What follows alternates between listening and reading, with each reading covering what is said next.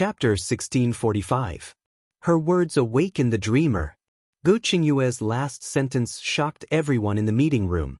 They instantly recalled the scene where Li Zishuan took a porcelain bottle from Du Yi and fed a pill to Zhang Wenzhong. Xianxia couldn't help but change his expression. Unlike others, he knew Du Yi's identity and knew what was in the porcelain bottle. That thing was a devil in the eyes of the world, but sometimes it was a life-saving medicine. Back then, Huada was a genius. He used a variety of herbs to synthesize mefizin, which could be taken orally or applied externally. As long as the patient took the mefizin with wine, he would fall asleep and lose consciousness. The doctor could use this time to perform surgery on the patient. When the surgery was done, the patient would wake up.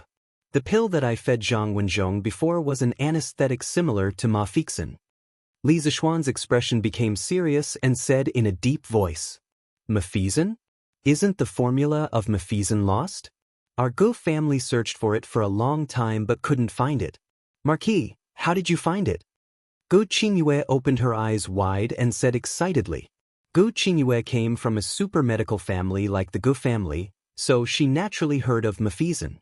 Not only her, but the Gu family also spent a lot of effort to search for the formula of mefizin and the medical books written by Hua Tuo. However, after so many years, they didn't find anything substantial. That was because Hua Tuo's medical books were lost a long time ago. It was said that Hua Tuo treated Cao Cao's headache. After acupuncture and medicine, Cao Cao was cured. Cao Cao was very happy and wanted Hua Tuo to be his personal doctor. Huado didn't want to be a doctor who lived in the palace all day, so he refused Cao Cao. Cao Cao wasn't easy to talk to.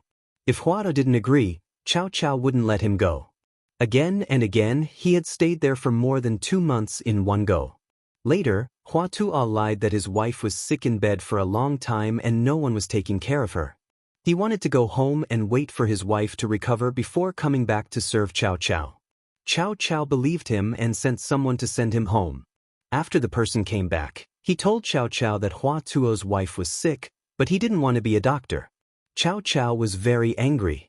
Not long after, Cao Cao's head started acting up again. He had no choice but to send for Hua. Hua Tuo looked at Cao Cao's condition and pondered for a moment.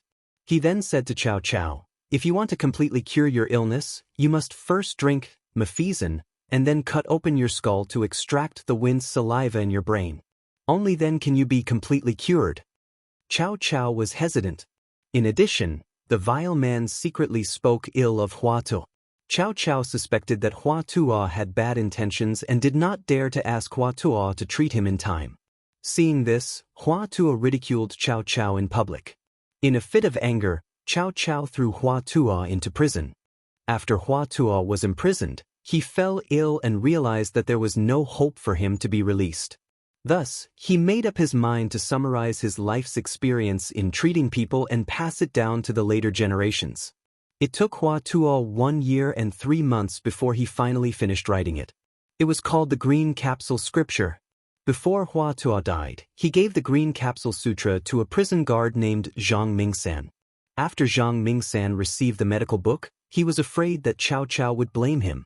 So, he sent the book back to his home and gave it to his wife to carefully store. Who knew that just as he left the prison, Hua Tuo died in the prison. After Hua Tuo's death, the prison guard Zhang Mingsan was very sad. He swore to study hard and treat people to comfort Hua Tuo's soul in heaven. Not long after, Zhang Mingsan resigned and returned home. When he happily walked into the house with his luggage on his back and recited the medicinal song, he was shocked when he looked up. He saw his wife burning the Green Capsule Scripture. Zhang Mingsan disregarded everything and ran up to save it. Unfortunately, it was too late. Only half of the book was left. It turned out that Zhang Mingsan's wife did not want her husband to follow in Hua Tuo's footsteps after seeing what happened to Hua Tuo. Thus, she decided to burn Hua Tuo's medical book. As a result, the Green Capsule Scripture, which was the culmination of Hua Tuo's lifetime of medical skills, was lost the moment it was born. The formula for mefizin and those miraculous surgeries also gradually disappeared from the memories of generations after Hua Tuo's death. I don't have the formula for mefizin. The anesthetic that I gave Zhang Wenzhong was made from furong's fruit. In the meeting room, Li Zishuan's gaze swept across everyone's faces. Then he said something shocking.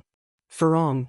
As soon as these words were spoken, everyone was overwhelmed with shock. Xianxia.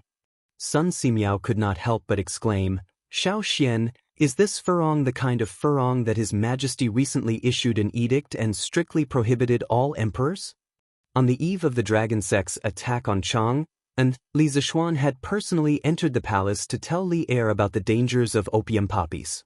At that time, Li Er declared in front of Li Zishuan that after the dragon sect was eliminated, he would issue an edict to completely ban the Jade Lake holy water and list Furong as a forbidden flower. He would strictly prohibit all future emperors of Great Tang from touching this taboo. Li Er also did as he said. In the afternoon after the rebels were eliminated, the imperial court issued an edict. It was first posted in Chang, and then in the various provinces and counties of Great Tang. Lantian County was adjacent to Chang, so the citizens had long seen this edict. In addition, the imperial court later built a drug rehabilitation center in the south of Chang and city and locked up all the people of the dragon sect who were addicted to drinking the holy water of the Jade Lake. The news that Furong could make people addicted to it gradually became known to many people. Chapter 1646. Husband, why are you up so early today? Early the next morning, Li Zishuan got out of bed. Han Yushi, who was used to someone sleeping in, turned her head to look at the sky outside the window and couldn't help but ask curiously. Hey, what? Did I wake you up? Li Zishuan caressed Han Yushi's face apologetically, then said as he put on his clothes, Wife, there's something you don't know. Yesterday, youngest martial uncle said goodbye to me and said that he would return to Mount Longhu today. He also specifically told me not to send him off. However, youngest martial uncle not only saved my life, but also saved Mr. Wenji and Mr. Mo. After this farewell, I don't know when we'll meet again. If I don't send him off, I won't feel at ease. Youngest martial uncle is leaving? Han Yushi was shocked when she heard this. As Li Zishuan returned home late yesterday, the couple fell asleep after dinner, so Han Yushi didn't know about the news of Xianxia returning to Mount Longhu. Husband, why didn't you tell me and my parents about such a big matter last night? Youngest martial uncle went down the mountain to help you so much this time. Now that youngest martial uncle is leaving, how can we not send him off? I'll go with you, husband. Li Zishuan shook his head and said, No need. What? Youngest martial uncle already said that he doesn't want me to send him off. If I bring you with me in a big way, youngest martial uncle will blame me again. It's still early now. Sleep a little longer.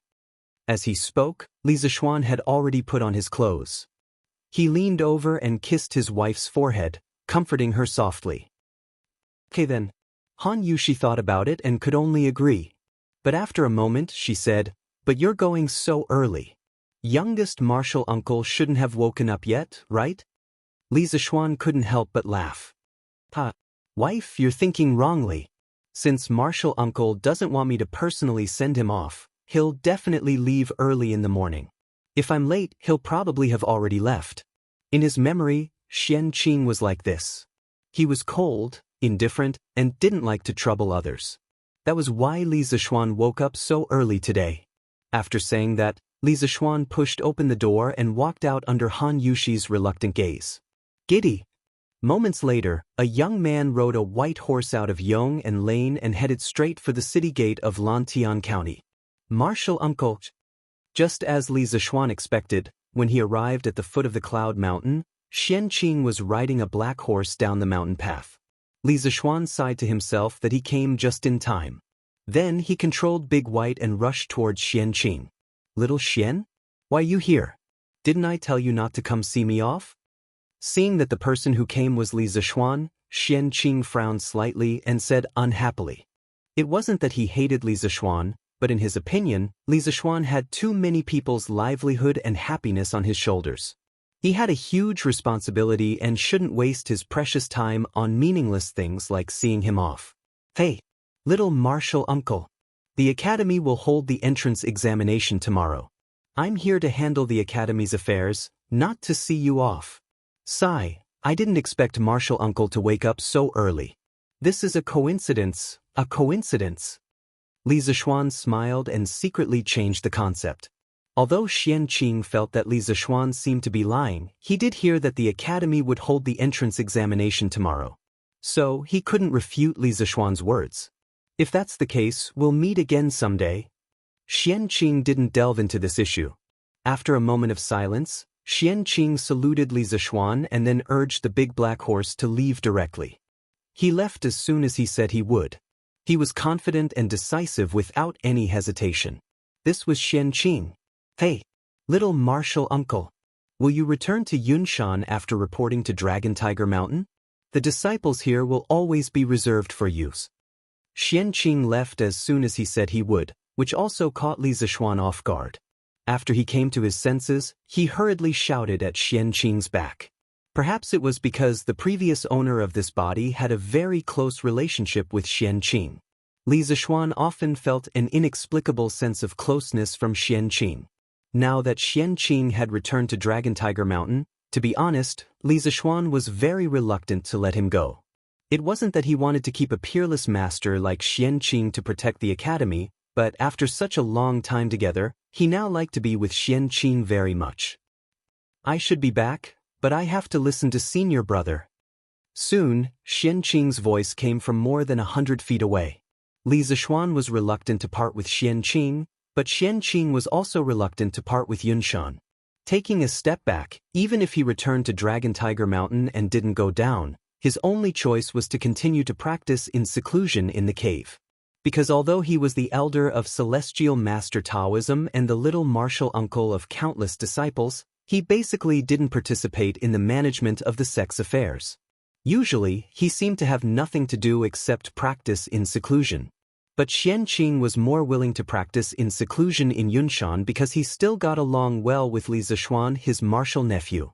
When Spiritual Master Ling Su was still alive, in the entire Celestial Master sect, the people who had the best relationship with Xianxia and had the longest contact with him were only Spiritual Master Ling Su, the head of the Celestial Master sect, and Li Zishuan.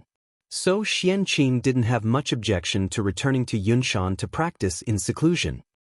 Chapter 1647. Your Majesty, there's a report from the front. The Sky Rooster Brigade led by the King of Shu has already passed through Xinfeng County and is heading towards Lantian County. Along the way, the people of various counties have lined the streets to send them off. They are estimated to arrive at Lantian County in 2 hours. Qinghen, the Imperial Palace, Taiji Palace. At this time, the morning court was in full swing. The civil and military officials were arguing endlessly over the issues of the country and the people. Suddenly, a eunuch walked in from outside the hall and trotted to the front of the hall. He bowed and reported to Li Er. What? Kerr has returned with the Sky Chicken Brigade? Li Er was jolted awake by the eunuch's words, and his eyes focused as he sternly asked the eunuch. Your Majesty, it is absolutely true. It is said that the Marquis of Yong and has already taken all the officials of Lantian County to welcome the Sky Chicken Brigade. The eunuch hastily said. Li Er's face was brimming with joy as he loudly declared to the officials. Half a month ago, Guanzhong was covered in locusts. If the Marquis of Yong and had not led the Sky Chicken Brigade to destroy the locusts, all of Guanzhong would have starved and plunged into misery and suffering. Although those children of the Sky Chicken Brigade are not Great Tang soldiers, they have saved the people of the Great Tang. Now that they are returning in triumph, we must personally go and welcome them and celebrate their success. Your Majesty speaks the truth. The Sky Chicken Brigade has saved the people from calamity, and its contribution is no less than that of the Great Tang soldiers guarding the border. Today, they should receive this honor. As soon as Li Er finished speaking, all the officials were shocked. After all, since ancient times until now, those who were able to get the emperor to personally come out of the city to welcome them were usually soldiers who had just returned victorious from battle. While all the officials were shocked, an old official immediately stood out and supported Li Er. This man was the Minister of Revenue, Xiao Yu. It was said that when the plague of locusts had first broken out, Xiao Yu, the steward of the Great Tang, had seen the flood of locusts and the various provinces and counties send petitions to the imperial court for help, his heart had turned cold. The Great Tang had only been able to recuperate for a few years, and now, a plague of locusts of this scale had broken out. Wasn't the Great Tang trying to empty its treasury? But later, Li Zishuan took the initiative to take on the burden of eliminating locusts, and with the help of the Sky Pheasant Brigade, they were able to eliminate more than half of the locusts in the Guangzhong area. The losses of the imperial court were reduced to a minimum. In the entire imperial court, other than Li Er, the one who was most grateful to the Sky Pheasant Brigade was Xiaoyu. Therefore, at this time, of course, he had to come out and support the Sky Chicken Brigade. I agree. The Sky Pheasant Brigade has indeed contributed a lot to the swift eradication of the locust plague. Wei Jing also stepped forward and cupped his fists. Although Wei Jing was somewhat implicated in the Heavenly Dragon Sect's rebellion, not only was he demoted, he was also fined 3 years of salary by Li Er. However, after this matter, Wei Jing seemed to be more at ease. He was even more fearless in the court and could say whatever he wanted. This subject agrees. As soon as Wei Jing finished speaking, many other officials began to chime in as well. Cheng Yaojin was also among them. Old Xing couldn't help but smile. The return of the Sky Pheasant Brigade meant that Cheng Chumo had also returned. Although he often beat up Cheng Chumo, the bond between father and son was deep, and blood was thicker than water. This was something that could not be severed. Since that's the case, today's morning court will end here. All officials, follow us out of the city to welcome the triumphant return of the Sky Pheasant Brigade. Seeing that all the officials were in agreement, Li Er made the final decision. Chapter 1648. Greetings, Your Majesty. Soon, under Hu Hanyun's lead, Cheng Chumo, Li Ku, and the children from Plum Village and Han Village rode their bicycles to the pavilion. When they saw Li Er in his dragon robe and the officials in their official robes, Old Hu and the others were shocked. But fortunately, Old Hu did not lose his composure. He quickly jumped off his bicycle and came to a stop 10 feet away from Li Er, cupping his fists and bowing. Greetings, Your Majesty. The group of youths behind Old Hu also saluted. Greetings, Father. After half a month, Li Ke finally saw Li Er again. He could not hide the excitement on his face as he stepped forward and bowed.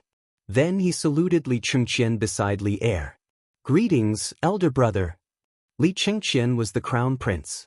Although they were brothers, they would be his subjects in the future. Rise.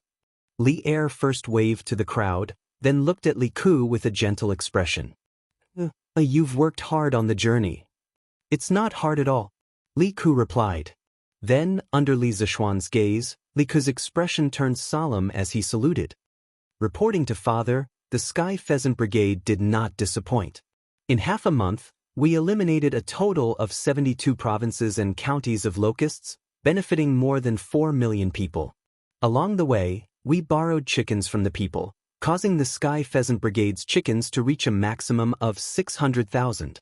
On the way back, I've already sent people to return the borrowed chickens to the people. If any are lost, they will be compensated according to the market price. Now, only the 100,000 chickens that we brought out of Lantian County are left. Eliminating locusts in 72 counties of locusts, benefiting more than 4 million people. Hearing this, whether it was the civil and military officials or the ordinary people on both sides of the road, they were all moved. The parents whose children were standing behind Li Ku all puffed out their chests, their faces full of pride. Good. Although he had already known this news, Li Er could not help but be delighted when he heard Li Ku announce it in front of so many people. He said, "Good," 3 times, then looked at the members of the Sky Pheasant Brigade in front of him and said loudly, "I will reward all the members of the Sky Pheasant Brigade." Zhao Song, announce the decree. Zhao Song bowed and accepted the order. Then he took out the imperial edict from his sleeve. With a solemn expression, he read aloud, "The Emperor of the Tang Empire decrees that at the end of the 6th month, locusts will descend from the heavens to the Tang Empire. The locusts will fill the sky and eat away at the crops. The people will not be able to make a living." Fortunately, the Marquis of Yong formed the Sky Pheasant Brigade and led the king of Shu, Cheng Chumo, and the children of Han and Mei villages to the north to exterminate the locusts. In the past half a month, the Sky Pheasant Brigade had traveled more than a li, exterminating the locusts in more than 70 counties and saving millions of people. It could be said that they had worked hard and made great contributions.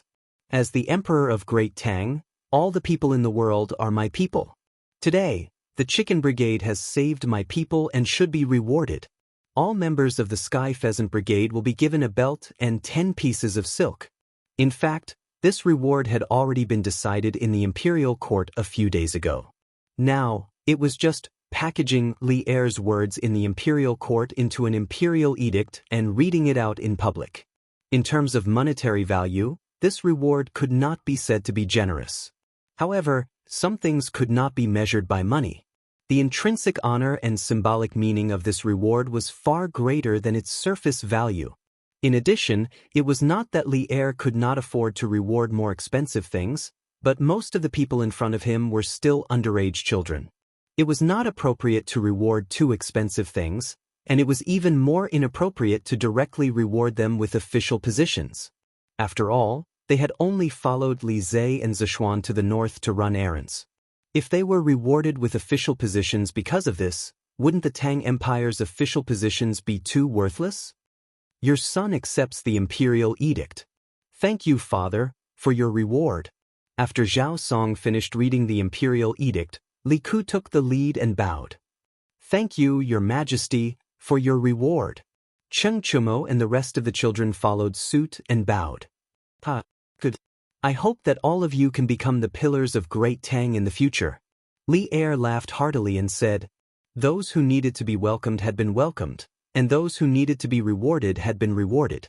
Furthermore, seeing that more and more people had gathered at the pavilion, Li Er spoke a few more words with Li Zishuan and Li Ku before leading the civil and military officials back to the capital.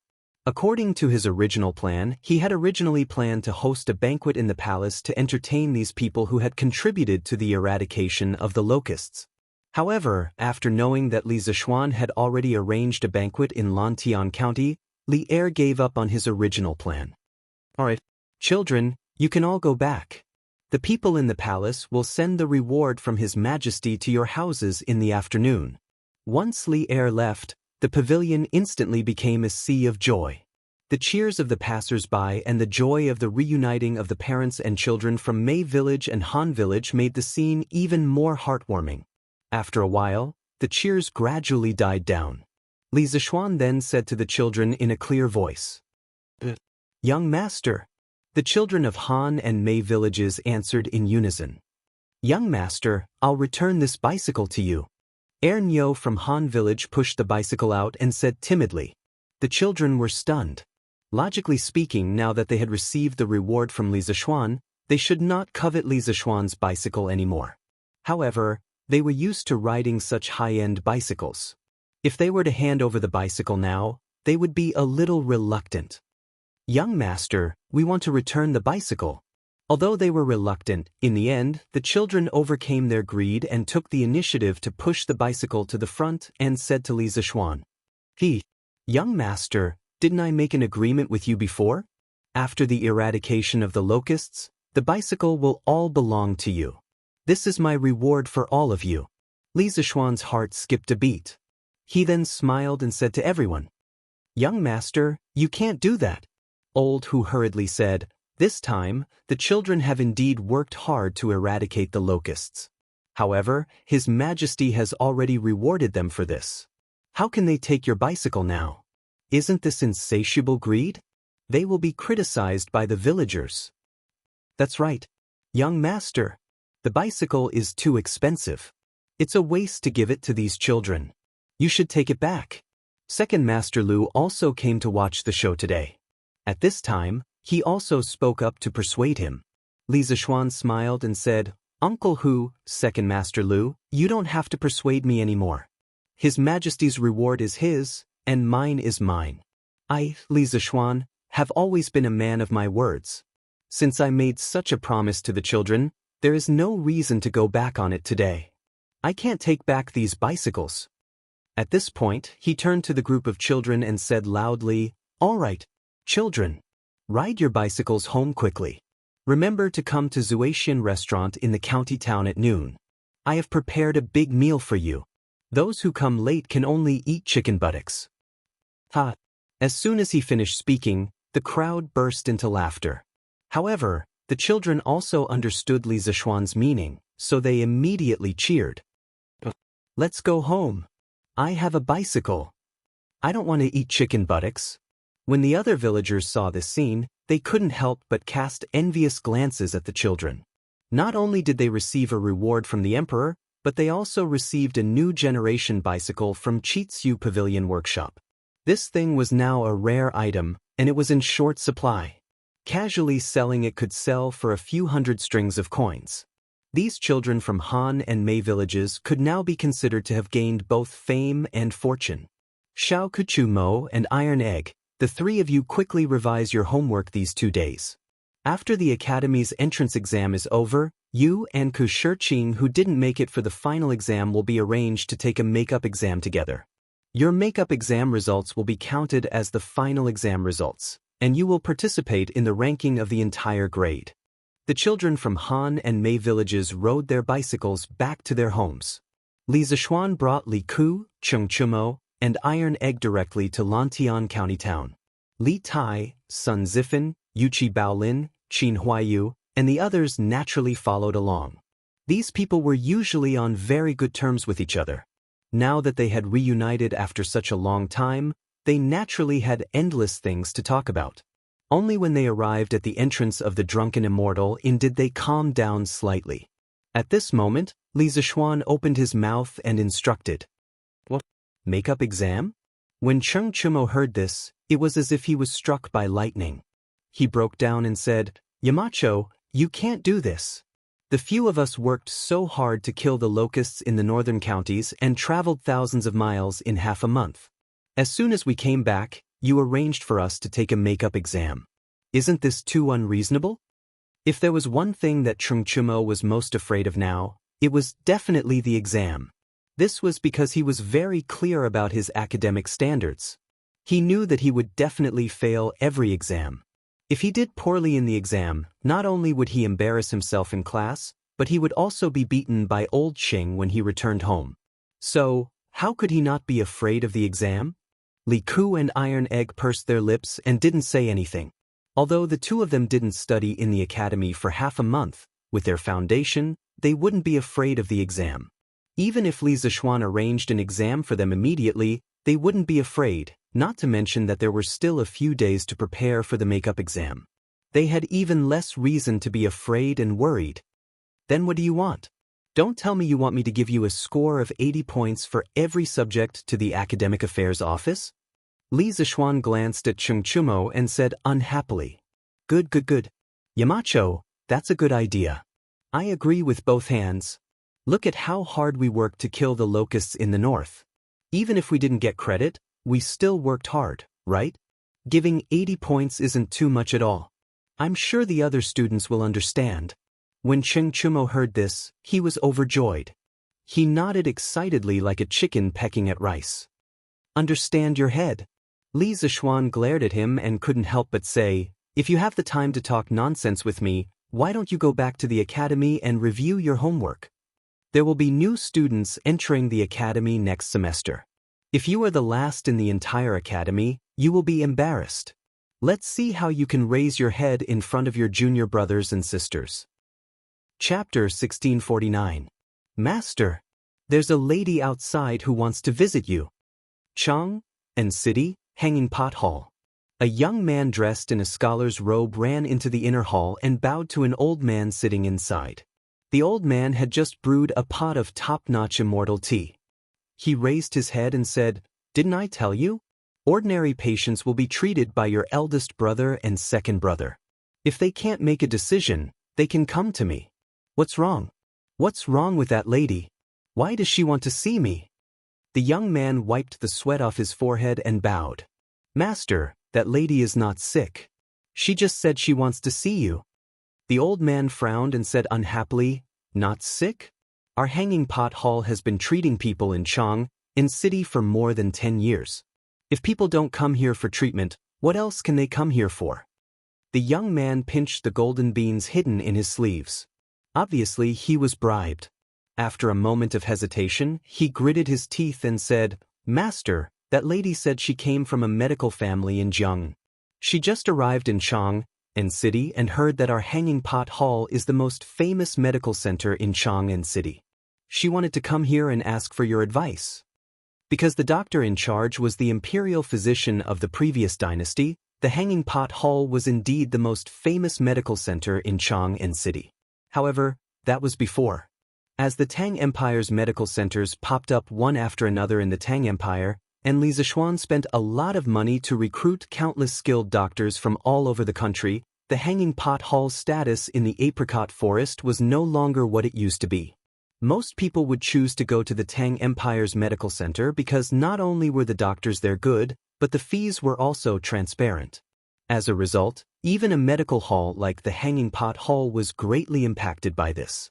Therefore, when he heard the words, "Hanging Hu Hall is the most famous medical center in Chang'an City," a smile quickly appeared on the old man's face. However, the second half of the young man's words made his face darken. He said unhappily, "That's right. What? Is someone here to challenge us?" Challenging a martial arts school was not only applicable to martial arts schools, but also to medical centers. It was said that people of the same trade were enemies. Between some medical centers that had a competitive relationship, there would often be this kind of medical exchange that was full of competition. Oh no. Seeing the displeasure on the old man's face, the young man hurriedly waved his hand and said, "Master, that woman's attitude is quite humble. She doesn't look like she's here to challenge us.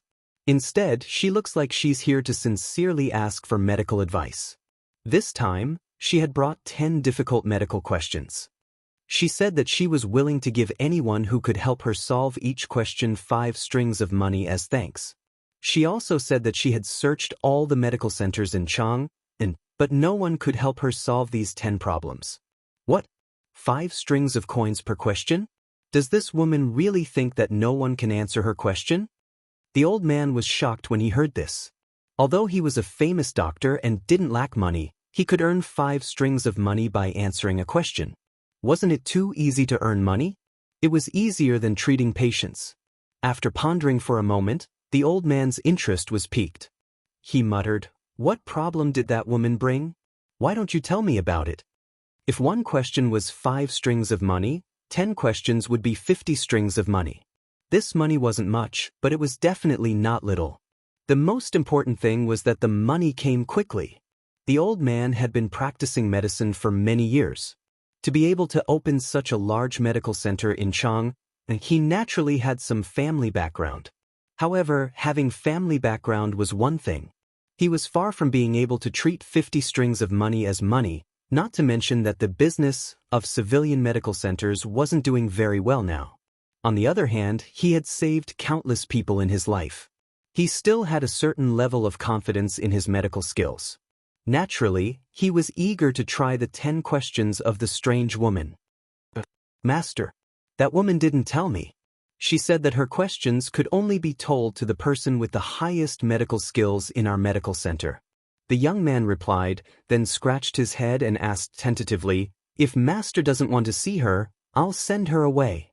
After saying that, he turned to leave. The old man hurriedly said, "Wait. I want to go out and see who this woman is." The old man stood up and was about to leave. However, he paused. He picked up the cup of freshly brewed immortal tea on the table and drank it in one gulp. Then, he said to the disciple, "Changfeng, help me take good care of this immortal tea. I'll continue drinking it when I come back." Even though Zheng Yinhong had increased the supply of immortal tea, it was not the season for tea after all. Generally speaking, this thing was still in short supply in Chang'an. It was very scarce. The old man had to pull a lot of strings to get half a tael of tea. "Master, don't worry. I'll take good care of it," the young man hurriedly replied.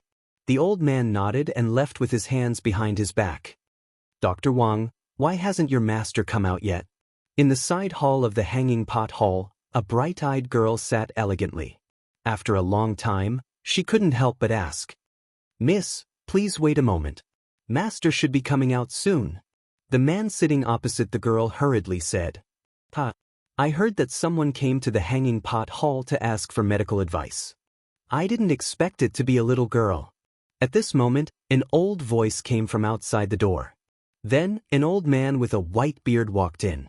This person was the owner of the Hanging Pot Hall, the former Sui dynasty's imperial physician, Lin Jicheng. Speaking of which, Lin Jicheng was a little curious about the woman who came to the clinic to ask for medical advice from his disciple. But now that he saw that the woman sitting in the hall was only 8 or 9 years old, he immediately lost interest. After all, in his opinion, how much medical skills could such a little girl know? A gentleman judges people by their ability, not by their appearance. Kai Wenji was able to distinguish the sound of strings when she was 6 years old. Dr. Lin, why are you looking down on me because of my young age? The contempt in the old man's voice was obvious, but the girl's face didn't show any displeasure. She stood up and said politely. Her every move showed that she was a lady from a noble family. One look and you could tell that she came from a prestigious family with excellent upbringing. Seeing that the girl's attitude was extraordinary, the old man squinted his eyes and the contempt on his face gradually faded. He stood up straight and looked at the girl. After a while, he opened his mouth and asked, I'm already so old. I didn't expect to be taught a lesson by a girl who hasn't even reached marriageable age. I haven't asked for your name and where you live. Who are your ancestors? At this point, the old man didn't dare to look down on her. He had practiced medicine in Chang, and for more than 10 years and had met many high-ranking officials and dignitaries. He believed that someone who could talk like this didn't come from an ordinary family. It was better not to offend her for no reason. The girl smiled and bowed. My name is Qin Weining. This is my maid. My father is Qin Fangjing. My family lives in Yuezhou. My ancestors have been practicing medicine in Jiangnan for generations. A few days ago, I came to Chang'an with my father to visit my relatives. I heard that there are countless famous doctors in Chang. I've been studying medicine with my father since I was young, so I wanted to learn from the famous doctors in Chang'an. The Hanging Pot Hall is the most famous medical hall in Chang. Of course, I admire it. Today, I came to visit. I hope that Dr. Lin can teach me. Yuezhou. Lin Jicheng couldn't help but frown. He was a local of Chang, and had never been to the south, much less Yuezhou. He knew nothing about the situation in Yuezhou. Therefore, he didn't know whether the girl's ancestors had been practicing medicine for generations was true or not. But just by looking at the way she spoke, this young girl was undoubtedly from a big family. After all, how could a small family raise such an elegant and natural girl? As for whether her ancestors had been practicing medicine for generations, he would know after a test. So you're from Yuezhou? Please sit, please sit. As the saying goes, one doesn't hit a smiling face. The girl had been acting gracefully and courteously from beginning to end. He could only treat her with courtesy. However, it wasn't until this moment that Lin Jicheng noticed that there was another girl standing behind the young lady. That girl looked even younger, and when she heard Qin Weining say that this girl was her maid, she couldn't help but secretly frown. How could such a young girl serve her master well? Dr. Lin, please. Qin Weining extended her hand and made an inviting gesture. Then she turned around and sat in her original seat. The maid beside her quickly followed her and stood quietly behind her. I just heard from my disciple that Miss Qin brought back 10 difficult medical questions. I wonder if that's true? After the two of them sat down, Lin Jicheng took the initiative to speak and went straight to the point. Qin Weining smiled faintly and said, That's true. And for every question you answer correctly, I'm willing to pay you 5 strings of money as thanks. Hearing this, Lin Jicheng's eyes flashed with joy. But it was only a fleeting moment. He pondered for a moment and waved his hand solemnly. Money is just a worldly possession. I've long been indifferent to money, but I'm very interested in Miss Chen's questions. If you're willing, can you tell me the questions so that I can reflect on them? Qin Weining smiled faintly and looked at Lin Jicheng. Then she nodded her head lightly and said, Dr. Lin is a famous doctor in the capital. To be able to receive your advice is my fortune. You flatter me. You flatter me. After being flattered by this young girl, Lin Jicheng's beard floated up. He quickly stroked his beard and pretended to be modest as he waved his hand. Then, he said in a deep voice, "Since this young lady thinks so highly of this old man, then please give me your question." Answering a few questions could earn him the admiration and praise of the younger generation. Also, he could receive a generous reward of 10 strings of money.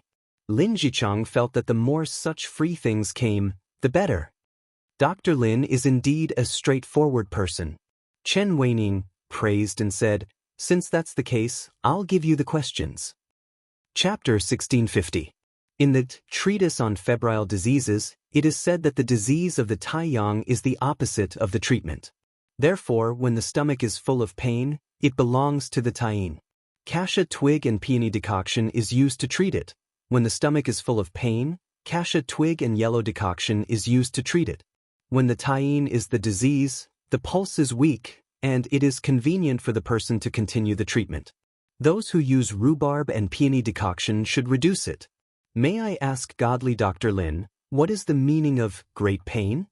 What is the mechanism of great pain and great pain? In the side hall of the Hanging Pot Hall, there were only Lin Jisheng, Qin Weining, and her servant left. The disciple of the medical center who had been in the hall had already left at the request of Chen Weining. The door was tightly shut. Chen Weining thought for a moment and asked. Hearing this, Lin Jicheng's eyes flashed with joy. He originally thought that the little girl in front of him would ask some very tricky questions, but he didn't expect her questions to be so simple. He pretended to think for a moment, then stroked his beard and answered. Miss Chen, this great pain is the abdominal pain that refuses to be pressed. As for great pain when the stomach is full of pain, it belongs to the cold and the heat.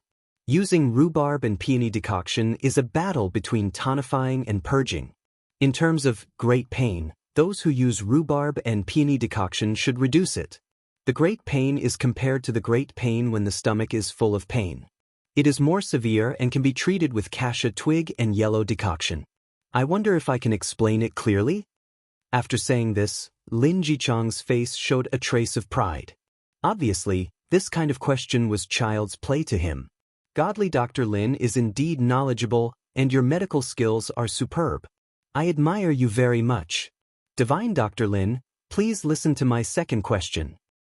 Chen Weining smiled faintly, then looked at Lin Jicheng with admiration and said, Many people believe that the extreme yin qi is divided into yang and bright qi.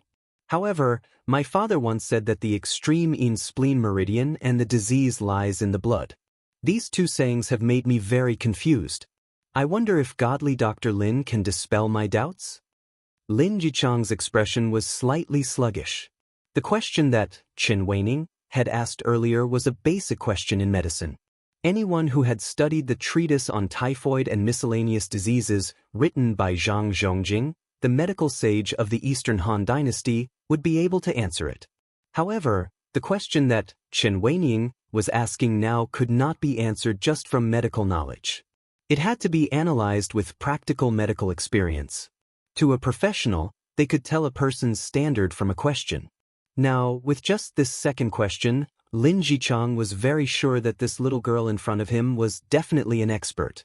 This time, Lin Jicheng thought for a long time before replying, these two sayings have their own logic. However, I believe that these two sayings are not the medical sage's original intention. First of all, the pain when the stomach is full may not be an external symptom. The cinnamon twig and peony soup is also not an external and internal remedy. The medical sage had already stated very clearly in the treatise on typhoid and cold, the pain when the stomach is full belongs to the extreme yin. Originally, it was an external symptom. However, after a mistake, the illness has changed. It belongs to the extreme yin, and it is said that the extreme yang symptom is broken. Using the cinnamon twig and peony soup may not be an external remedy. You have to know that the cinnamon twig and peony soup does not have the effect of directly causing perspiration. Instead, it is used to regulate the spleen and stomach. Using the cinnamon twig and peony soup not only does not require porridge, but also uses the peony that was harvested with acid. It can be seen that it does not have the effect of dispersing. I call this prescription an external and internal remedy. It is not appropriate to treat both the extreme yin and extreme yang diseases. In actual treatment, the symptoms of pain when the stomach is full often do not have any external symptoms. It is often used with the small jianzhong decoction or the cinnamon twig and peony soup. These are sufficient evidence. After that, Lin Jichang couldn't help but wipe the sweat on his forehead. Just now, he didn't know how many cases he had deduced in his mind. Fortunately, he had rich medical experience. Otherwise, he might have been stumped by this question. However, the final result was not bad.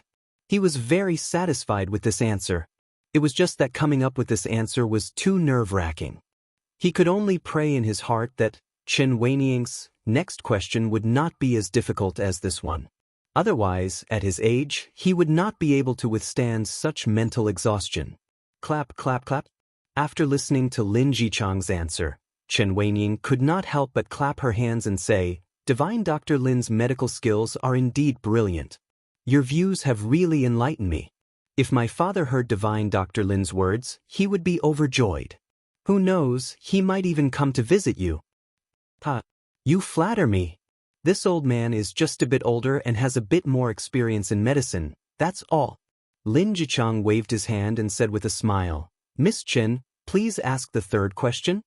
One question was 5 strings of cash and he had already earned 10 strings of cash. Although the second question was more nerve-wracking, compared to treating patients, this method of earning money was undoubtedly much easier. Chen Weiniang nodded and said with a serious face, "All right then. Divine Dr. Lin, please listen to the third question. 10 questions have been answered. Today's exchange with Divine Dr. Lin has benefited me greatly. Here is 50 Tang Yuan, please kindly accept it."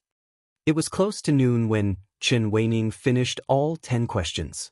At this time, she stood up and bowed to Lin Jichang. Then she handed over 5 Tang Yuan notes and said. Lin Jichang was very tired at this time. His face showed deep exhaustion. Obviously, it was not easy for him to answer these 10 questions. He stood up and took the Tang Yuan from Chen Weiniang without leaving a trace. Then he said, "Hee. Well said, well said. Miss Chen, if you have any questions about your medical skills in the future, you are welcome to come to the Hanging Pot Hall again." I will. Then we will take our leave for today. See you again someday." Chen Weiniang nodded and said goodbye. See you again someday." Lin Jichang clasped his hands and said in his heart, "This girl better come and give me money more often in the future." "Or let's go." Chen Weiniang called to the maid behind her, and then the two of them walked out of the door together. Chapter 1651. Come. We brothers haven't seen each other for a long time. Today, we must drink to our heart's content and not go home until we're drunks. In Lantian County, the Drunken Immortal restaurant was filled with jubilation. Fatty Li Tai, who was being nagged by Qin Shuazhen, was being forced to drink by Cheng Chumo. Long time no see? Isn't it just half a month? I think Chumo, you just want to take this opportunity to drink a few more jars of Yamacho's good wine. Li Tai rolled his eyes at Cheng Chumo. Then he displayed his poisonous tongue and mocked. However, Cheng Chumo was a thick-skinned person. Facing Li Tai's mockery, he did not feel embarrassed at all. Instead, he became even more enraptured. He winked and said smugly, "Hee. Chinga, you know me best. Yamacho tricked me in front of the clinic just now. Qingyue twisted my ears dozens of times. If I don't eat this lunch today, wouldn't I suffer a great loss? If you're brothers, drink all the wine in this cup in one gulps." At the end of his sentence, he picked up a bowl of wine and shouted at everyone at the table. Sitting at this table were Li Ku, Chu Yanfu, Fang Yizhi, Zhang Sunchong, and a few other officials from Chang'an City. "Brother Chonyo, I'll drink with you. Cheers." Yuchi Baolin and Cheng Chumo were very close. When he heard this, he immediately stood up and poured himself a cup of wine and said loudly, "Come, Chonyo, little Ku, I'll drink to you. This time, you followed Yamacho to the north to kill locusts. It's been hard on you." To Chonyo, little Ku, Qin Huayu, Sun Zifan, Zhang Sunchong, and the rest all stood up. Li Tai saw this and could only raise his cup and say, "Good. Then I'll drink with you." Consider it a toast to you and little Ku. Ha, good. Let's do this. Cheng Chumo laughed heartily. He raised his head heroically and poured the entire bowl of wine into his stomach. Chonyo, what were you doing with Dr. Gu just now? I heard that the relationship between the two of you is not ordinary. Sun Zifen chuckled and said with a wretched expression. Although this bastard was young, he had read a lot of those kinds of books. Of course, this was also a common problem among the children of ancient aristocratic families and high officials. They were precocious. Hearing that, Li Tai squinted his eyes and immediately joined in. That's right. You just called Dr. Gu Qin Yu. Hurry up and tell me, is there something between you and Dr. Gu? Hearing this, the rest of the people instantly turned their gazes to Cheng Chumo. Although Cheng Chumo was not stingy, when it came to this kind of man and woman, even he, who had always been uncouth, was a little embarrassed at this moment. His face was flushed red with embarrassment. Zifen, Qingge, don't talk nonsense. There's nothing between me and Qing. Dr. Gu. There's really nothing between you? Sun Zifen laughed wretchedly and then winked at Cheng Chumo. Of course, I can swear to the heavens that I'm innocent. Don't you two ruin my innocence for no reason. Cheng Chumo said firmly. Ruin your innocence? When everyone heard this, they almost spat out a mouthful of blood. What did he mean by ruining your innocence? What kind of King innocence do you have? No matter what, this should be Gu Qingyue's line, right? Chonyo, I heard that when you were 6 years old, you peeked at Widow Wu from the east of the city taking a bath. What kind of innocence do you have? Sun Zifen almost spat out the wine in his mouth. After swallowing the wine, he pointed at Cheng Chumo and laughed. I've heard about this too. In my opinion, Chonyo, you don't have to talk about your innocence with us, right? Zhang Sunchong could not help but laugh. The rest of the people burst into laughter. Cheng Chumo said anxiously, F***CK. Sun Zifen, you're F***king spouting nonsense. When have I peeked at other people taking a bath? I even heard that you went to 100 Flowers Tower behind your father's back last year. Since the yellow mud had fallen into his crotch, it was now *T even if it was not *T. Cheng Chumo did not bother to explain and directly dragged Sun Zifen into the water to hurt each other. Cheng Chumo, you're spouting nonsense. I've never been to 100 Flowers Tower. Instantly, the two of them started to argue with each other. After a while, the rest of the people were forced to join in. It was supposed to be a celebratory banquet, but who would have thought that it would turn into a catfight between these brats? The commotion here also affected the other tables. Soon, the entire Drunken Immortal restaurant was in an uproar. According to common sense, Li Zishuan would definitely not allow Cheng Chumo, Sun Zifen and the other bastards to spoil the atmosphere of the celebratory banquet. However, he had other things to deal with and could not leave. He could only let these little bastards cause trouble. Marquis, this is what happened. Although Chen Shuazhen leaked the questions, she did not reveal her real identity. Secondly, she did not take out the test paper that you gave.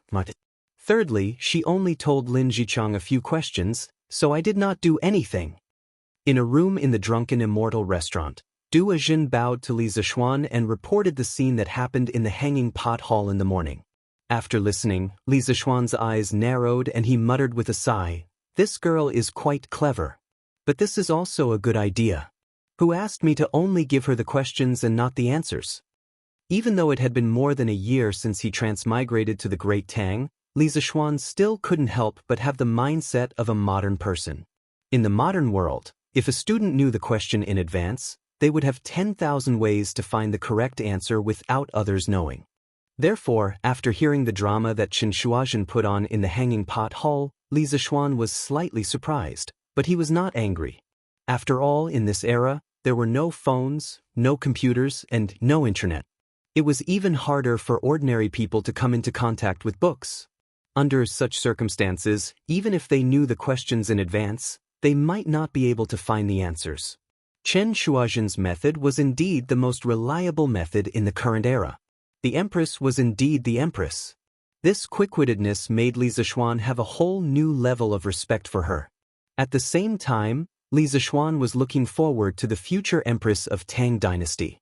Would she be even more amazing? Marquis, you have always valued integrity. Why did you, after hesitating for a long time, Duozhen could not help but ask. Why did you help Chen Shuozhen cheat? Li Zixuan smiled and said the words that Duozhen did not dare to say. As for the possibility that Chen Shuozhen could become the first empress in history, he could not say it out loud. He had a plan to train the empress. He wanted to lead Chen Shuozhen, the future empress, to the right path, and not let such a clever girl go on the path of rebellion. Duozhen pursed his lips and did not say anything, but it was equivalent to admitting it. Li Zixuan shook his head and smiled. Ah, this is a heavenly secret. It cannot be revealed. Duozhen, who was looking forward to the answer, was stunned and speechless. Chapter 1652. Zhong, why are you up? Lie down. Lie down. If you tear open the wound, you'll have to suffer again. In the ward on the second floor of the Tang Alliance Medical Center, Mother Zhang had just walked in with food when she saw Zhang Wenzhong slowly walking back and forth on the ground. Mother Zhang couldn't help but be shocked when she saw this. She hurriedly put the food box on the square table at the side and quickly walked to Zhang Wenzhong to support him. Mother, I'm fine. The wound on your child's stomach is almost healed. It won't affect my walking. Zhang Wenzhong turned his head to look at his mother, smiled, and comforted her. That won't do. Zhong, you'd better be careful. Dr. Sun said before that the wound on your stomach must be taken care of. It will heal in 2 days. Zhang Wenzhong's mother shook her head and insisted. Zhang Wenzhong had no choice but to sit down first.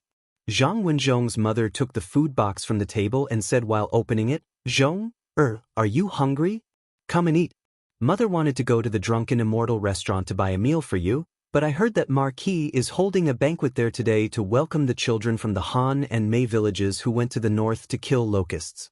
So, the Drunken Immortal restaurant doesn't accept guests. So, I can only go to other restaurants to buy some food. Speaking of this, Zhang Wenzhong's mother's face showed a rather regretful expression and sighed. I heard that the best restaurant in Chang is the Drunken Immortal restaurant. The various delicacies there are unforgettable after eating. I wanted to let Zhong have a taste, but it's a pity. Although the Zhang family wasn't a rich family, they could still afford to buy a few dishes at the Drunken Immortal restaurant. Zhang Wenzhong's mother also saw that her son had a sudden disaster and almost died. She loved him so much that she thought of going to the Drunken Immortal restaurant to buy food for him. Zhong, why are you up? Lie down. Lie down.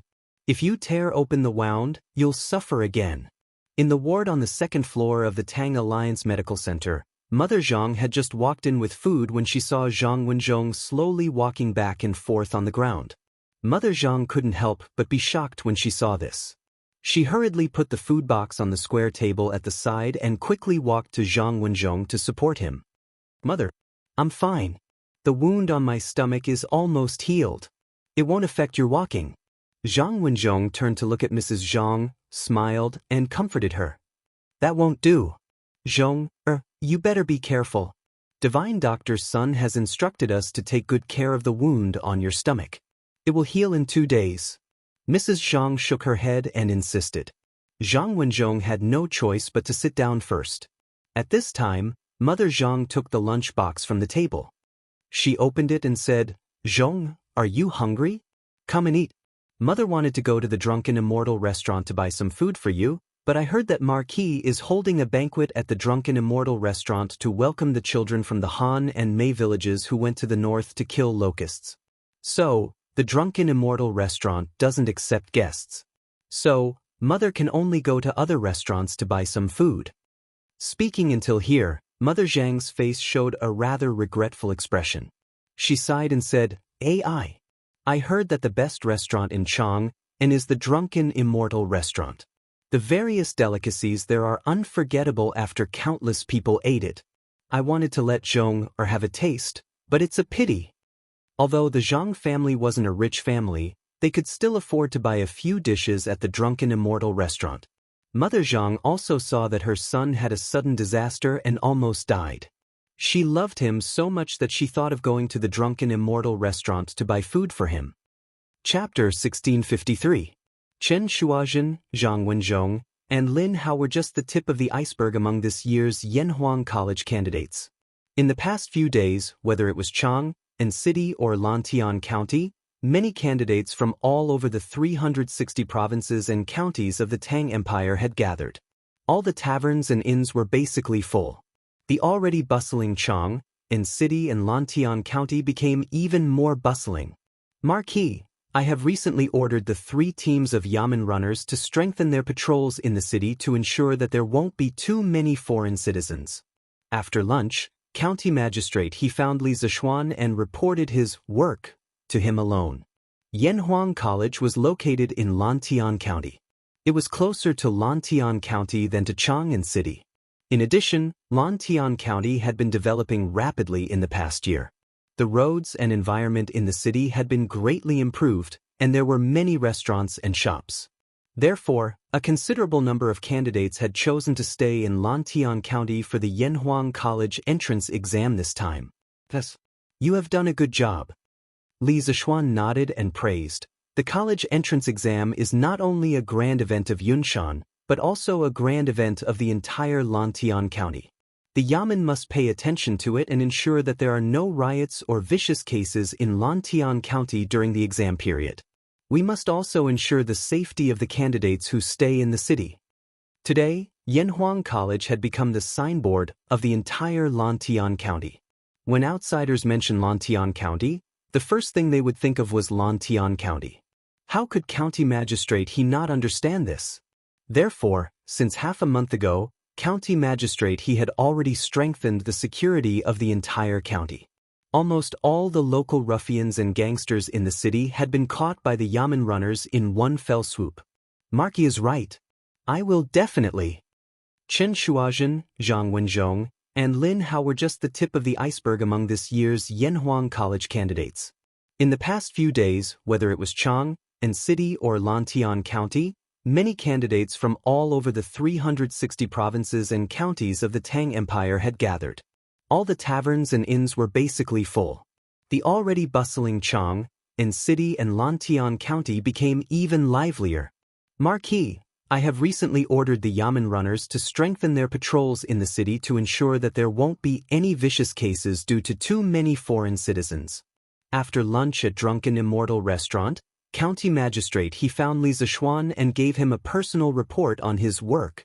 Yanhuang College was located in Lantian County was closer to the county than it was to Chang'an City. In addition, in the past year, Lantian County had improved its roads, and the roads and environment in the city had improved greatly.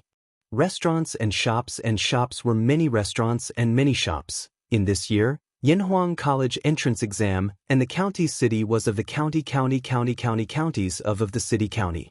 Thus, you have done well in this matter.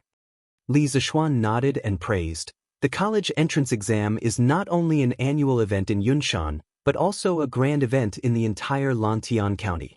Everyone in the county government must pay attention to it and ensure that there are no riots or vicious cases in Lantian County during the exam period. We must also ensure the safety of the candidates who are staying in the city. Today, Yanhuang College had become the signboard of the entire Lantian County.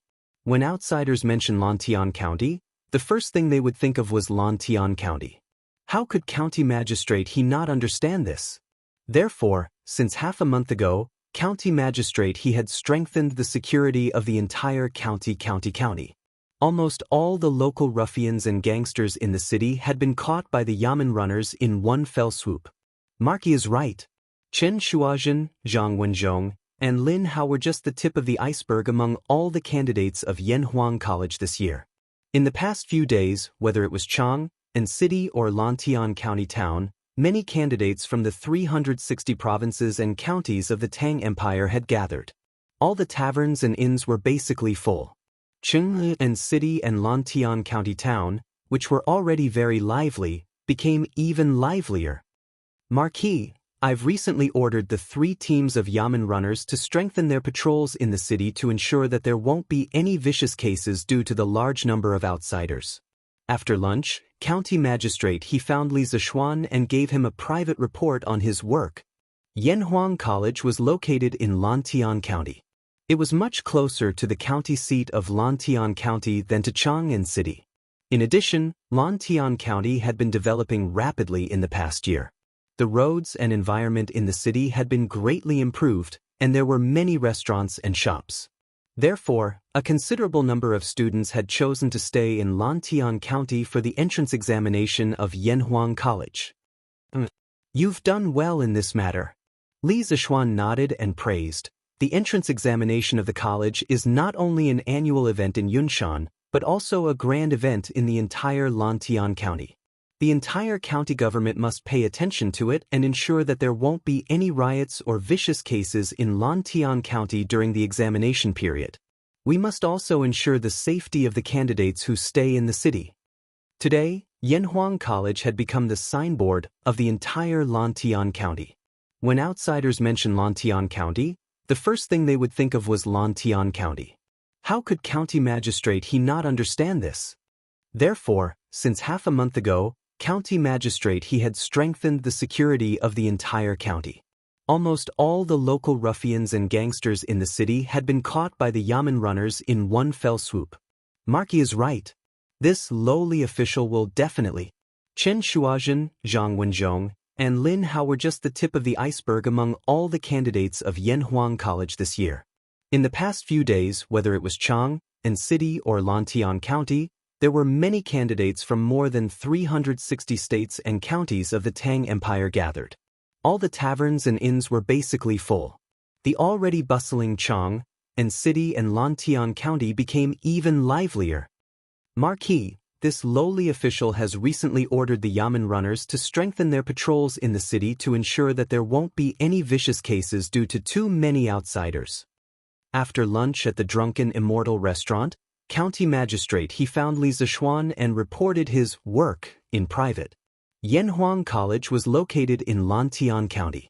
It was undoubtedly closer to Lantian County than to Chang'an City. In addition, Lantian County had been developing rapidly in the past year. The roads and environment in the city had been greatly improved, and there were many restaurants and shops. Therefore, for this Yanhuang College entrance examination, a considerable number of candidates had chosen to stay in Lantian County. You've done well in this matter. Li Zishuan nodded and praised. The entrance examination is not only a grand event in Yunshan, but also a grand event in the entire Lantian County.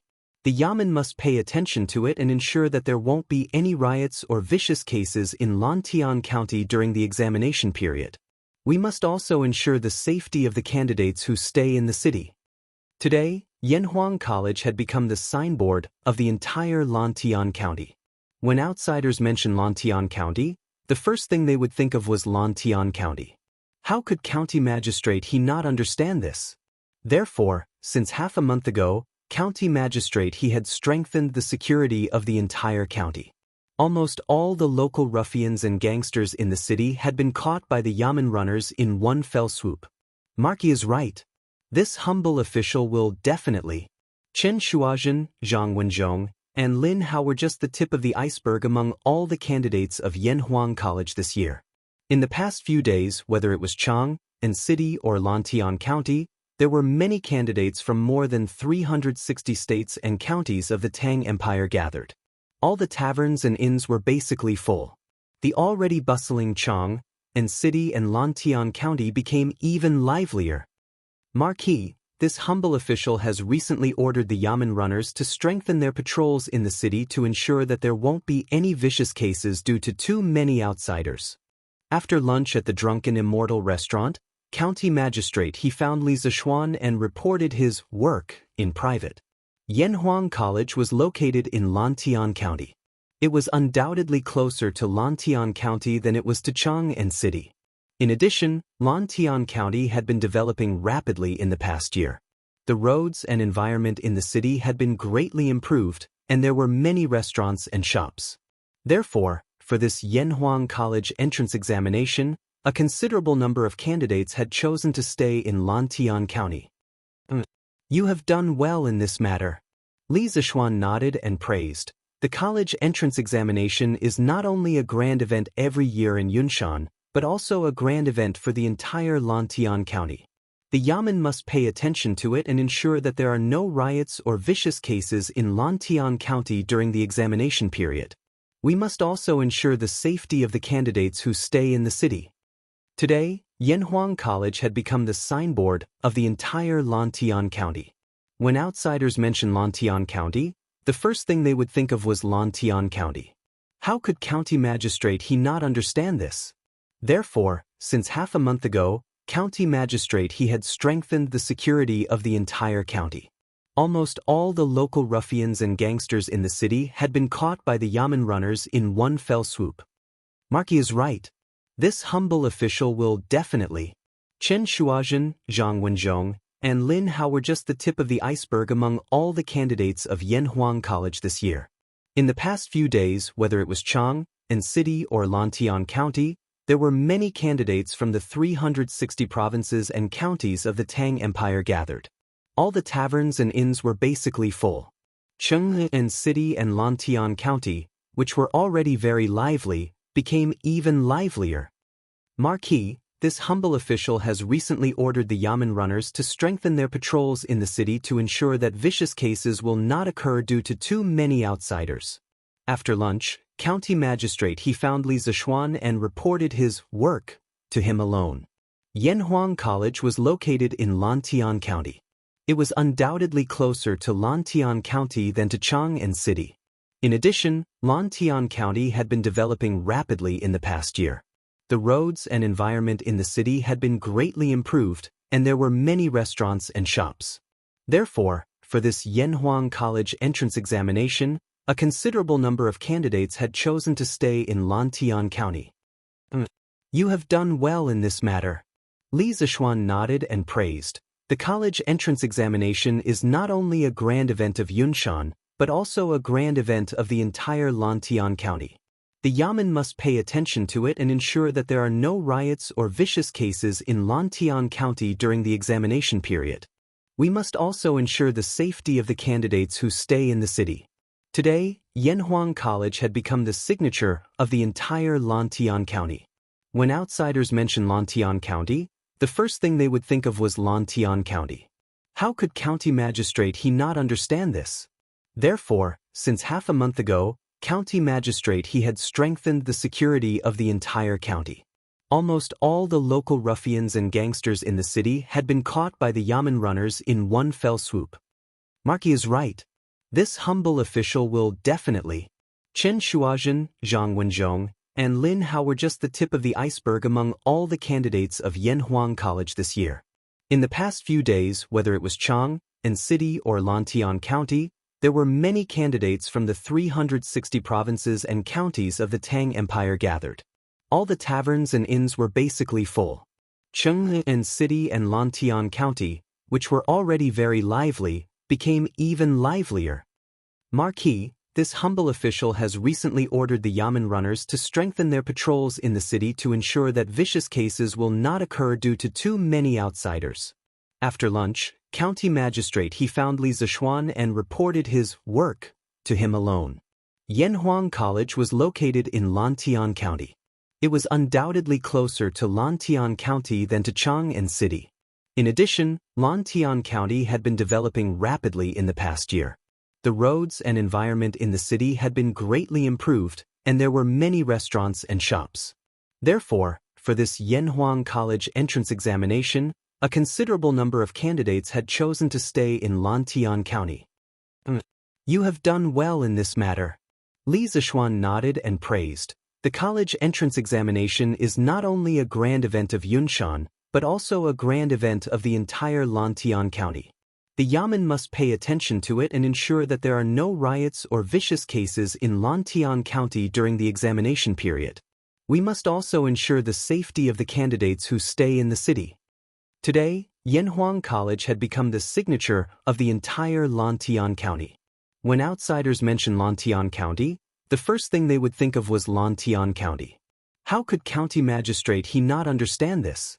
Therefore, since half a month ago, County Magistrate he had strengthened the security of the entire county. Almost all the local ruffians and gangsters in the city had been caught by the Yamen runners in one fell swoop. Marky is right. This humble official will definitely. Chen Shuazhen, Zhang Wenzhong, and Lin Hao were just the tip of the iceberg among all the candidates of Yanhuang College this year. In the past few days, whether it was Chang, and City or Lantian County, there were many candidates from the 360 provinces and counties of the Tang Empire gathered. All the taverns and inns were basically full. Chang, and City and Lantian County, which were already very lively, became even livelier. Marquis, this humble official has recently ordered the Yamen runners to strengthen their patrols in the city to ensure that vicious cases will not occur due to too many outsiders. After lunch, County Magistrate he found Li Zishuan and reported his work to him alone. Yanhuang College was located in Lantian County. It was undoubtedly closer to Lantian County than to Chang and City. In addition, Lantian County had been developing rapidly in the past year. The roads and environment in the city had been greatly improved, and there were many restaurants and shops. Therefore, for this Yanhuang College entrance examination, a considerable number of candidates had chosen to stay in Lantian County. You have done well on this matter. Chapter 1654. Bandit. Robber. I'm a bandit. Super double. Super double. *CK. Lin Hao. The cards in your hand are so bad, what's the point of super doubling? Green Sparrow, didn't you realize that when you shouted super double, it brought you several times more happiness? Did I hit the nail on the head? Green Sparrow, come on, let's continue. Lose a few more copper coins, but you can get several times more happiness. Why not? In the first month of this year, Li Tai suddenly had the idea of meeting Iron Egg's new disciple. Therefore, a charity gambling king, super free card game was staged in the backyard of the Lin family's house. Li Tai and Lin Hao, who had never met each other, inexplicably became good friends because of this. It was just that Lin Hao was not so thin at that time. It was mainly because of this that Li Tai did not recognize him at the first moment.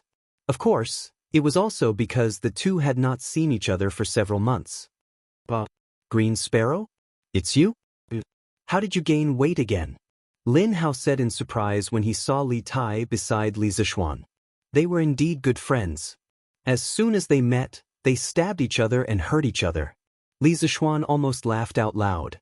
If you know how to talk, talk more. On the other hand, Li Tai looked as if he had eaten feces. He spat out in exasperation, *CK. We haven't seen each other for several months. Lin Hao, why can't you speak human language? What's wrong?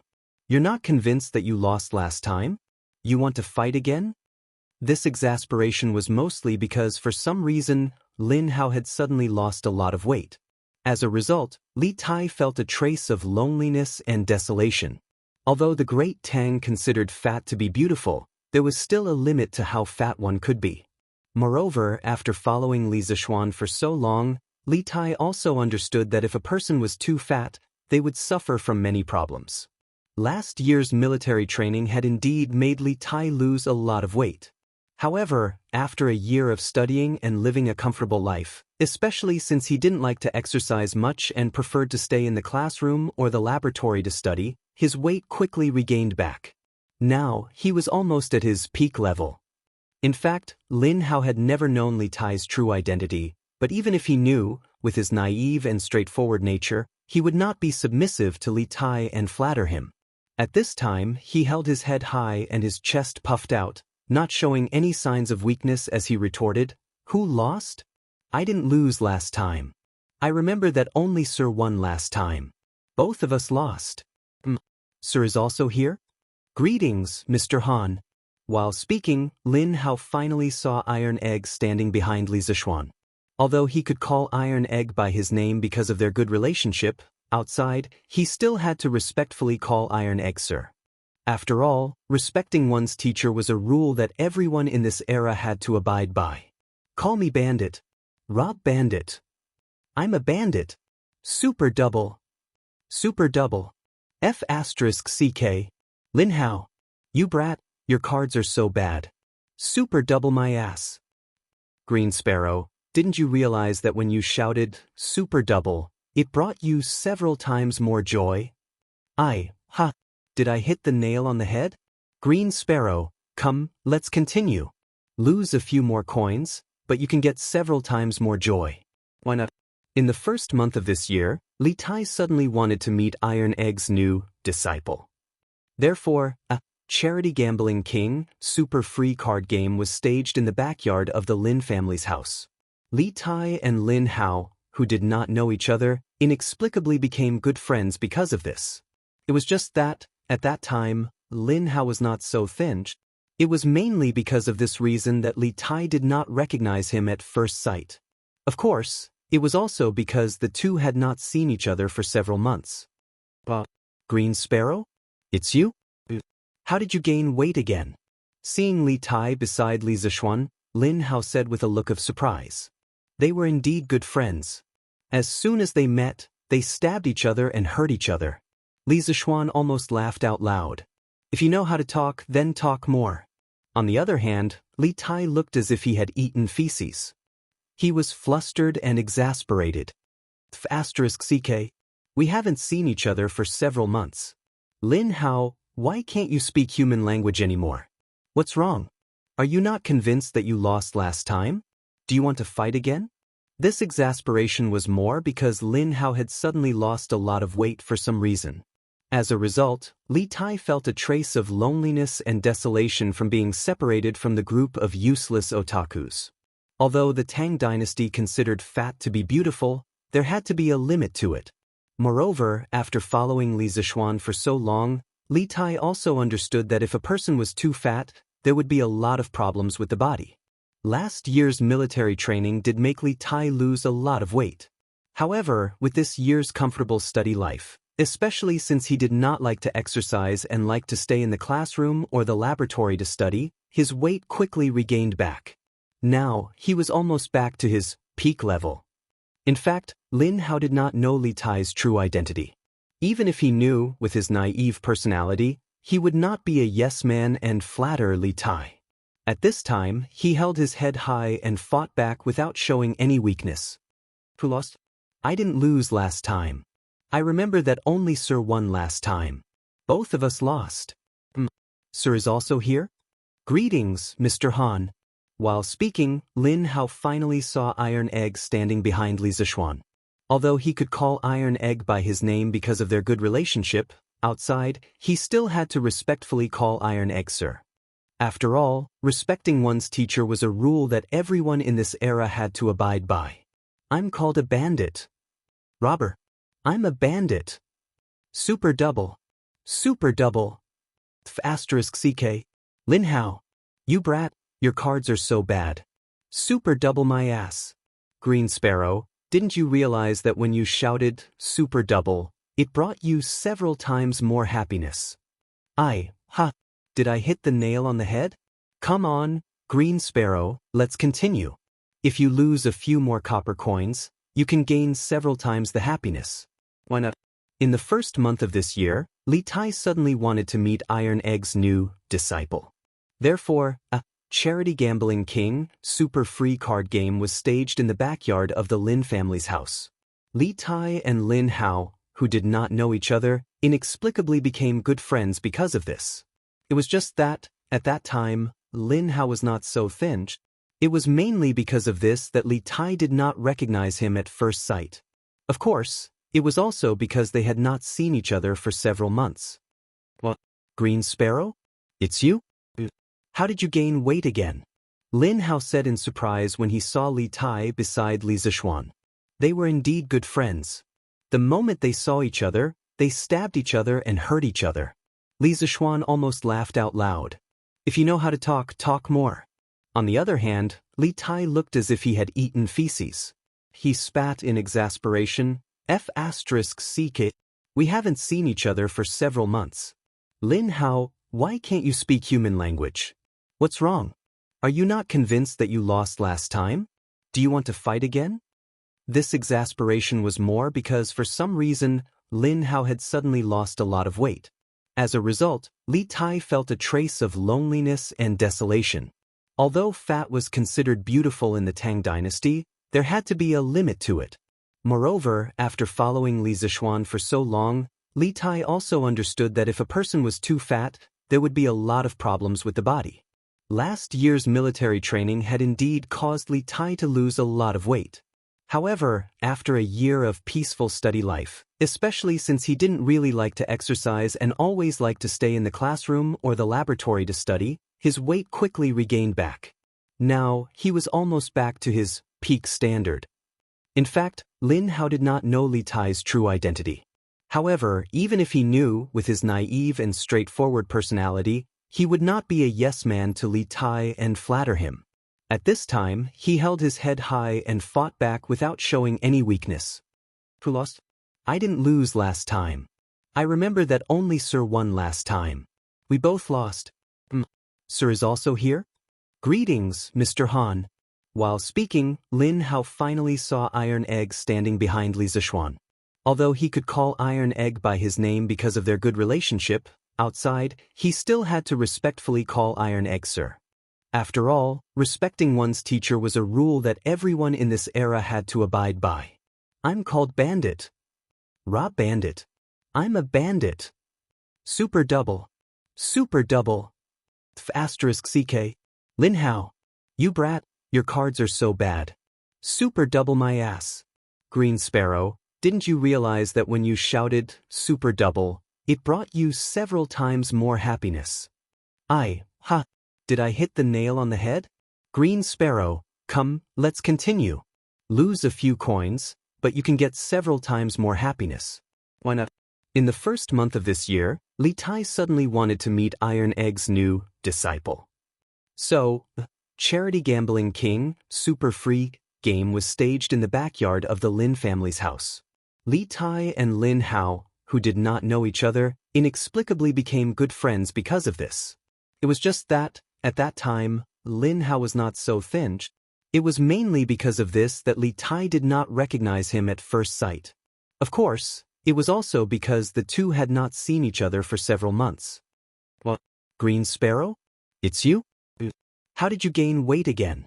Seeing Li Tai beside Li Zixuan, Lin Hao said with a look of surprise. They were indeed good friends. As soon as they met, they stabbed each other and hurt each other. Li Zixuan almost laughed out loud. If you know how to talk, then talk more. On the other hand, Li Tai looked as if he had eaten feces. He was flustered and exasperated. *CK. We haven't seen each other for several months. Lin Hao, why can't you speak human language? What's wrong? Are you not convinced that you lost last time? Do you want to fight again?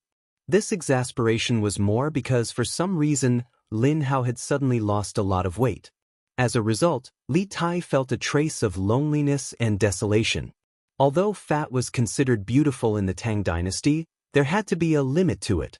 After following Li Zixuan for so long, Li Tai also understood that if a person was too fat, there would be a lot of problems with the body.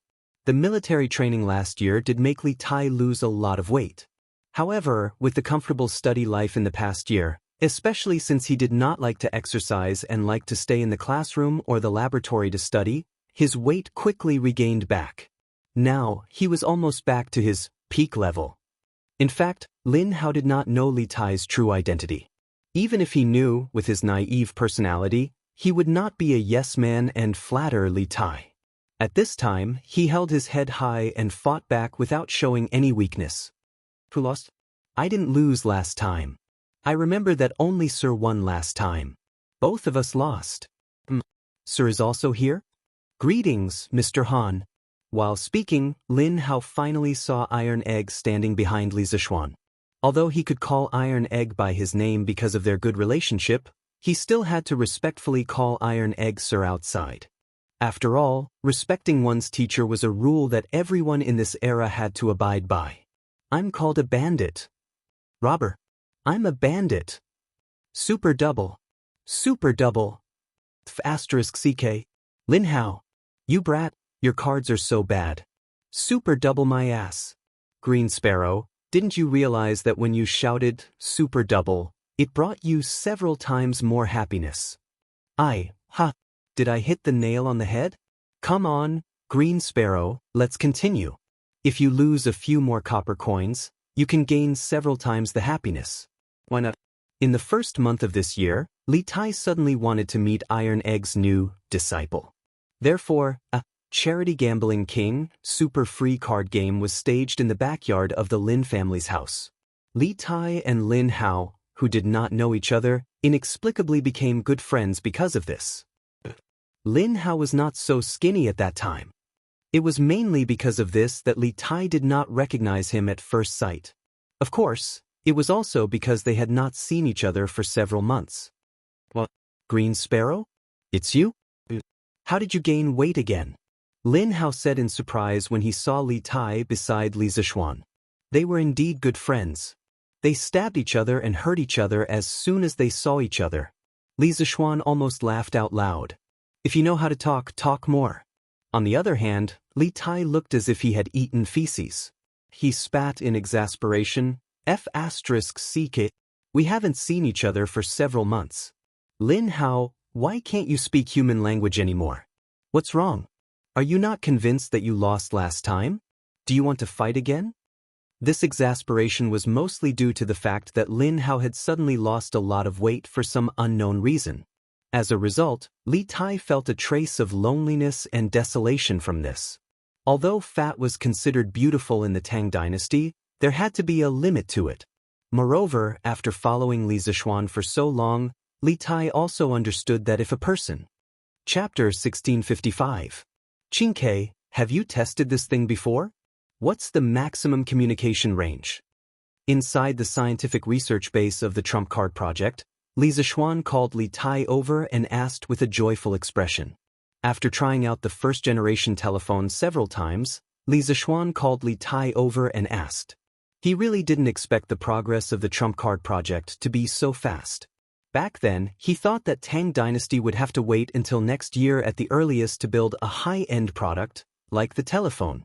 Yamacho, Mr. Mo Chue has tested this before.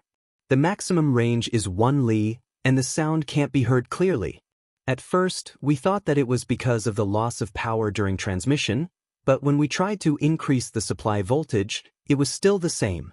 There were 2 test subjects that were burned out because the voltage was too high. At the end, Li Tai scratched his head awkwardly.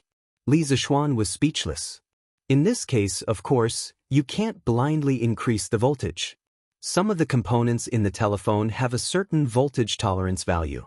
If you blindly increase the voltage without any basis, it will cause irreversible damage to the things inside. Li Tai was a little embarrassed. Yamacho is right. It's Qingshua's fault. He hadn't been in contact with electricity for long. It was already very difficult for him to build the telephone according to Li Zishuan's ideas.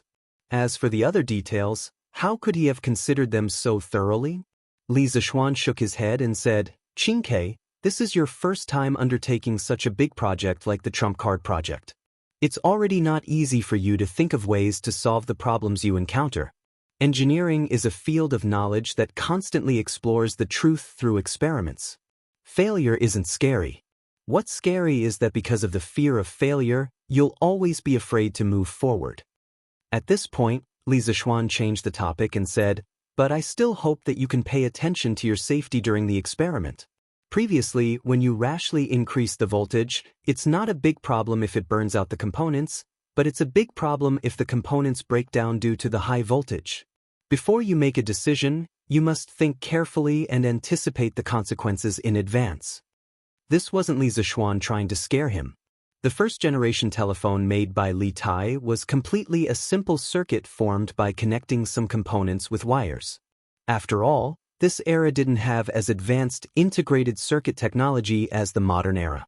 Even Li Zishuan found it difficult to gather the raw materials for the circuit board.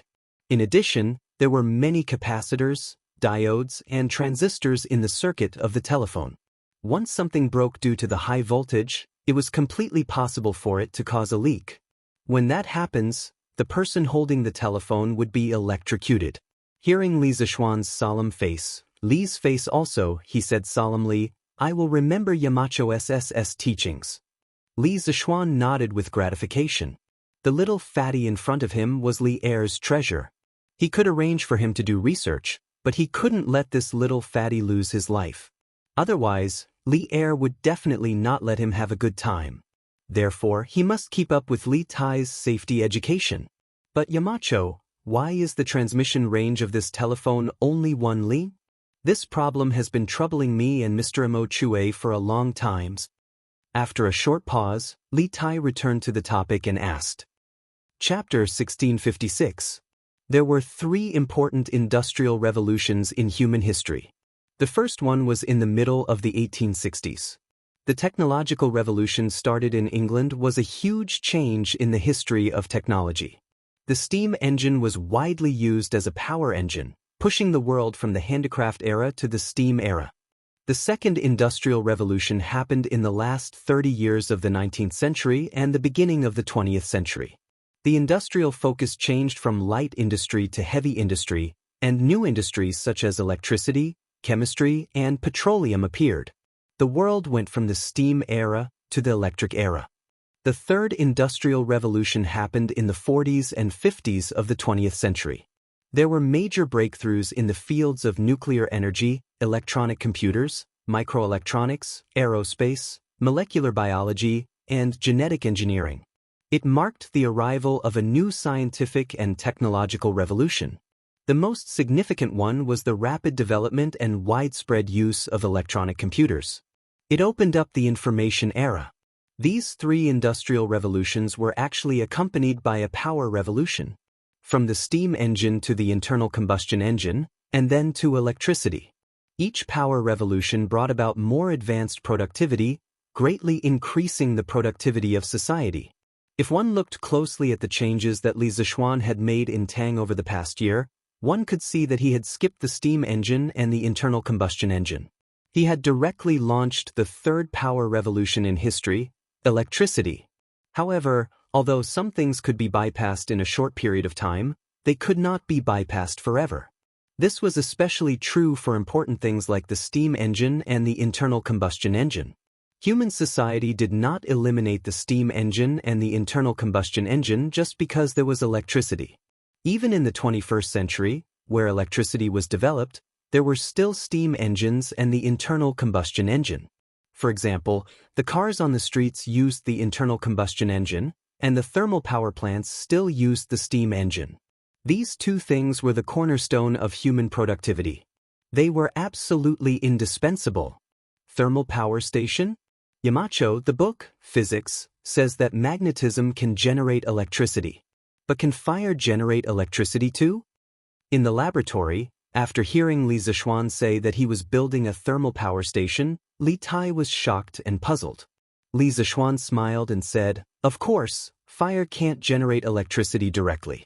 However, it can indirectly generate electricity through energy conversion, just like the Ba River hydropower station. Can you say that it's water-generated electricity? Because it was the water that pushed the impeller of the water wheel and drove the rotor of the generator to cut the magnetic field lines, electricity was produced. It's the same for the thermal power station." Li Zishuan's words touched Li Tai greatly.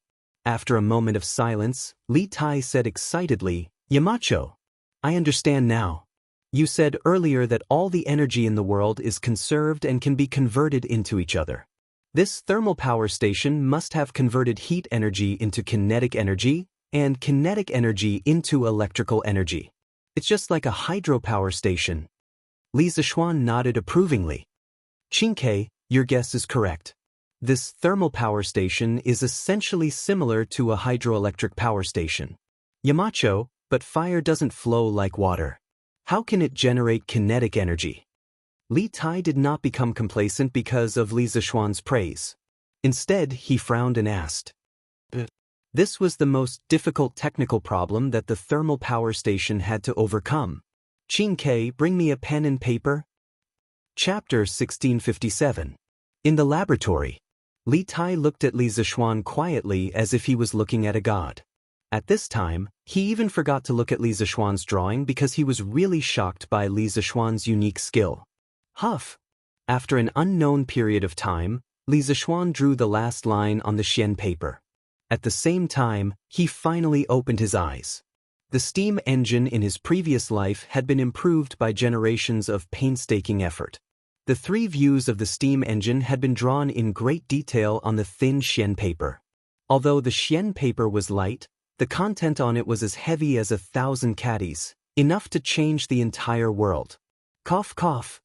As soon as Li Zishuan opened his eyes, he saw Li Tai looking at him with a face of worship.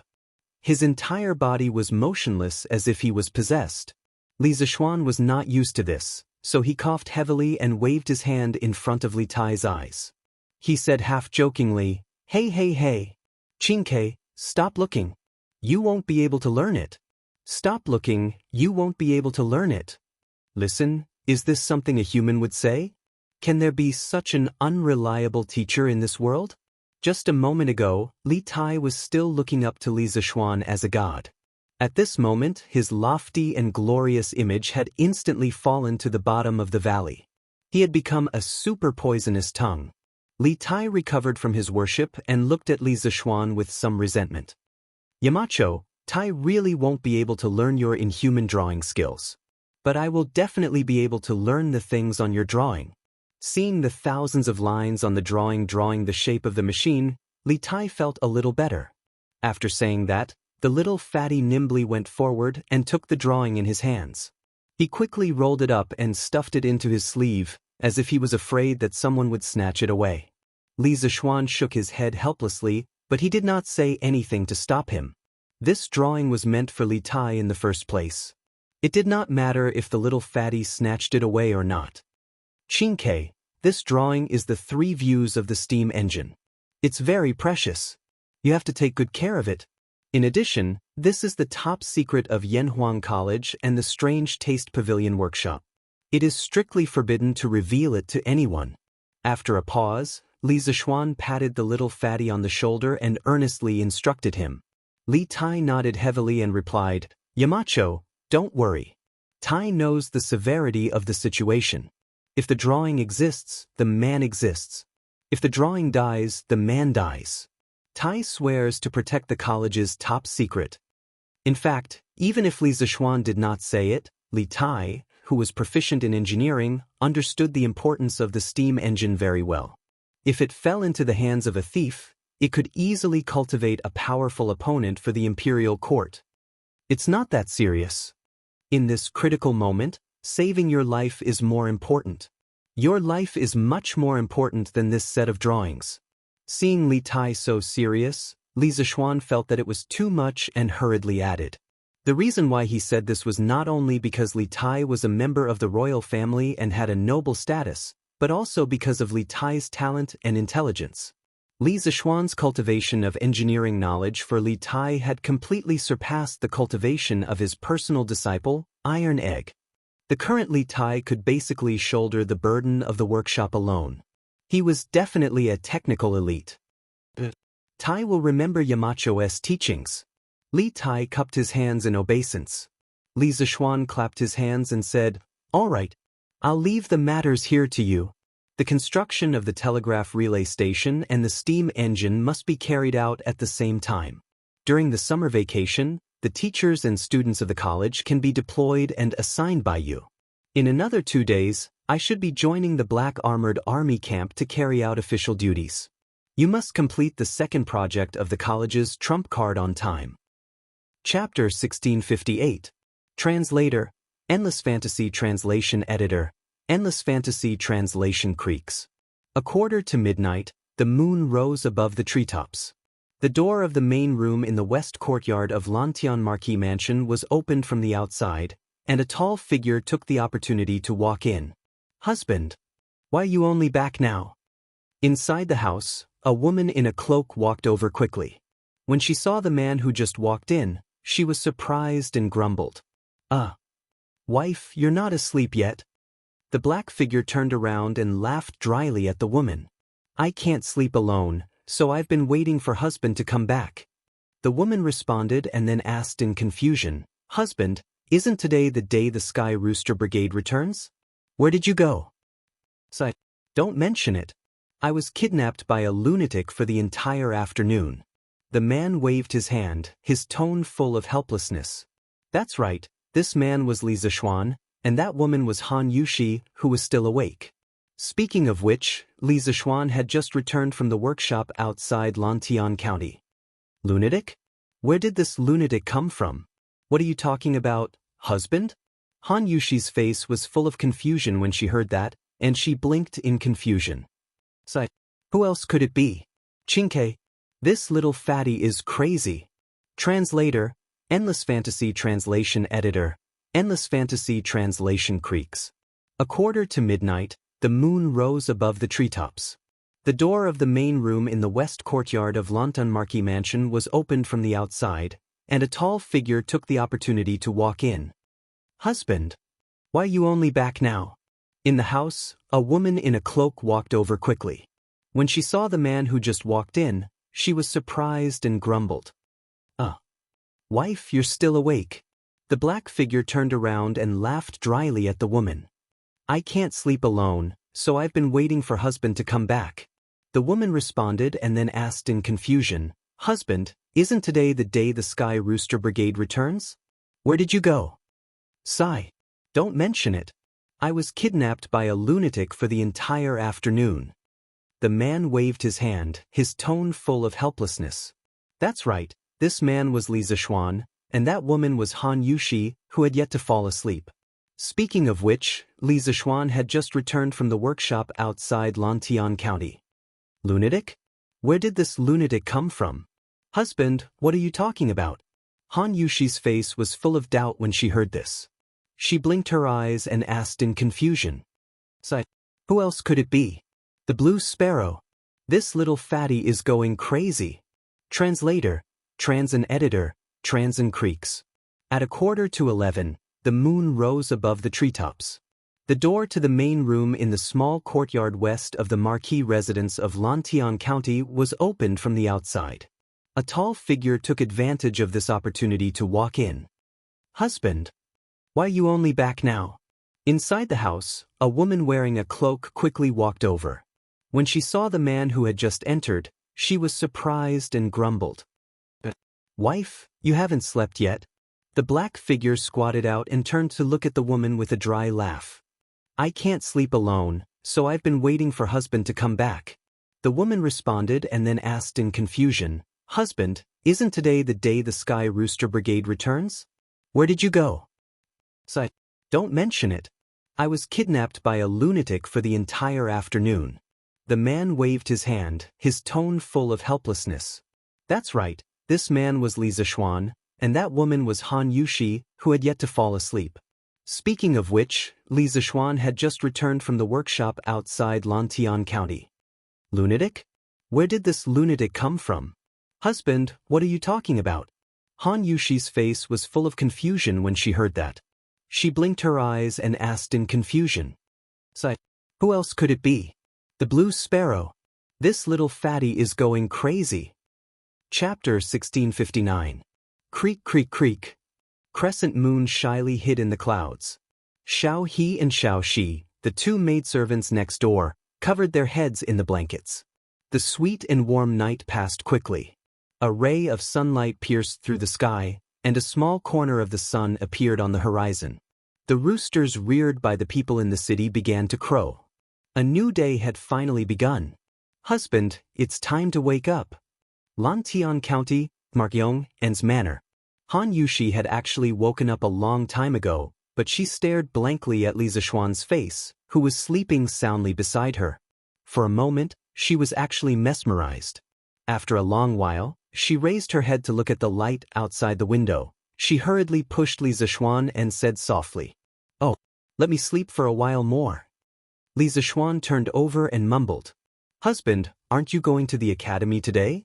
The academy has an exam at 7:45.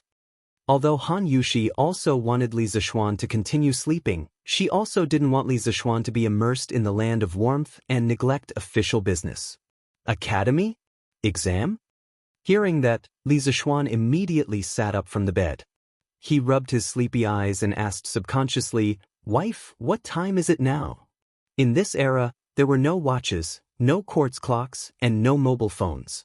Other than the sundial and the night watchman's report, One had to rely on experience to determine the time. But unfortunately, Li Zixuan had transmigrated for so long, and he still hadn't grasped this ability. Husband, it should be about 7 o'clock. Han Yushi looked out the window again and said, 7 o'clock? Indeed, it's time to go to the academy. Wife, you worked so hard last night. Sleep for a while more. Li Zixuan kissed Han Yushi's forehead and said softly. Speaking of which, the couple hadn't been intimate for a long time last night. This intimate moment gradually evolved into, the sky fell and the earth cracked, the earth shook and the mountains shook. However, women generally recovered faster, so Han Yushi woke up before Li Zixuan in the morning. Han Yushi blushed and said, Husband, what nonsense are you talking about? What hard work? Hee. That's right. As the saying goes, there are only spoiled cows, but there is no spoiled land. It should be me who has worked hard. Li Zixuan smirked, then stood up and got off the bed to put on his clothes. Suddenly, he felt a burst of pain in his waist. He couldn't help but rub his waist and said, Hey, looks like your martial arts have improved. I've been busy with work recently and have slacked off on my martial arts. Looks like I have to pay more attention to my martial arts practice in the future. How could Han Yushi not understand the hidden meaning behind Li Zixuan's words? She quickly hid her face in the quilt and said shyly and anxiously, So embarrassing. Husband, don't say any more. Hurry up and go to the academy. Good. I won't tease you anymore. I'm leaving. Li Zixuan laughed proudly and left. In the room, Han Yushi looked at Li Zixuan's back as he left, her face full of tenderness. After a while, she reached out to touch her stomach and muttered to herself, I don't know if you can do better this time. She and Li Zixuan had been married for a year, but there was still no sign of anything happening in her stomach. Although Li Zixuan had repeatedly emphasized to her that she was still young and couldn't have children, Han Yushi really wanted a child in her heart. This was especially so when Li Zixuan was about to enter the Black Armored Army's barracks. Han Yushi felt a sense of urgency. She was worried that if Li Zixuan was really sent to the battlefield one day, then she wanted to leave an heir for the Li family. Li Zixuan had slept in because of his excessive exercise last night, but today, many people had already woken up before dawn. The city gates of Chang and City, as well as the surrounding Lantian County and Xinfeng County, opened an hour earlier than usual. Countless candidates participating in the entrance examination of Yanhuang Academy, as well as accompanying students, parents, and family members, swarmed out of the city as soon as the city gates opened, rushing towards the direction of Yunshan. This was an annual event for Yanhuang College, as well as Chang and City and the surrounding counties. Because every time this event happened, Chang and City would be full of talents. Shops, restaurants, and inns would also make a lot of money because of this event. Compared to last year, Yanhuang College's number of students this year was much larger. It wasn't just because of the addition of the medical school, but more because after a year of development, more and more people were aware of and acknowledged the importance of engineering. One of the most obvious changes was that some of the high-ranking officials and dignitaries in Chang and City no longer objected to their children applying for Yanhuang College. Chapter 1660. Young Master, we can't go up the mountain with you later. What should we do? In the middle of the group, Lin Hao was surrounded by 4 maids. Although the sun hadn't risen to the top of their heads, the maids still held up an umbrella for Lin Hao. This lineup looked very flashy. After listening to his maid's words, Lin Hao curled his lips and said, If I can't go up, then I can't go up? It's not like I haven't been up Yunshan before. Don't worry, this young master won't get lost up there. What? Brother, you've been up Yunshan before?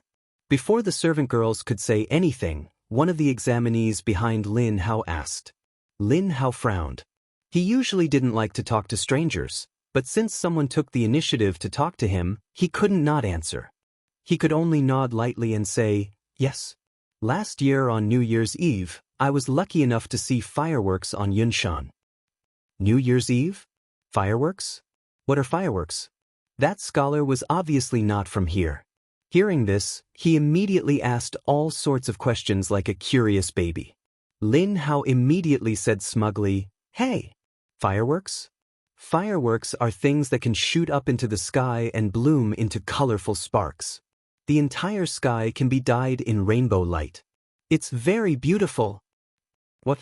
Yanhuang College has such a divine object? Yanhuang College is indeed a magical place. I must get into Yanhuang College. Lin Hao's words were a disguised advertisement for Yanhuang College. The eyes of the examinees standing beside him lit up when they heard this.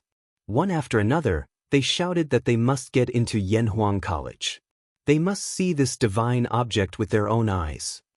Young masters, this servant isn't worried that you will get lost on Yunshan. This servant is worried that you won't have lunch. Young master, we can't go up the mountain with you later. What should we do?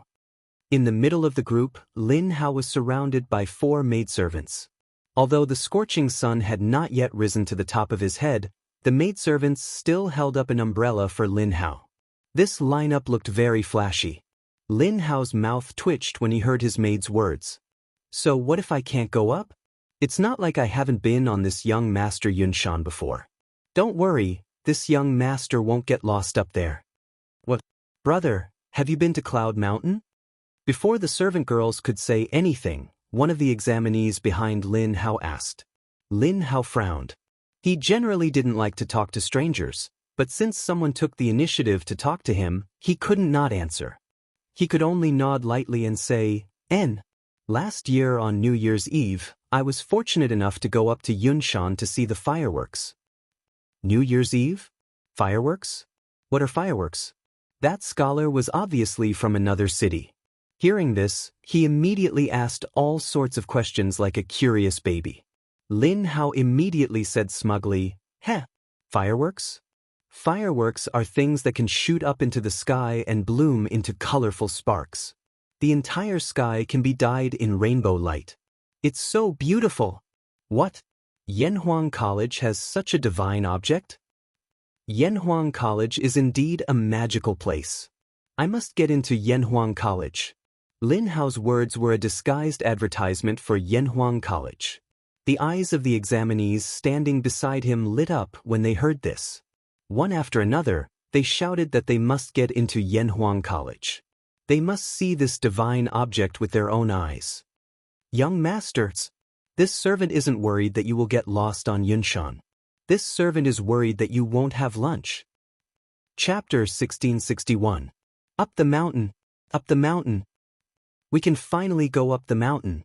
As soon as Mo Zhong finished speaking, the candidates at the foot of Yunshan Mountain were in an uproar.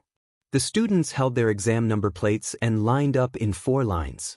They passed through the inspection of the academy's guards one by one.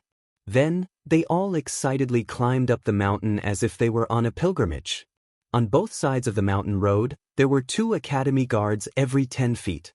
In addition, Li Er had personally come to Yunnan Mountain today. So, although there were many candidates, there were no queue cutting or shoving. The students walked in an orderly manner on the mountain road paved with stone steps. There were many people, but it wasn't noisy. This was because everyone was fantasizing about the magnificent scenery on Yunshan Mountain. They weren't in the mood to make a ruckus. The students were climbing the mountain. At the end of the mountain road, Li Er, Li Zishuan, Li Gang, and the others were silently watching the students on the mountain road.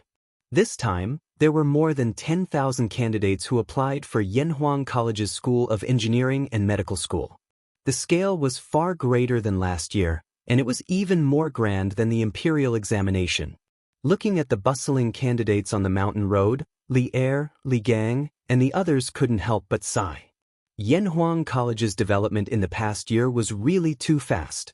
In just 1 year, it went from being doubted by everyone to being famous today. It was simply a miracle. 10 steps, 9 steps, 8 steps, 3 steps, 2 steps. After about half a cup of tea's time, the candidates at the front finally reached the top of the mountain. As far as the eye could see, there were many tall buildings in the open space in the north. These tall buildings were completely different from all the buildings in this era. Although they didn't look as beautiful as the carved beams and painted rafters, they had a simple style. Especially the glass-supported windows and curtain walls. From afar, it made people feel as if they were in a fairyland. Above the academy's gate, there were 4 words written, Yanhuang College. The words were written in bold and powerful strokes. It was very easy for people to fall into it just by looking at it. In comparison, the cement road in front of the academy was nothing special. This was because the candidates had already seen the magic of the cement road on their way to Yunshan Mountain. Immortal Palace. No wonder people say that Yanhuang College is like an immortal palace at the peak of Yunshan Mountain. Seeing it today, it really lives up to its reputation. Yes, I never thought that there would be such a flourishing place in this world. Being able to see it today is truly a blessing of 3 lifetimes. This is Yanhuang College? Is this the magical wonderland created by engineering? I must get into Yanhuang College. The first 10 or so examinees to ascend the Cloud Mountain were all stunned by the magnificent and novel architecture of the academy, so much so that the students behind them were blocked. Li Zishuan had no choice but to say, "All examinees, hurry up and enter the examination hall, no mistakes." Here. Only then did everyone come back to their senses and walked towards the entrance of the academy. Yanhuang College is so magnificent. For Qin Shuazhen, this was her first impression of Yanhuang College. As for her second impression, she said, "Yes. This Yanhuang College must be very rich. If you do well in there, it won't be a problem to support yourself and Xiaoyu." With this thought, the little girl confidently walked towards the entrance of the academy with firm steps. She saw Li Zishuan, and Li Zishuan also saw her. However, in order to avoid suspicion, the 2 of them didn't speak to each other. They didn't even make eye contact. They were completely like strangers. After more than 15 minutes, all the students had gone up the mountain and entered Yanhuang College. Li Gang, Yan Silu, Boss Ma, and the other teachers of the academy quickly bowed to Li Er and left. They had to be busy with invigilating or patrolling the examination hall. Chapter 1662. Mark Yong, and did you just say that the telephone was made by Qin Ke with the teachers and students of the academy? On the path inside Yanhuang College, Empress Zhangsun suddenly asked after Li Er made the final decision and set the direction of the academy's research and development. There was a trace of expectation and excitement in Zhang Suan's tone. Li Zishuan nodded and said, "Your Majesty, that is indeed the case." Empress Zhang Suan's face suddenly bloomed with a smile, but she still couldn't believe it and said, "Qin Ke entered the academy and came into contact with engineering for only a year. Could her achievements in engineering be better than the teachers of the academy? Then, are you deliberately saying this to make me and His Majesty happy?" The current Zhangsun was no longer the dignified and elegant empress of the Tang Empire, but a student's parent facing the teachers and students of the academy. Li Zishuan smiled and said, "Your Majesty, in fact, it only took a year for engineering to be introduced to the world. The teachers and students of Yanhuang College have been in contact with engineering for about the same time. However, Xianxia's hands-on ability and talent in engineering are indeed better than others. Many knowledge that is difficult for ordinary people to understand is often understood by her. Therefore, I will let Qin Ke do some engineering projects. However, the improvements of the telegraph and the invention of the telephone are not the work of Qin Ke alone. It involves the joint efforts of all the teachers and students of the academy." Mark Yong, and did you just say that the telephone was made by Qin Ke with the teachers and students of the academy? On the path inside Yanhuang College, Empress Zhangsun suddenly asked after Li Er made the final decision and set the direction of the academy's research and development. There was a trace of expectation and excitement in Zhang Suan's tone. Li Zishuan nodded and said, "Your Majesty, that is indeed the case." Empress Zhang Suan's face suddenly bloomed with a smile, but she still couldn't believe it and said, "Qin Ke entered the academy and came into contact with engineering for only a year. Could her achievements in engineering be better than the teachers of the academy? Then, are you deliberately saying this to make me and His Majesty happy?" Right now, the eldest grandchild was no longer the dignified and elegant empress of Great Tang, but a parent of a student who was slightly uneasy facing the teachers of the school. Li Zishuan smiled and said, "Nyang Nyang, in fact, the study of engineering is only open to the public for a total of 1 year. The teachers and students of Yanhuang College have been exposed to engineering for about the same amount of time. However, Xianxia's hands-on ability and talent in engineering are indeed a cut above others. Many knowledge that is difficult for ordinary people to understand is often understood by him. Therefore, I will hand over some projects to Qin Ke. However, the improvements of the telegraph and the invention of the telephone were not the work of Qin Ke alone. It involved the joint efforts of all the teachers and students of the academy. Mark Yong, then, did you just say that the telephone was made by Qin Ke with the help of the academy's teachers and students?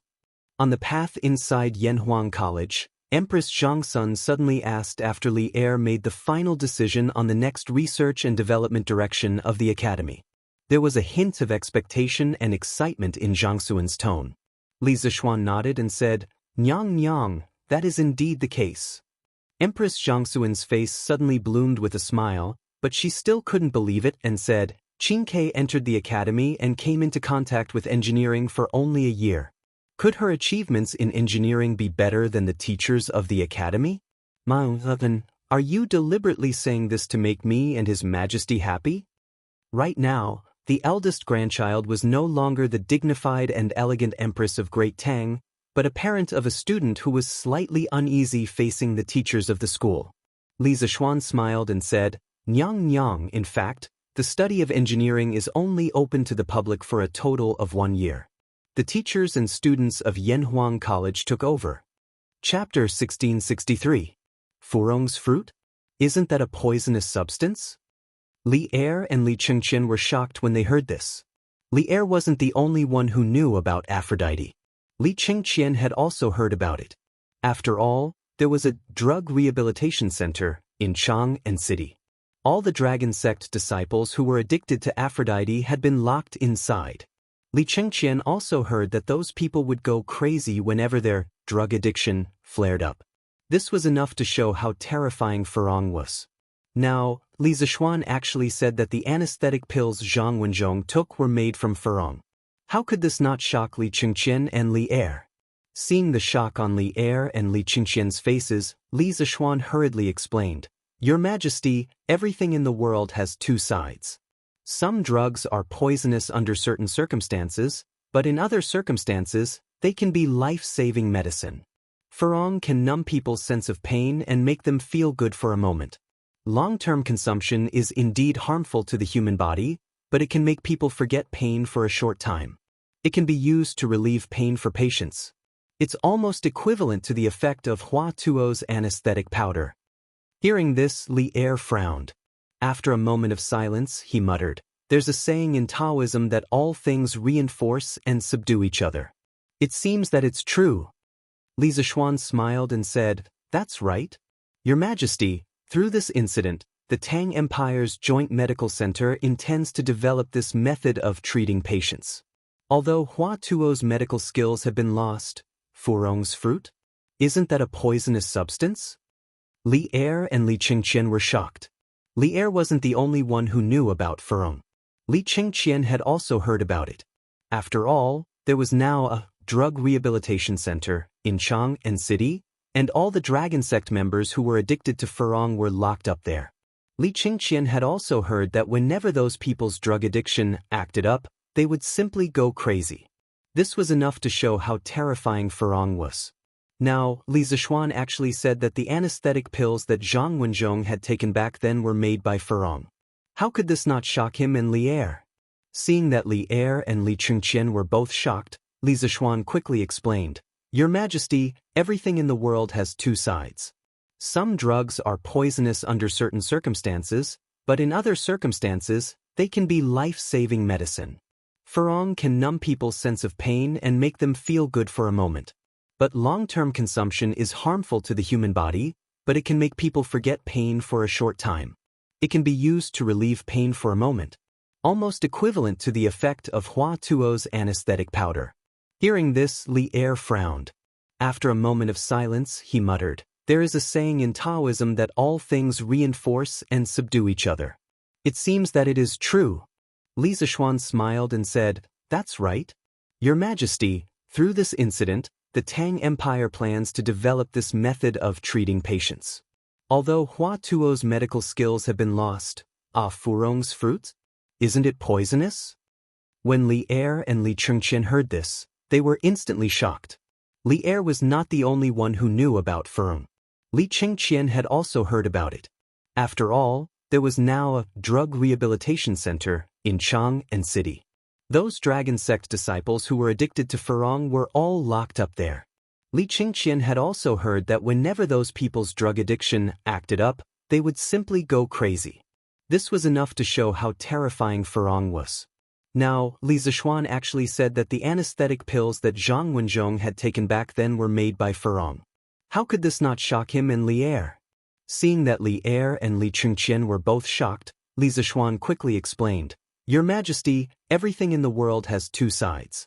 Some drugs are poisonous under certain circumstances, but in other circumstances, they can be life-saving medicine. Furong can numb people's sense of pain and make them feel good for a moment. But long-term consumption is harmful to the human body, but it can make people forget pain for a short time. It can be used to relieve pain for a patient. It's almost equivalent to the effect of Hua Tuo's anesthetic powder." Hearing this, Li Er frowned. After a moment of silence, he murmured, "There's a saying in Taoism that all things in the world have mutual promotion and restraint. It seems that it's true." Li Zishuan smiled and said, "That's right. Your Majesty, through this incident, the Tang Empire's medical centers, medical centers, medical centers, medical centers, medical centers, medical centers, medical centers, medical centers, medical centers. Chapter 1664. Xiaoxian, can you accompany me for a walk? After Li Er and Empress Zhangsun left the academy with the reluctant Chang'e, Li Qingqian looked at Li Zishuan and asked, "If the crown prince wants to walk around, I'm happy to accompany you." Li Zishuan nodded. Li Qingqian wasn't happy at all. Instead, he smiled bitterly and said, "Now that my father isn't here, Xiaoxian, do you still want to be so estranged from me?" Li Zishuan was suddenly stunned, and he said in his heart, "Right at the very beginning, I and Li Qingqian addressed each other as good friends and brothers. Exactly when did these good friends and brothers slowly become lord and vassal? Perhaps it was because they had been separated for too long. As the crown prince, Li Chengqian usually had to stay in the palace to learn how to rule the country with Li Er. He didn't even have many opportunities to leave the palace, let alone talk to Li Zishuan. After a long time, their relationship would inevitably become estranged. In addition, Li Zishuan had lived in this world for more than a year. He gradually had the concept of monarch and vassal in his mind, and his thoughts were more mature. Since you don't want me to call you the crown prince, then I'll call you brilliant." Li Zishuan chuckled when he saw the bitter expression on Li Qingqian's face and how pitiful he was. He spoke loudly and straightforwardly. Hearing this, Li Qingqian's bitter face instantly cleared up. He let out a sigh of relief and said with a smile, That's right. We've known each other for more than a year. Xiaoxian, do you remember when we met on the way to Shi City? You told Chang'e about Journey to the West? At that time, everyone was unrestrained and honest with each other. That was carefree. Because of Journey to the West, he had met Li Zishuan, who he had never met before. At the same time, it was also because of Journey to the West that Li Tai became interested in Li Zishuan. Thus, there was enmity between them. In the end, Li Tai actually became Li Zishuan's student. Xiaoxian, can you walk with me? After Li Er and Empress Zhangsun left the academy with the reluctant Chang'e, Li Qingqian looked at Li Zishuan and spoke. "If the crown prince wants to walk around, I'm more than happy to accompany you." Li Zishuan nodded. Li Qingqian wasn't happy at all when he heard this. Instead, he smiled bitterly and said, "Now that my father isn't here, Xiaoxian, do you still want to be so estranged from me?" Li Zishuan was suddenly stunned, and he said in his heart, "Right at the very beginning, he and Li Qingqian called each other good friends and brothers. Exactly when did these good friends and brothers slowly become monarch and vassal? Perhaps it was because they had been separated for too long. As the crown prince, Li Qingqian usually had to stay in the palace to learn how to rule the country with Li Er. He didn't even have many opportunities to leave the palace, let alone talk to Li Zishuan. After a long time, their relationship would inevitably become somewhat estranged. In addition, Li Zixuan had lived in this world for more than a year, and his mind gradually had some concept of monarch and vassal. His thinking was more mature. Since you don't want me to call you the crown prince, then I'll call you brilliant. Seeing Li Qingxian's bitter face and strange, pitiful, Li Zixuan chuckled and spoke loudly and straightforwardly. Hearing this, Li Qingxian's bitter face instantly cleared up. He let out a big sigh of relief and laughed. That's right. We've known each other for more than a year now. Xiao Xian, do you still remember when we met on the road to Shi City, and you told Chengel about Journey to the West? At that time, everyone was unrestrained and honest with each other. That was carefree. Chapter 1665. While Li Zixuan and Li Qingxian were having a heart-to-heart talk, Yanhuang College's entrance exam was in full swing. After experiencing the initial shock of the academy's bustling architecture, the students all calmed down and began to seriously answer the questions. Although this exam wasn't like the imperial examinations, which could directly determine whether a person would become an official or a commoner for the rest of their life, it could determine the circle they would be in contact with in the next few years. After all, even the current emperor attached great importance to Yanhuang College. To be able to study in such an academy, how could one's future be bad?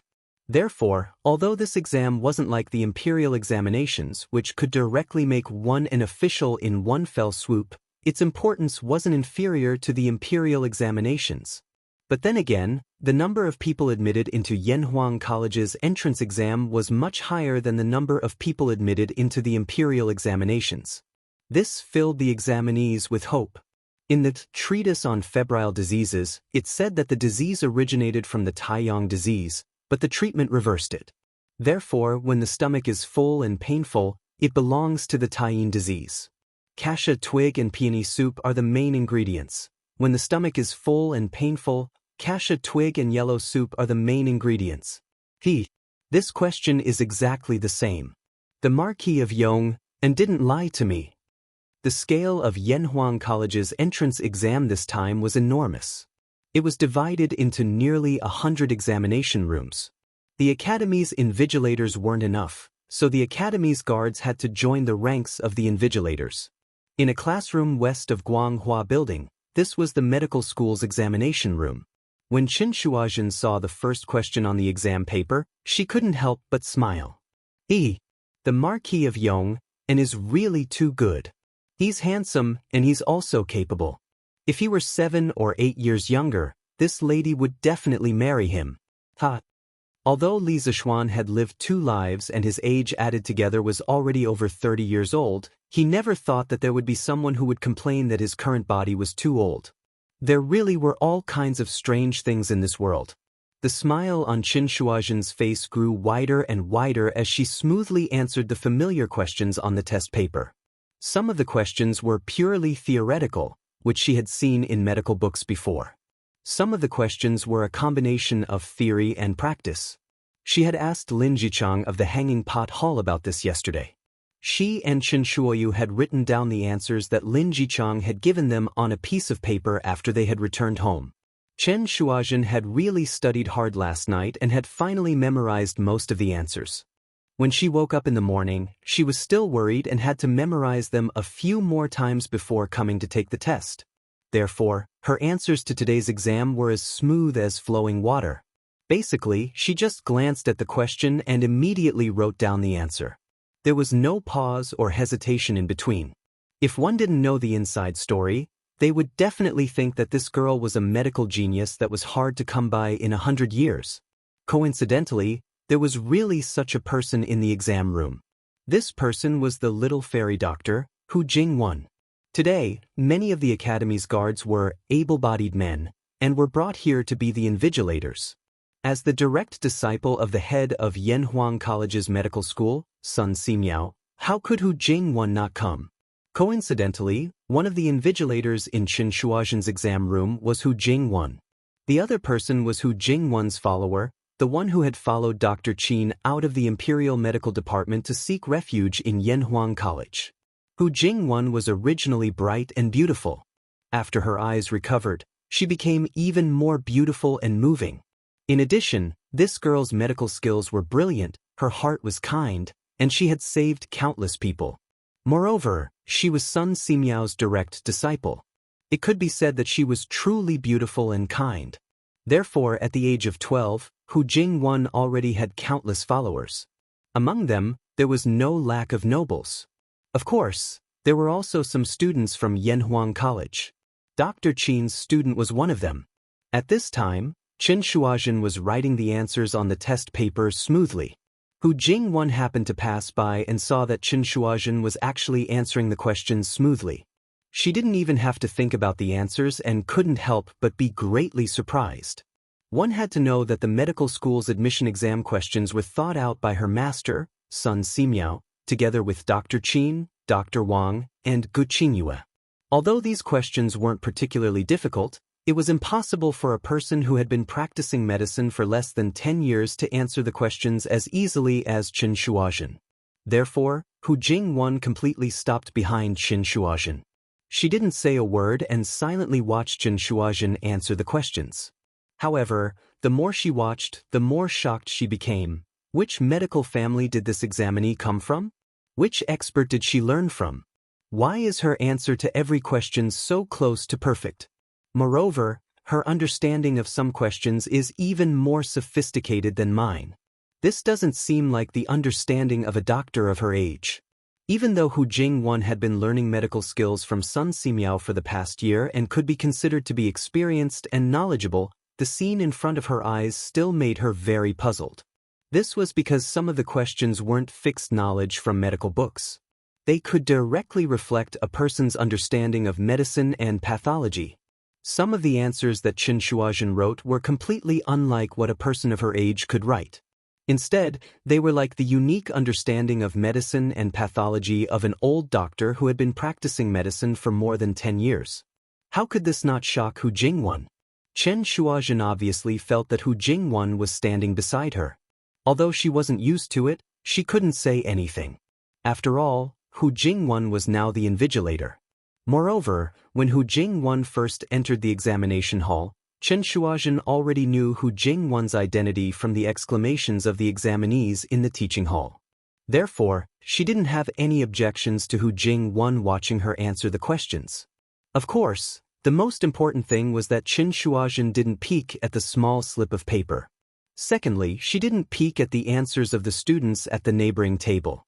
It could be said that she was open and aboveboard. Naturally, she wasn't afraid that Hu Jingwen was watching her answer the questions smoothly. The other people in the examination hall weren't as relaxed as Qin Shuazhen. Most of the examinees' steps were to first read the questions a few times, then recall which medical book the question related to which question appeared in which paragraph of text. Then, they thought about the relevant cases and diagnosis and treatment methods. Finally, they started to write and answer the questions. At this time, Qin Shuazhen had already written the 5th question, while most of the examinees were still answering the 3rd or even the 2nd question. The speed of answering the questions wasn't just a little bit slower. This prepared person was indeed different. Zhang Wenzhong and Qin Shuazhen were in the same examination hall. At this time, he was writing the answer to the 3rd question. Although he didn't have more than 10 years of medical experience, he had some of his own understanding of pathology and medicine. Although it wasn't completely correct, there weren't any obvious mistakes. It had to be said that this child's basic medical skills were quite solid. His medical talent was also good enough. On the other side, in the examination hall of the School of Engineering, Lin Hao was scratching his ears and cheeks, racking his brains. The examination of the School of Engineering was divided into 2 parts. The first part was the study of classics. This study of classics included the basic knowledge of the 4 books and 5 classics. This was a politically oriented study. It involved the Academy's recognition of the royal family's rule. It was an essential part of the examination. It also included the student's moral character test. In the afternoon, it was a new type of mathematics test. The whole process of the examination was basically the same as the entrance examination of Yanhuang College last year. The main reason why they didn't add physics, chemistry, geography, or other subjects that were unique to Yanhuang College was mainly because these subjects were basically new subjects in this era. Even if ordinary people had the teaching materials, it would be difficult for them to understand that the earth was round, the sun was red, and so on. Most importantly, the teaching materials of physics, chemistry, and geography in the academy were all confidential materials. They couldn't be leaked to outsiders. Even if people outside the academy wanted to learn them, they couldn't. The reason why he did this wasn't because Li Zishuan was stingy. It was because the Tang Empire's industrial base had just been established. It wasn't that far ahead of other countries. If new subjects like physics and chemistry that could lead a country to establish a certain industrial base were to be spread abroad, who could guarantee that there wouldn't be geniuses like Newton and Einstein in other countries? At that time, the Great Tang's slight advantage in terms of advantage would be completely wiped out. Therefore, Li Zishuan thought that he would try his best to keep these subjects only in Yanhuang College. When the Tang Empire swept the other countries and its industrial base was absolutely in the lead, he would consider opening these subjects to the public. Because by then, these basic subjects would be really basic to the Tang Empire. At that time, the knowledge that the Tang Empire pursued would be even more profound. In any case, thousands of words could be summed up into one sentence. Everything was to let the Tang Empire be in the lead. This was very similar to the hegemonic thinking of the United States in his previous life. However, Li Zishuan didn't care. He was a Tang Empire citizen. He had the ability to let the Tang Empire lead the world. Why should he share his academic and scientific research results with other countries? He couldn't be so selfless. He was such a selfish person. Lin Hao used to be the son of a businessman. His education level was basically at the level of literacy. When it came to the 4 classics and 5 classics, he was similar to Iron Egg. Although in the past 6 months, in order to prepare for the Yanhuang College's entrance exam, Iron Egg had given him a lot of questions about the Academy's classics. However, he could only memorize them. He couldn't understand the deep meaning of every sentence. Therefore, in this exam, Lin Hao could only find the questions that he had seen before and write down the answers in his memory. As for the questions that he had never seen before, Lin Hao didn't want to waste even a minute on them. Therefore, after only 45 minutes, Lin Hao had already finished the second part of the exam, the moral character exam. It was also the part of the exam that had cheated many candidates in the Yanhuang College's entrance exam last year. Chapter 1666. The morality test questions of Yanhuang Academy were, on the one hand, to test the moral character of the students. On the other hand, it was to test the students' personalities. Although what was shown on the paper might not be true, and some people wouldn't stupidly write their evil thoughts on the answer sheet, Yanhuang College's questions weren't so stupid. They wouldn't directly ask whether you were a good person or a bad person. Instead, they would use questions that seemed harmless and give you some seemingly correct choices to judge your character and morality. In last year's entrance exam, many students fell into this trap because most of them felt that no matter which choice they chose, there wouldn't be any problems.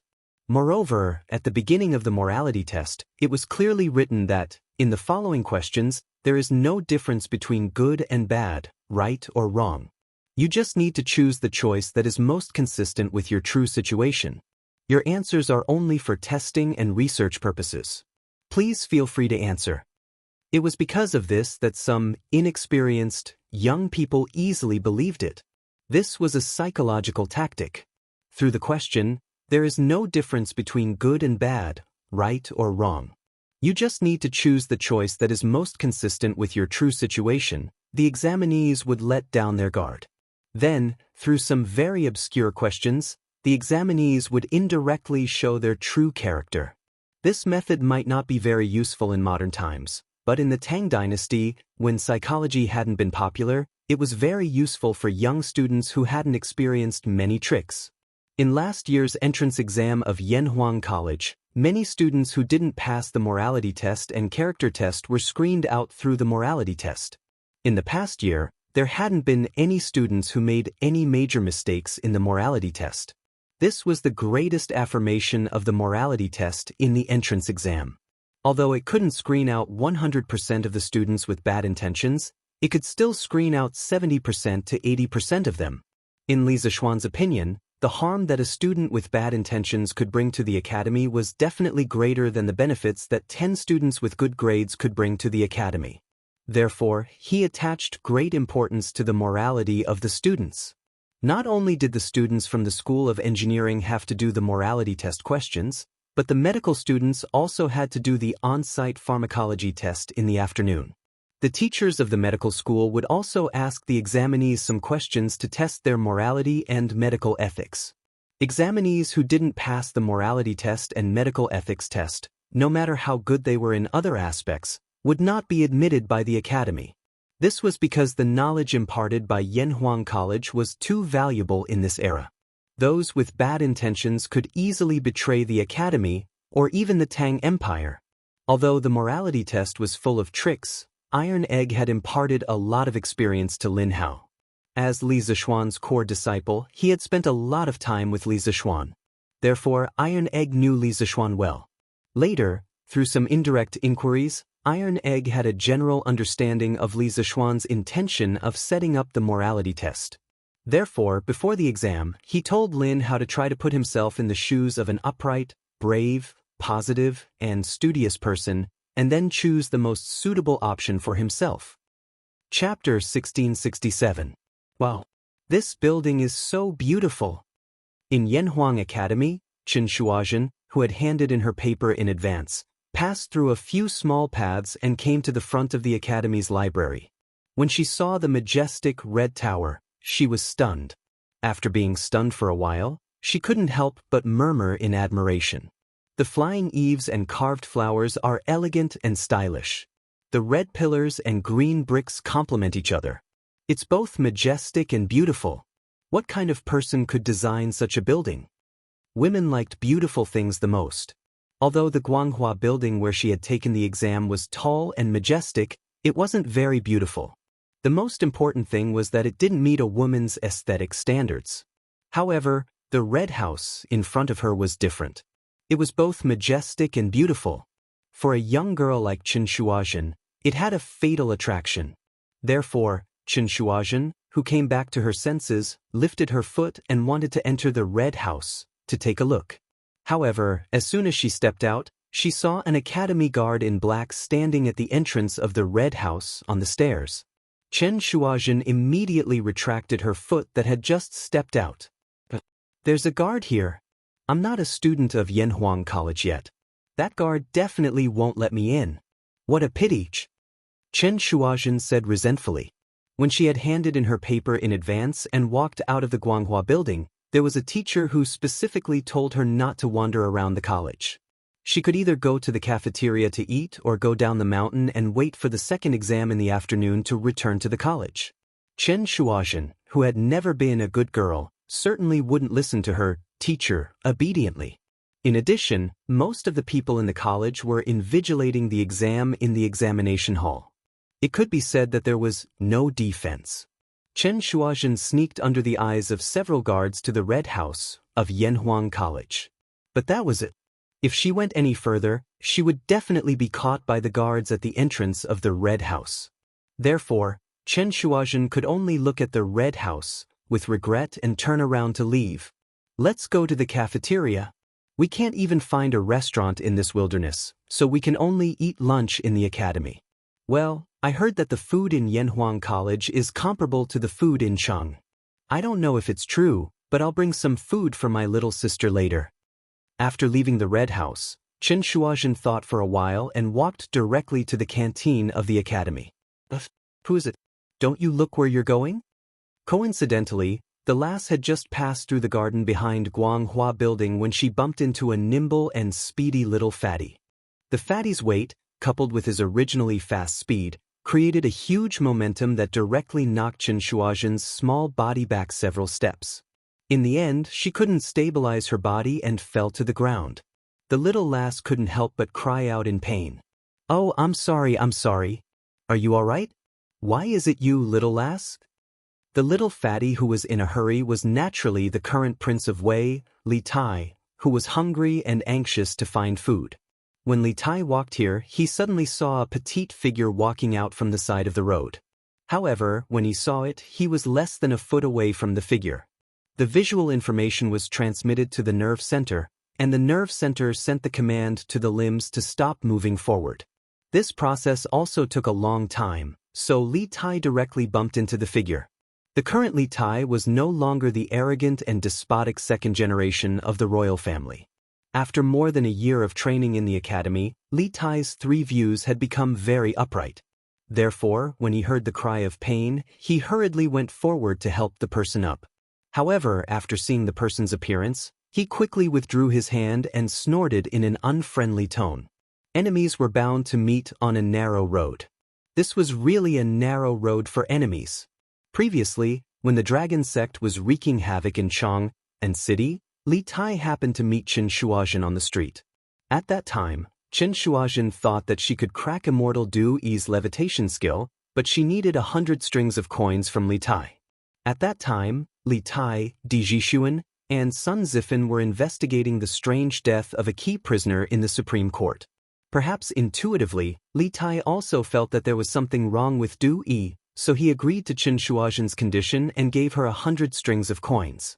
Although Qin Shuazhen did crack Du Yi's levitation skill later on, Li Tai, who knew the real principle of the levitation skill, suddenly felt that the 100 strings of coins was not worth it. He felt that he had been tricked by Qin Shuazhen. To put it bluntly, it was like going into a shop to buy something for 100 strings of coins, only to find that it was not worth 100 strings of coins. He felt that he had been cheated by the boss, but the boss did not return the goods. Li Tai felt that he was, after all, one of the top 3 students in Yanhuang College. In the end, he was tricked by Qin Shuazhen, an unknown little girl. This made him feel that his IQ had been insulted. Therefore, he had been thinking about Qin Shuazhen in his heart. He was thinking about how to get back at her the next time they met. Now that the enemy had met, it could be said that his eyes were exceptionally red. At first, Li Tai was prepared to pull up the person who had been knocked down. Now that he saw that it was Qin Shuazhen, he only wanted to say, "Pull my ass, what a good knock." Well, the little fatty was so vengeful. Chapter 1668. This Prince of Wei is really a fool with a lot of money. Now my sister and I don't have to worry about food and clothing in Chang and city anymore. In any case, Qin Shuazhen had practiced martial arts before. Although she was only a dabbler in martial arts, no matter what, she was still better than Li Tai, this little fatty who lacked training. Thus, after a short while, she had completely shaken off Li Tai. Using her hand to touch the brand new 100 Tang Yuan in her purse, Qin Shuazhen was in a great mood and could not help but sigh. Even though she had cheated 100 strings of money from Li Tai last time, she had already spent most of it. Yesterday, she was still worrying about how to earn money. After all, even if she got into Yanhuang College, she wouldn't be able to get a scholarship immediately. The earliest she could get a scholarship would be next spring. During this period, she and Qin Shuoyu needed money to eat. However, she didn't expect someone to give her a pillow when she was about to doze off. Qin Shuazhen's main purpose of coming to Yunshan today was to take the entrance exam. However, she had unexpectedly met Li Tai, the child of wealth. Now, Qin Shuazhen didn't have to worry about money in the short term. It's getting late. The morning exam will probably end soon. I have to go to the college cafeteria to buy some food and bring it down the mountain to eat with Xiaoyu. After recovering from her initial excitement and joy, Qin Shuazhen's expression returned to normal. She quickly walked to the cafeteria on the east side of the college. She had asked the college guard earlier and knew that the cafeteria was on the east side of the college. Oh, the chicken here is actually as good as the ones in Chang and city's Drunken Immortal restaurant. It's amazing. But why does this dongpa pork smell even better than the ones in Drunken Immortal restaurant? This meat is too tender. This lion's head is not bad either. But is this a meteoric rise? Smells good. So good. At this time, there was still about half an hour before the end of the morning examination. Logically speaking, there shouldn't be any students in the cafeteria at this time. But just as Qin Shuazhen pushed open the door and entered, before she could even sigh at the spacious and bright cafeteria hall, she saw a young man in embroidered clothes sitting at a seat gorging on food, wolfing it down as if he hadn't eaten food for 8 lifetimes. And in front of him, there were actually 7 or 8 empty plates, and 4 or 5 dishes that he hadn't finished. On one hand, Chen Shuozhen was surprised that this young man would come to the cafeteria to eat at this time. On the other hand, she was also surprised by this young man's appetite. After all, there were 4 or 5 unfinished dishes on the table.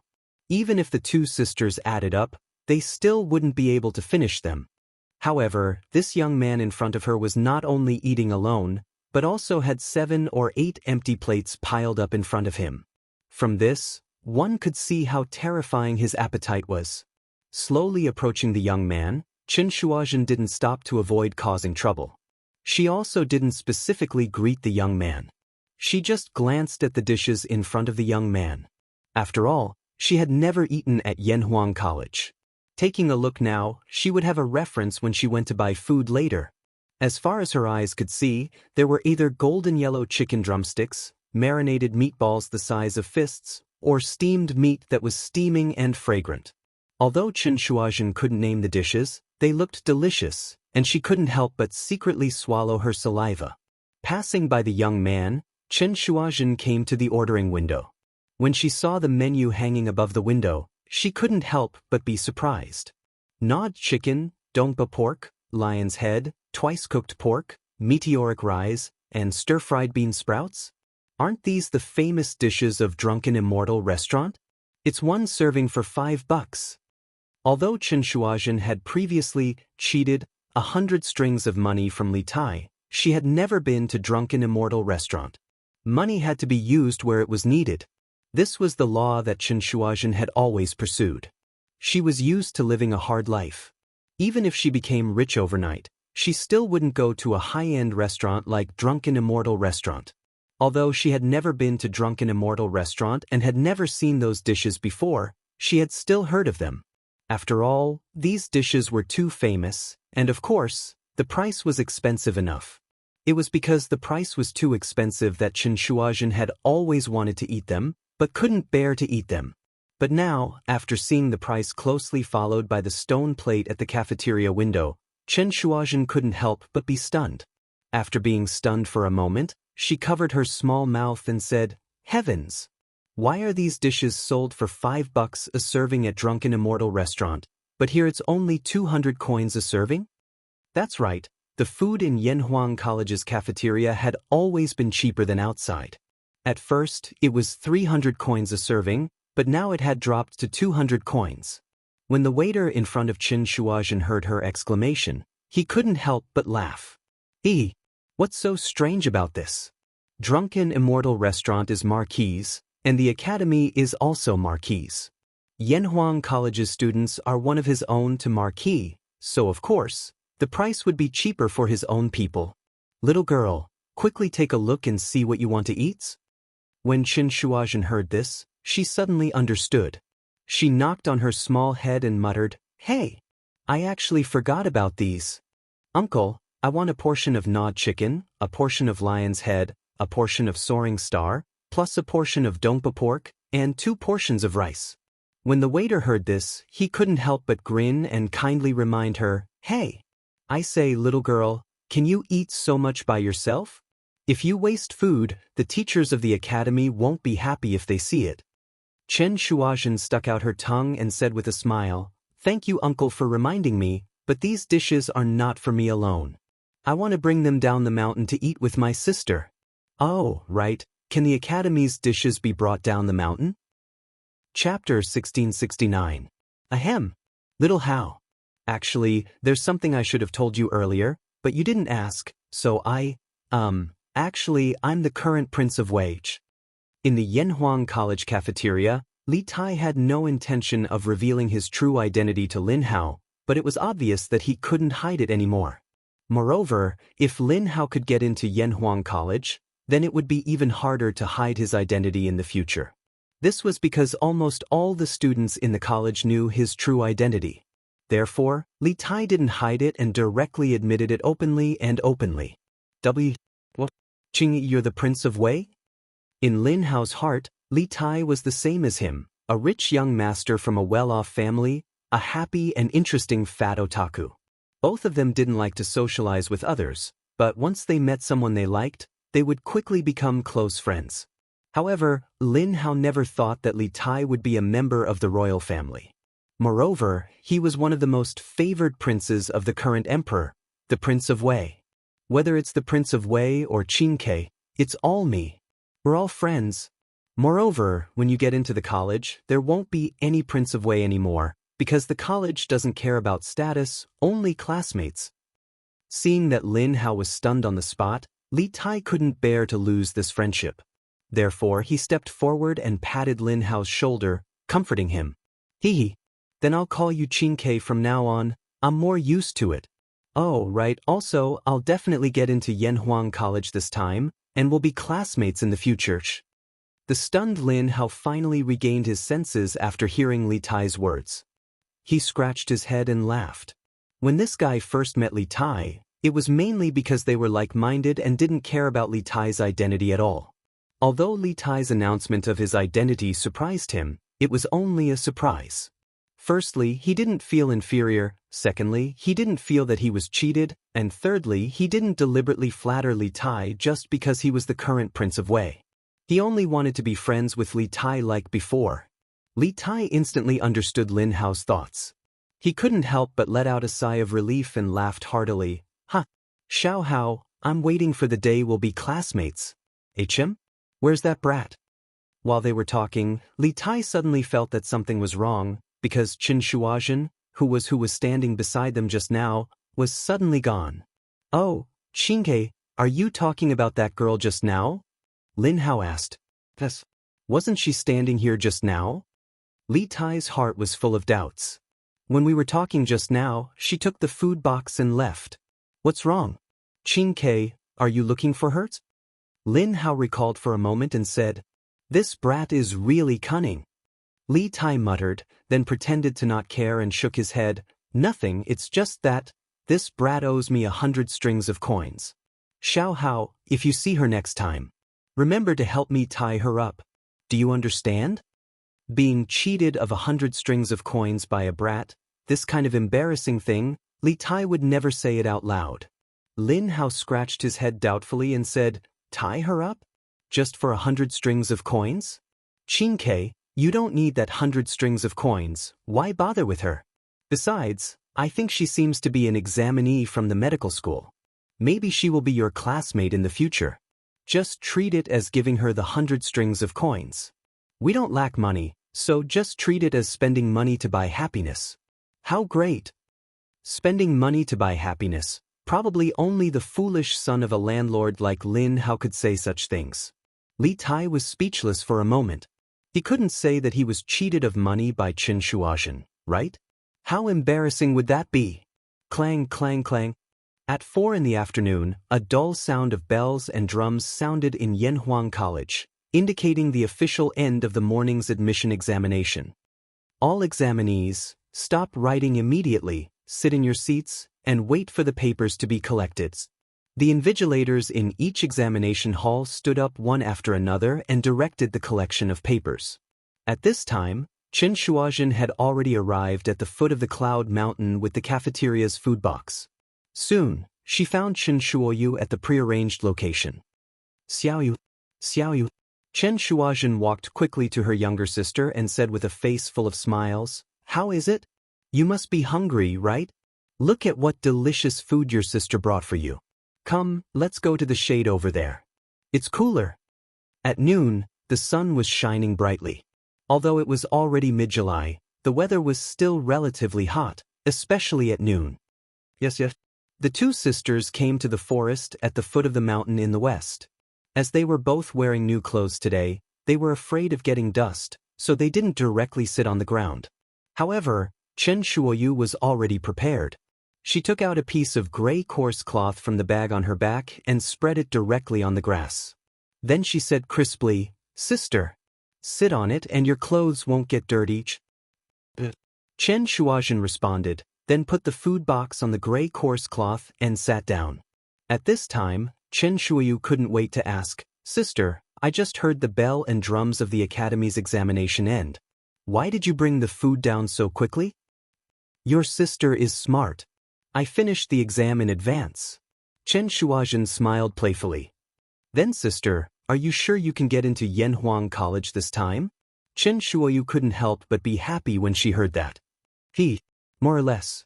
Chen Shuazhen thought for a while and said with a smile. Logically speaking, she was indeed qualified to have this confidence. Wow. Sister, you're so awesome. When Chen Shuoyu heard that, she was so excited that she almost jumped up.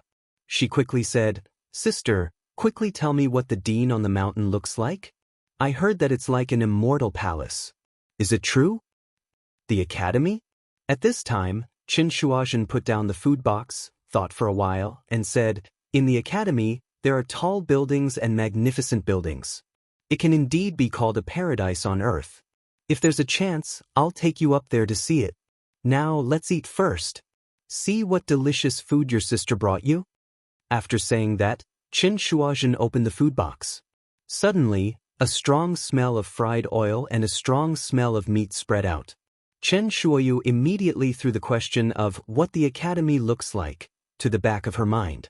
At this time, her eyes were only on the delicious food in the food box. Well, sister, what dish is this? I want to eat it. It's better than the food that master cooks. Chen Shuoyu's eyes widened as she swallowed her saliva. Chen Shuazhen glared at her younger sister and said with a serious face, Xiaoyu, you're not allowed to talk about master. Master's food will always be the best, understand? Although the food in front of them was delicious, it was only to satisfy their appetite. Although their master's cooking was not that good, it allowed them to survive. Chen Shuazhen naturally knew which was more important, the desire for good food and the debt of saving their lives. I know, sister. I'm wrong. Chen Shuoyu knew that she had said something wrong. She quickly stuck out her tongue and said weakly with a drooping face. Her sister had always been strict about Tian Xuanzi, and Chen Shuoyu was already used to it. Hurry up and eat. The food won't taste good when it's cold. Seeing Chen Shuoyu's pitiful look, Chen Shuazhen's heart softened. Chen Shuoyu immediately became excited. She quickly picked up her bowl and chopsticks and went straight for the golden, nibbled chicken. It was crispy and fragrant in her mouth. Chen Shuoyu excitedly shouted as she ate, Woo woo woos. Sister, this is a drumstick. It's so delicious. Hurry up and eat. Chen Shuazhen smiled and said, Okay. The two sisters quickly began their battle. 4 plates of delicacies might seem like a lot to the 2 little girls, but in less than half an hour, the Chen Shuazhen and Chen Shuoyu sisters had wiped them clean. There really wasn't a single scrap left. If it weren't for the fact that the plates were easily stained with oil, they probably wouldn't even need to be washed. It was simply too clean. Burp. Sister, when will you finish your exam in the afternoon? Chen Shuoyu had never eaten so much in her life. She rubbed her belly that was obviously much bigger than before and let out a satisfied burp before asking. In the afternoon? It should be very soon, right? It's just identifying the herbs on the spot. We have been helping Master pick herbs for 2 years. This is not a problem for me. Chen Shuazhen was also very full. She thought for a while and could not help but feel proud. She was not bragging. If you asked her to describe the effects of each herb, it might be difficult for her. However, if you asked her to identify herbs, it was basically not a problem for her. This was because when she was on the mountain, she did not say that she knew all kinds of herbs, but she could still identify dozens of herbs. Therefore, she was basically as steady as a dog in the medical school exam. Then I'll congratulate you in advance for getting into Yanhuang College.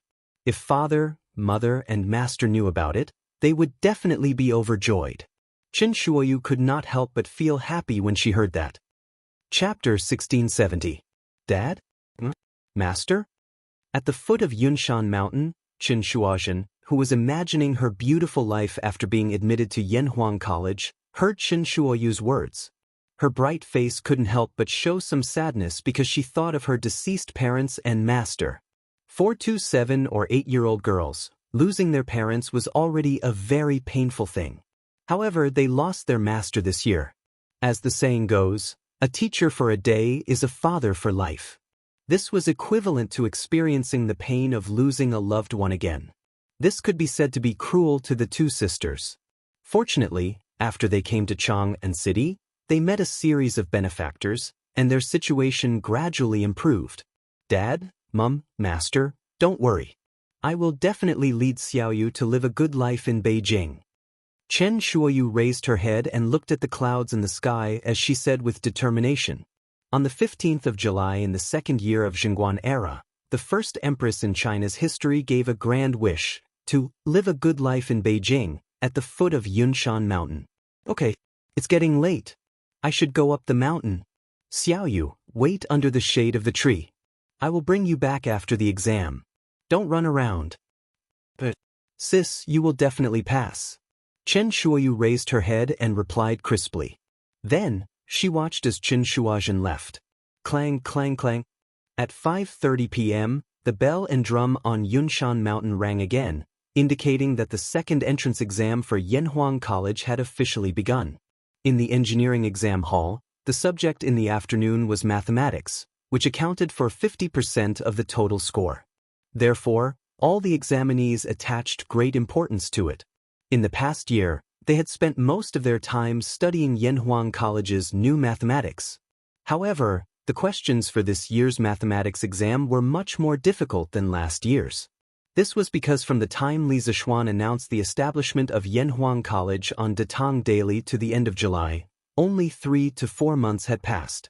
In other words, the average preparation time for the examinees was definitely less than 3 months. At most, only one person could complete the introductory level of mathematics in 2 months. It would be too much to ask someone to become proficient in mathematics. Therefore, 80% of the questions in the mathematics section of the Academy's entrance examination last year were basic questions. Only the last question was somewhat difficult and was used to widen the gap between the students. However, it was different this year. The candidates who came to take the entrance exam for Yanhuang College had generally prepared for the exam for more than half a year. Many of them had already started to prepare for this year's entrance exam when the entrance exam for Yanhuang College had just ended last year. In addition, at the beginning of this year, Li Er had personally issued a decree ordering all schools and government offices in the various provinces and counties of the Great Tang to switch to using the new method of accounting. For a period of time, the entire Great Tang was in a frenzy to learn the new method of accounting, and the standard of the Great Tang citizens was raised. Last year, if you were to ask 10 people on the street for the mnemonic formula of addition, subtraction, multiplication, and division, no one would be able to answer it. But now, 7 out of 10 people would be able to answer it. Therefore, due to this situation, the difficulty of the mathematics questions this time was much higher than last year's. There were no free marks in the papers, and every question required some effort to solve correctly. Not only could this widen the gap between the candidates, but it could also test the overall standard of the Great Tang citizens. Once the overall difficulty of the papers was raised, Lin Hao was overjoyed. This was because he was hoping to use his mathematics results to widen the gap between him and the other students. One had to know that Lin Hao was the most confident in his mathematics. Moreover, he had learned all his mathematics from Iron Egg. Iron Egg's mathematics results were among the best in the entire academy. How could his students be bad? With the flood of questions provided by Iron Egg, Lin Hao's current level of mathematics was considered to be above average even among the second-year students in the academy. Now, among the other candidates, Lin Hao was basically invincible in mathematics. As for the medical school, the afternoon examination was mainly about identifying medicinal herbs on the spot. Every half an hour, 5 types of medicinal herbs would be presented on the podium in each examination hall. Each medicinal herb would have a label on it. The candidates in the examination hall would line up to identify the 5 medicinal herbs on the podium in order. Every student had a very limited time on the podium. Once the time was up, they would be ordered to return to their seats and write down the identification results on the answer sheet according to the label of the medicinal herb. Then, after half an hour, another 5 types of medicinal herbs would be placed on the podium. The students would then line up to identify the medicinal herbs on the podium. In this way, there would be a total of 8 groups of medicinal herbs for the students to identify. During the identification and answering process, There would be an invigilator supervising from the side to prevent the candidates from interacting with each other and cheating. This examination method was to test the students' ability to recognize medicinal herbs. On the other hand, it was also to test the students' memory. After all, the students had to look at 5 types of medicinal herbs each time. They had to remember the corresponding label of each medicinal herb. Otherwise, even if they recognized all the medicinal herbs, it would be useless if they wrote down the wrong label in the end. Number 1 is Pinellia tuber. Number 2 is Camellia sinensis. Number 3 is Lobelia. Number 4 is white flower snake tonguegrass. Number 5 is red peony. After the first round of identification, Chen Shuazhen returned to her seat. She closed her eyes and pondered for a moment before starting to write. Fortunately, they are all common medicinal herbs. Master has brought us into the mountains to pick them before. As long as there are no rare medicinal herbs that I have never seen before, I will definitely have no problem in this afternoon's examination. After writing down the answer sheet, it was not time for the next round of identification yet. Chen Shuazhen let out a sigh of relief and rejoiced in her heart. And things were developing in the direction she had anticipated. Number 6 is grass blackleaf. Number 7 is rush grass. Number 8 is tangerine peel. Number 9 is toad crisp. Number 10 is gall alum. That's great. This is another group of common medicinal herbs. After the second round of identification of medicinal herbs, Chen Shuazhen was completely relieved. Most of the questions for the medical college examination were written by Sun Simiao. Old Sun's medical skills had reached the pinnacle of perfection. In his eyes, everything could be used as medicine. Because of this, Sun Simiao disliked prescribing expensive medicinal herbs when he was treating patients. Under the circumstances that it did not affect the efficacy of the prescription, he would always replace the expensive medicinal herbs with common ones. This was because, in his opinion, this was the best test of a doctor's ability. Therefore, in the second round of the medical college examination, there were no rare medicinal herbs that were rarely seen by ordinary people. On one hand, it was to test the examinee's foundation. On the other hand, Sun Simiao wanted to convey his medical philosophy to the students. Clang, clang, clang. 4 hours of examination time was neither long nor short. When the sun was setting in the west, a melodious sound of drums and bells could be heard from above the clouds, indicating that the second year of Yanhuang College's entrance examination had officially come to an end. The examination is over. It's finally over. This year's mathematics questions are too difficult. That's right. It's much harder than last year. Sigh. I didn't even have time to answer the last big question. Brother Chu, you only have one question that you didn't answer? I have 2 questions that I didn't answer. It's over, it's over. I definitely won't be able to pass this time. The examination is over. What's the point of talking about that? Let's go to Baihua Tower for a drink tonight and drink away our worries. How about that? Let's go together. Let's get drunk.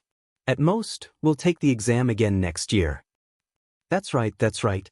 At most, we'll take the exam again next year. Hey. Look over there. Wow. The examinees who had just handed in their papers and walked out of Guanghua Tower could not help but discuss spiritedly. Regardless of whether they did well or not, since the examination was over, everyone wanted to relax. Many of them even said that they wanted to go to the brothel. In this era, going to the brothel was not a shameful thing. It was normal for scholars to be romantic. As long as you did not go overboard, no one would make a fuss about it. In the midst of the hubbub, the crowd suddenly quieted down. Everyone looked towards the west and saw a group of young girls dressed in red and green walking towards the entrance of the college. Aren't those the female medical examinees? It was unknown who said this, but the crowd became lively again. That's right, that's right. I saw them when I entered the examination hall this morning. Tisk tsk. Yanhuang College is really special. They actually let women into the college. I should say that the Yanhuang College students are in for a treat. Green mountains and clear waters, accompanied by beautiful women, and accompanied by beautiful women. Where else can you find such a good learning environment in the entire Tang dynasty? A fair and graceful woman is a gentleman's dream. As soon as this sentence was said, it immediately caused a commotion. I've decided. If I can't get into Yanhuang College this time, I'll continue next year.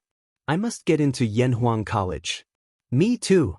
Even if I'm old, I'll get into Yanhuang College. What are you guys thinking? I heard from my dad that the medical college will have its own independent courtyard in the future. It will be separated from the School of Engineering, just like the Imperial Medical Department in Xianxia City. Students from the School of Engineering are not allowed to enter on normal days. At this moment, someone could not help but pour cold water on them. It was obvious that this person came from an official's family and knew some insider information. As the reputation of the college had spread over the past year, there were many children of high-ranking officials and nobles among the students who took the entrance examination. It was not surprising that someone knew some insider information. As soon as this was said, it immediately caused a commotion. There's such a thing? Why haven't I heard of it before? Sigh.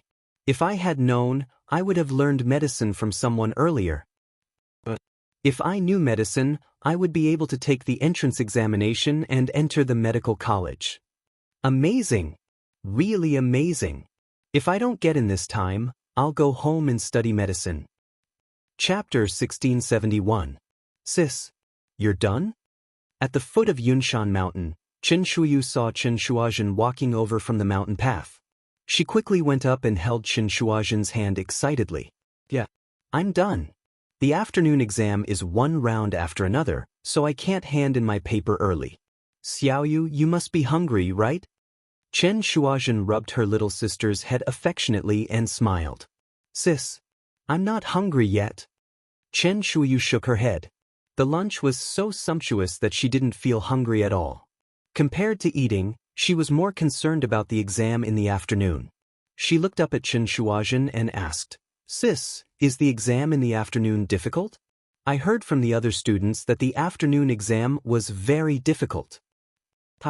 Xiaoyu, you must have heard it from the other students from the School of Mathematics, right? Chen Shuazhen couldn't help but laugh. I heard that the School of Engineering's mathematics exam this time was a few times harder than last year's. I heard a lot of students talking about it when I went down the mountain. But the medical school's afternoon exam isn't that difficult. Xiaoyu, you can do all of them.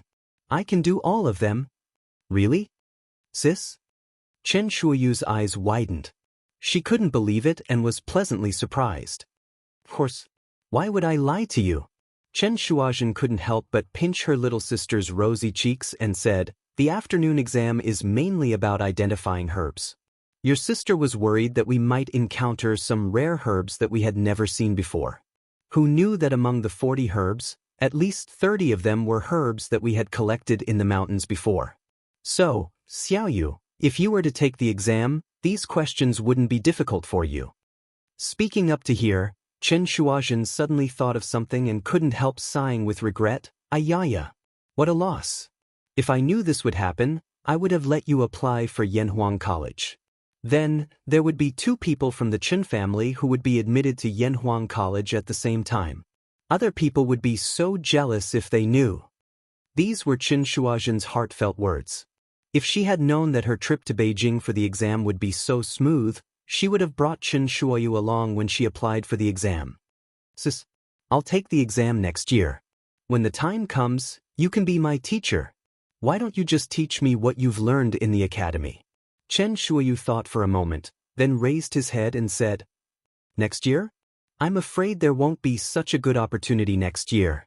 Chen Shuazhen sighed. What she meant by such a good opportunity was, of course, Li Zixuan leaking the questions to her. If not for this, her chances of getting into the academy would be very slim. But the problem was, she still did not know why Li Zixuan leaked the questions to her. Let's go. Go back. Now, all we have to do is wait for the academy to release the results. As the sun set in the west, the 2 sisters followed the countless examinees who had just come down from Mount Yunshan and headed into the distance. Some went home, while others went back to their inns.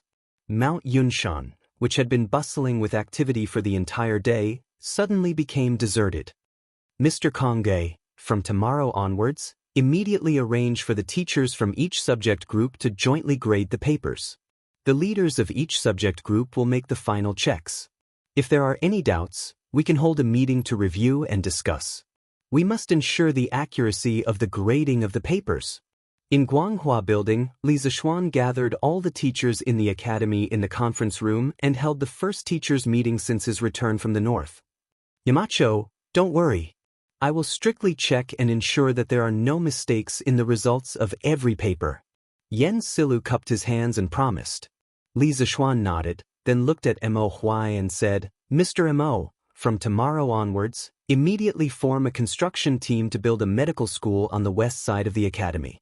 The overall architectural style of the medical school is similar to that of the School of Engineering. You can evaluate how many workers and how much money you need.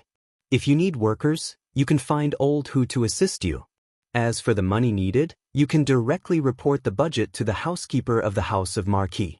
When the time comes, I will let him pay in full. I only have one request. It must be completed before the start of the academy in September. In order to prevent the public from criticizing the existence of female students in the medical school, when Li Zishuan planned to recruit female students in the medical school, he had promised Li Er and the other officials that he would imitate the model of the Imperial Medical Department and build a separate large courtyard for the medical school on Yunshan Mountain. It would be separated from the main building of the Yanhuang College. Normally, students from the School of Engineering would not be allowed to enter the medical school. Although there were not only female students in the medical school, there were also male students. This seemed to be deceiving oneself and deceiving others, but it was the same in the Imperial Medical Department. Moreover, the concept of gender in the eyes of medical students was not as strong as that of ordinary people. Therefore, there was a phenomenon of male and female students coexisting in the Imperial Medical Department.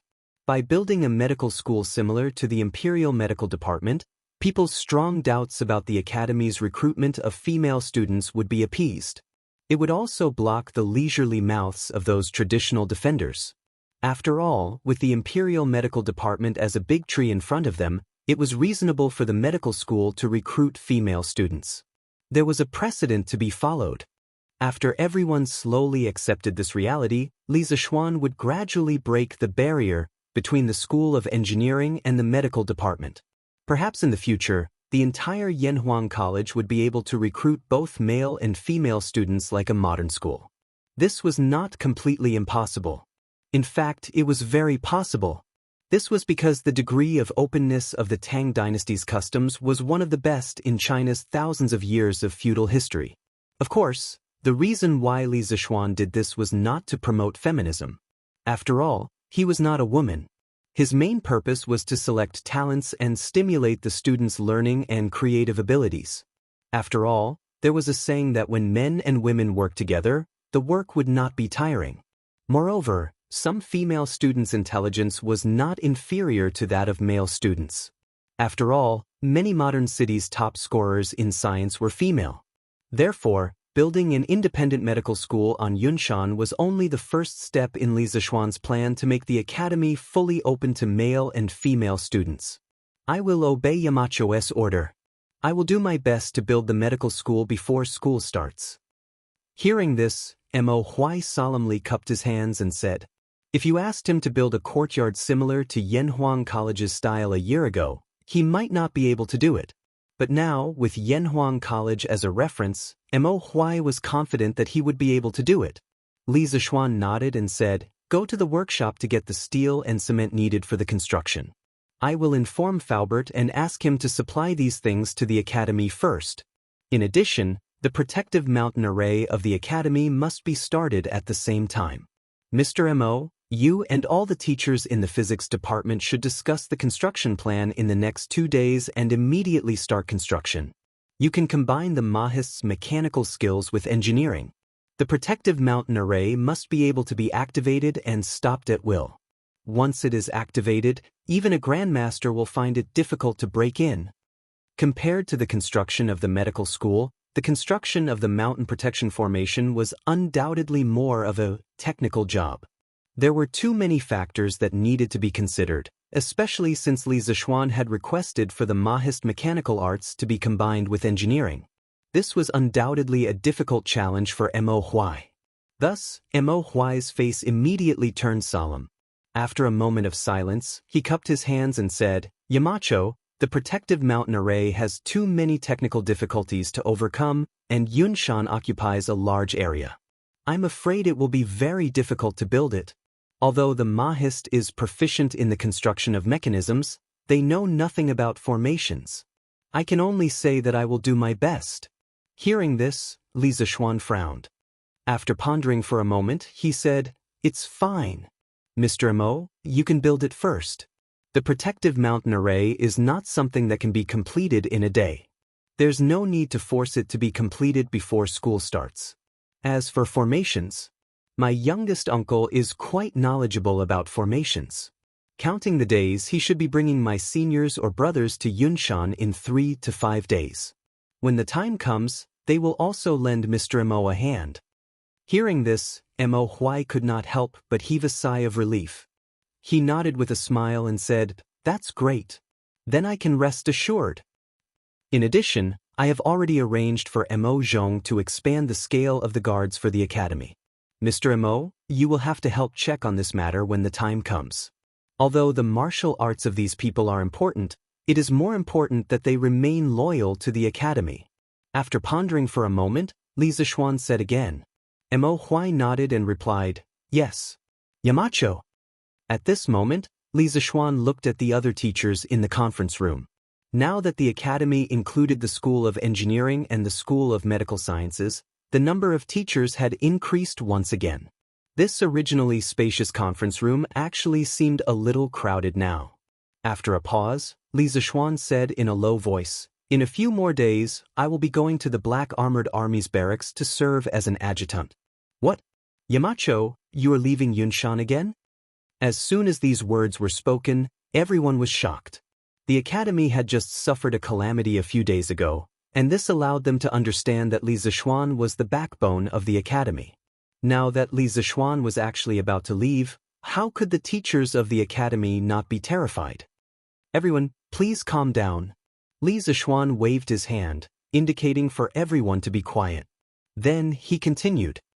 "The Black Armored Army's camp is in Chang, and not far from the academy. If anything happens to the academy, I will return immediately. There will definitely not be a crisis like the last time. After I leave, all matters of the academy will be handed over to Teacher Wenji and Teacher Kong Gray to handle. Although the School of Medical Sciences has just been established, all management systems must follow those of the School of Engineering. If there is a shortage of teachers, Sun Daozhang can go ahead and recruit them. Money is not a problem.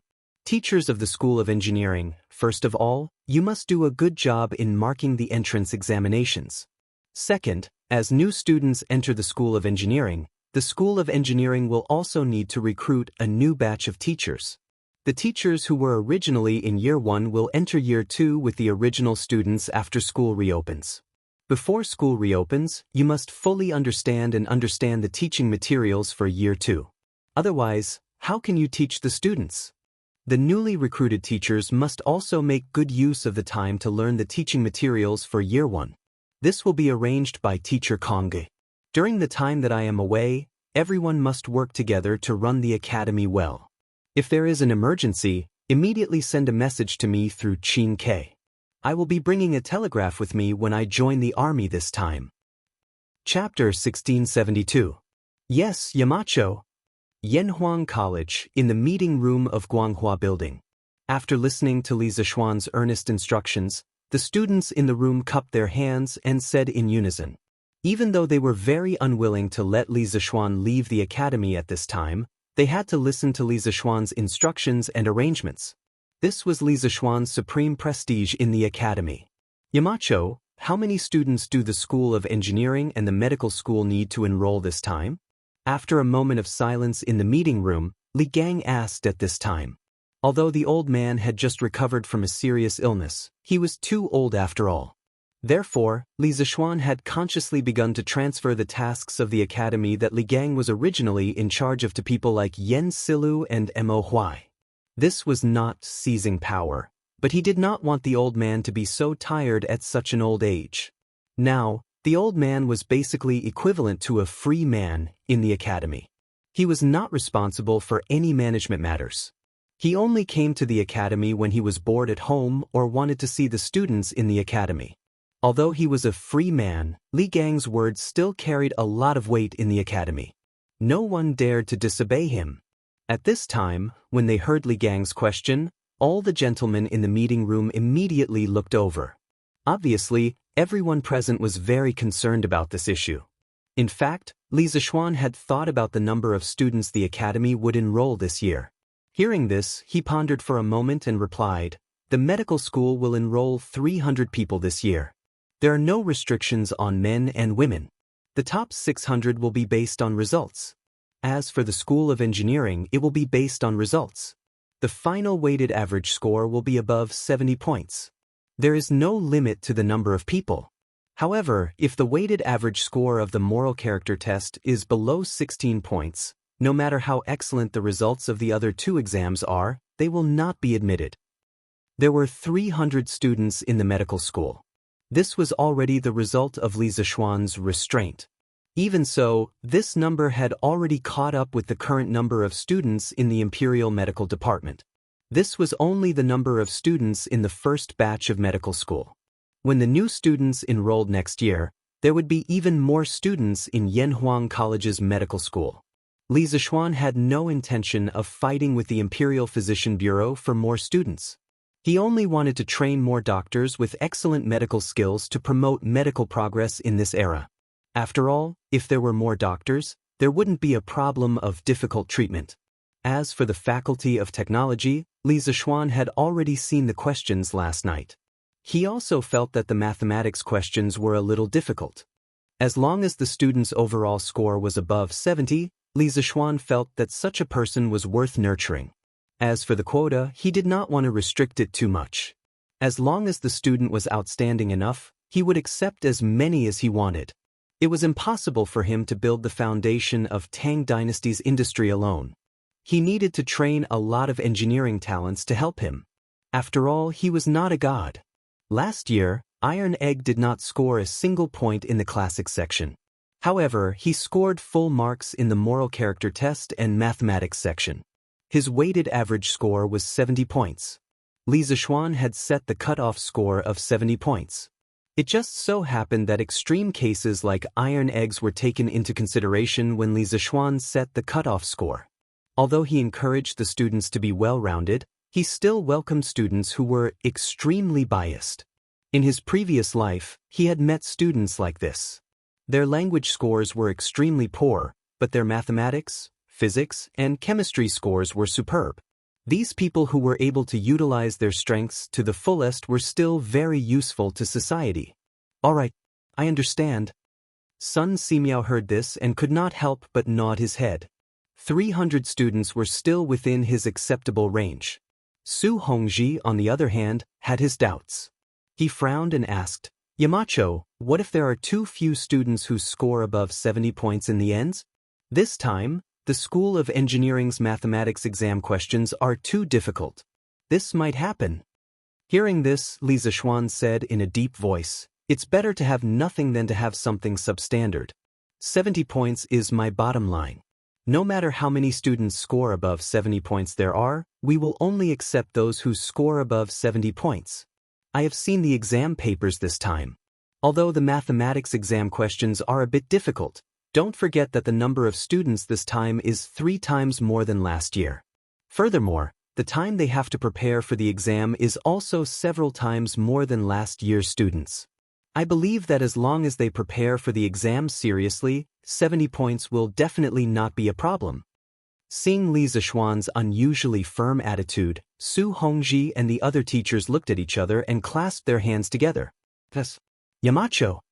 Li Gang did not say anything from the beginning to the end. This was because he agreed with Li Zishuan's point of view that it was better to have nothing than to have something substandard. "Oh, all right." Li Zishuan suddenly remembered something. He quickly said to Sun Simiao, "Priest Sun, this time, the medical school's enrollment quota will be increased by 1 person.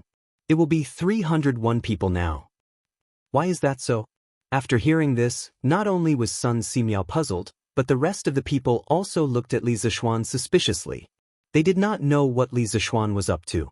Li Zishuan smiled mysteriously and said, "Hee. This is a heavenly secret. Do not reveal it. Just do as I say."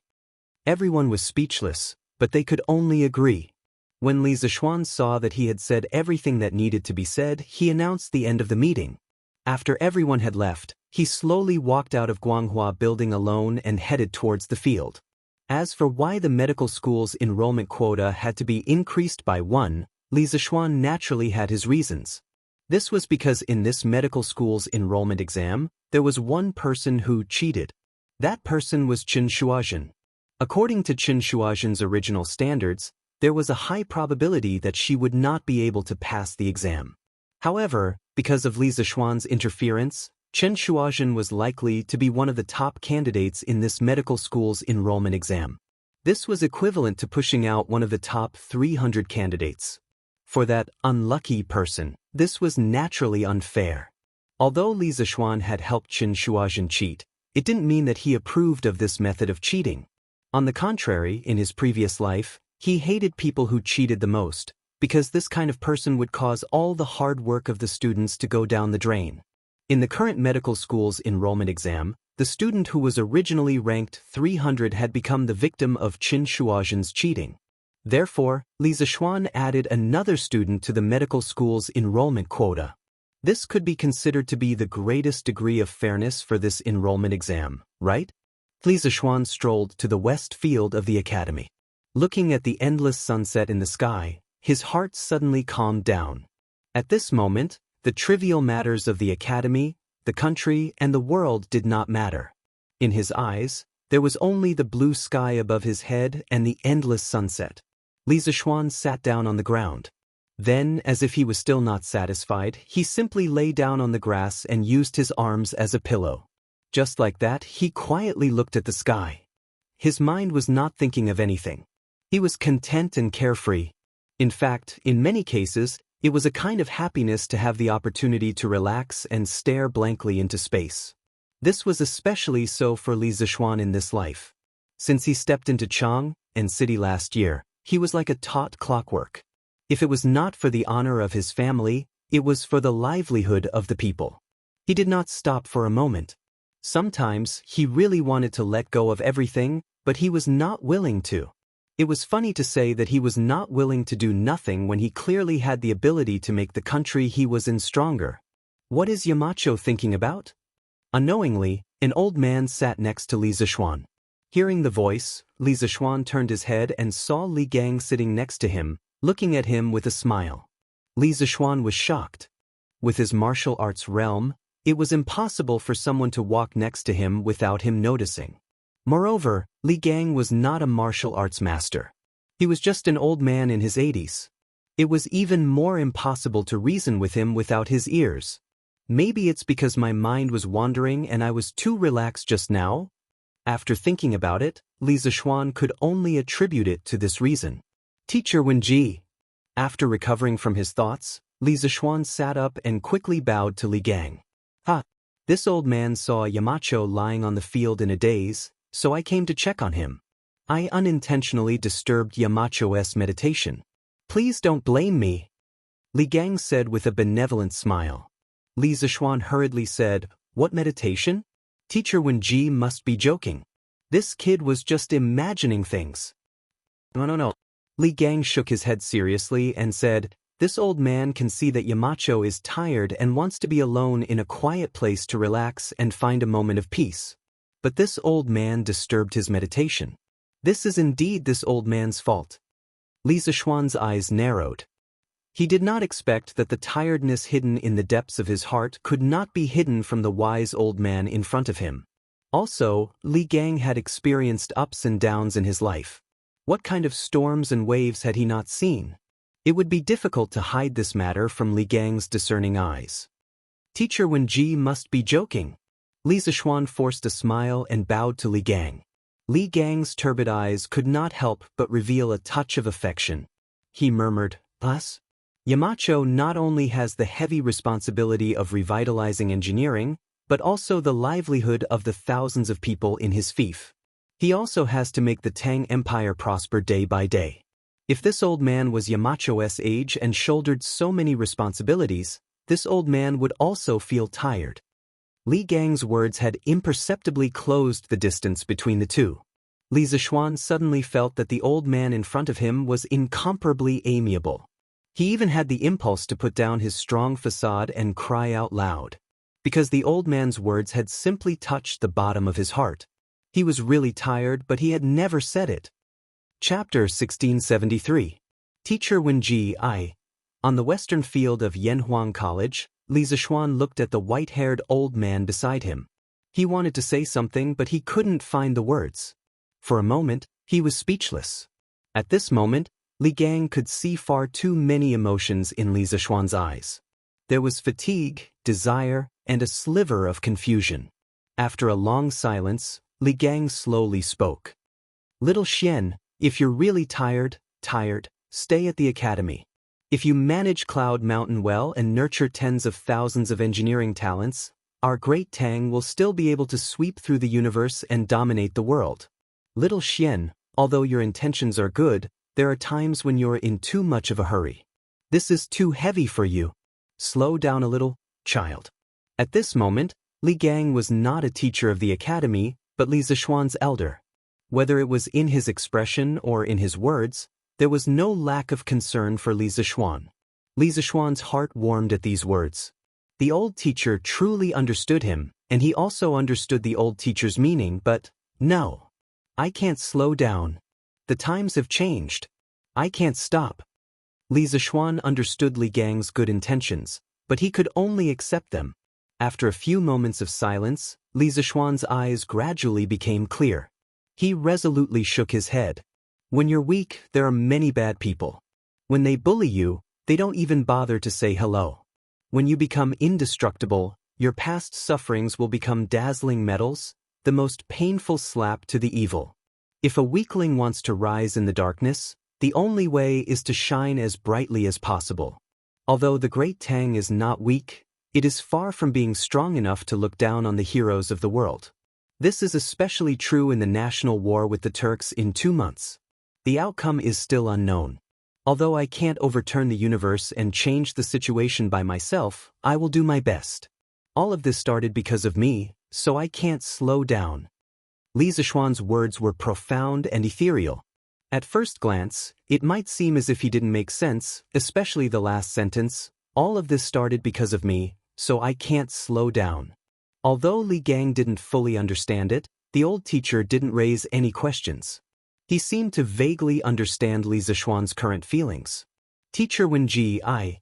On the western field of Yanhuang College, Li Zishuan looked at the white-haired old man beside him. He wanted to say something, but he couldn't find the words. For a moment, he was at a loss for words. At this moment, Li Gang could see far too many emotions in Li Zishuan's eyes. There was fatigue, desire, and a sliver of confusion. After a long silence, Li Gang slowly opened his mouth. Little Xian, if you're really tired, stay in the academy. Properly manage Cloud Mountain and cultivate tens of thousands of engineering talents, our great Tang can still sweep through the universe and dominate the world. Little Xian, although your intentions are good, there are times when you're in too much of a hurry. This is too heavy for you. Slow down a little, child. At this moment, Li Gang was not a teacher of the academy, but Li Zishuan's elder. Whether it was in his expression or in his words, there was no lack of concern for Li Zishuan. Li Zishuan's heart warmed at these words. The old teacher truly understood him, and he also understood the old teacher's meaning, but, no. I can't slow down. The times have changed. I can't stop. Chapter 1674. Lin Hao had been in seclusion for a few months to prepare for the academy's entrance exam. During this period, not only did he cut off all contact with the outside world, although he did not have many friends outside, he even stopped reading his favorite novel, Talking World. In these few months, he had devoted all his attention to preparing for the exam. Now that the exam was over, how could Lin Hao, who had been holding it in for so long, hold it in? Tonight was destined to be a sleepless night for him. He wanted to finish reading all the novels that he had accumulated during this period, especially his favorite, Celestial Bane. He had heard from the maid that the novel was finished, but in order to focus on preparing for the exam, he had held it in for the past few months and did not read it. The Lin family had a celebratory feast. In the courtyard where Qin Shuozhen and Qin Shuoyu were temporarily staying, there was also a celebratory feast. However, the difference was that the dishes on the table were all prepared by Qin Shuozhen herself. After all, at this time, other than the brothels, all the restaurants on the street were closed. If she did not cook, she could only starve. Looking at the dishes on the table, although they did not look, smell, and taste good, they were at least presentable. Moreover, if one was close enough, it was easy to smell the appetizing aroma of the dishes. It was said that the children of the poor matured early. Now, it seemed that this sentence was true. Wow, it smells so good. Chen Shuoyu put her little face in front of the plate and greedily took a deep breath. She praised happily, "Sister, your cooking is still so good." Of course. Chen Shuozhen proudly raised her chin, then looked at her little sister and said with a doting face, "Okay. Sit down and eat. I came back late today, and the market is closed. Wait for me to buy some chicken, duck, and meat tomorrow, and I'll let you eat to your heart's content." Hearing that, Chen Shuoyu suddenly jumped up and down in excitement. After all, for the people of this era, they could only eat meat once or twice during festivals. Moreover, they might not be able to eat meat every year. It depended on the harvest. If the harvest was not good, they might not even be able to eat rice, let alone meat. Therefore, meat was a fatal attraction to the children of ordinary families in this era. However, Chen Shuoyu had also reached a sensible age. The little girl was only excited for a moment before her small face fell. "Sis, forget it. Didn't you say that we only have 20 strings of money left? It's better to save some money. Xiaoyu doesn't need to eat chicken, duck, or fish." Chen Shuoyu obviously wanted to eat, but she tried her best to pretend that she didn't want to eat. Chen Shuozhen found it funny, but she also felt a little sad. She couldn't help rubbing Chen Shuoyu's head and said with a smile, "Silly girl, who said we don't have money? Sister earned another 100 strings of coins today." "What?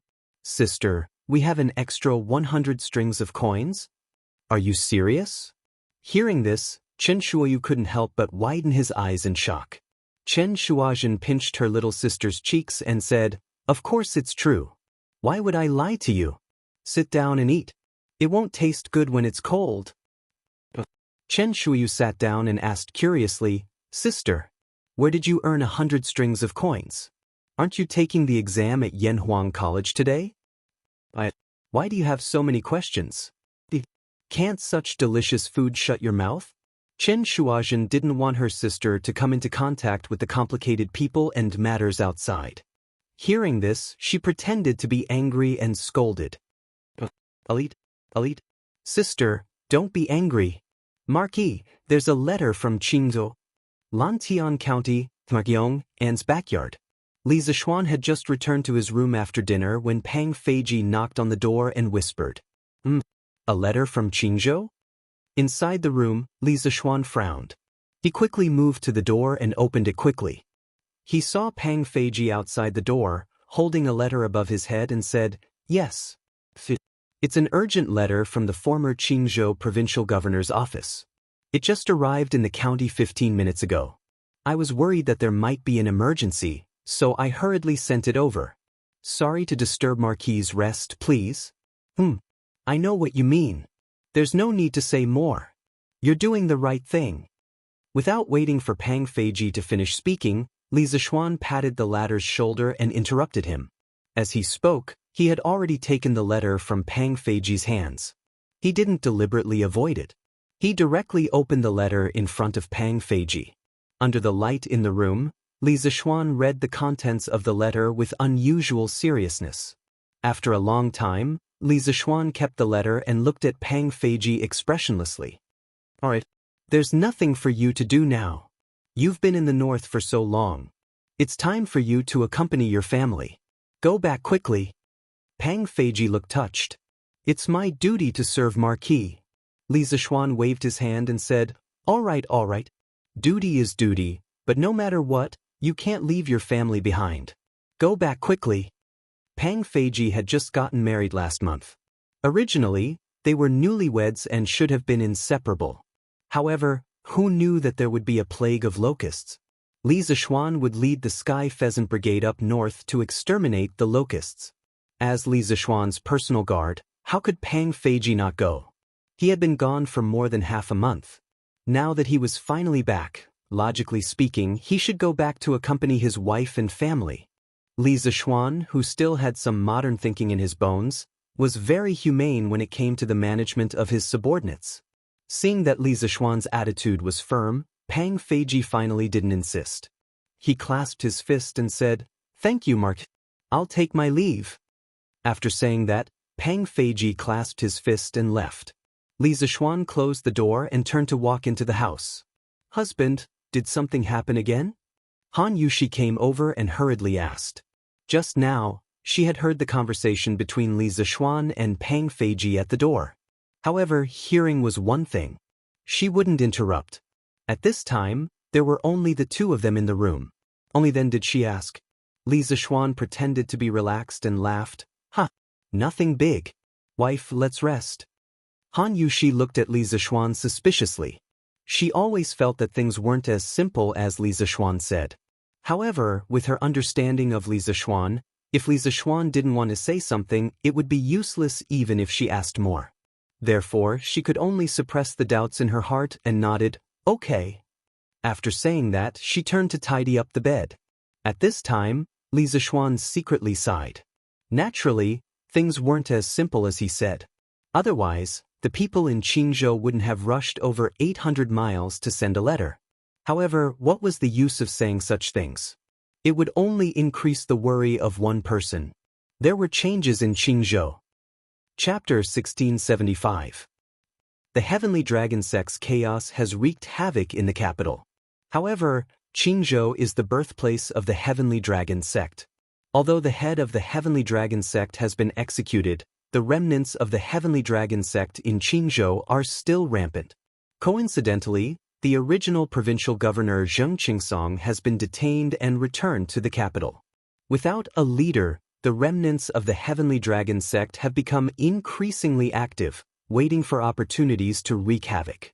They have repeatedly attacked traveling merchants, causing the businesses of Qingzhou to wither and the people of Qingzhou to panic. I, Lu Ming, earnestly request that Marquis come to Qingzhou as soon as possible to preside over the overall situation, or allow me to act at my discretion and mobilize the power of the provincial government to maintain the law and order of Qingzhou. Otherwise, in the long run, Qingzhou is bound to erupt in civil unrest. I hope that Marquis will make a decision soon. Respectfully, the original provincial governor of Qingzhou, Lu Ming.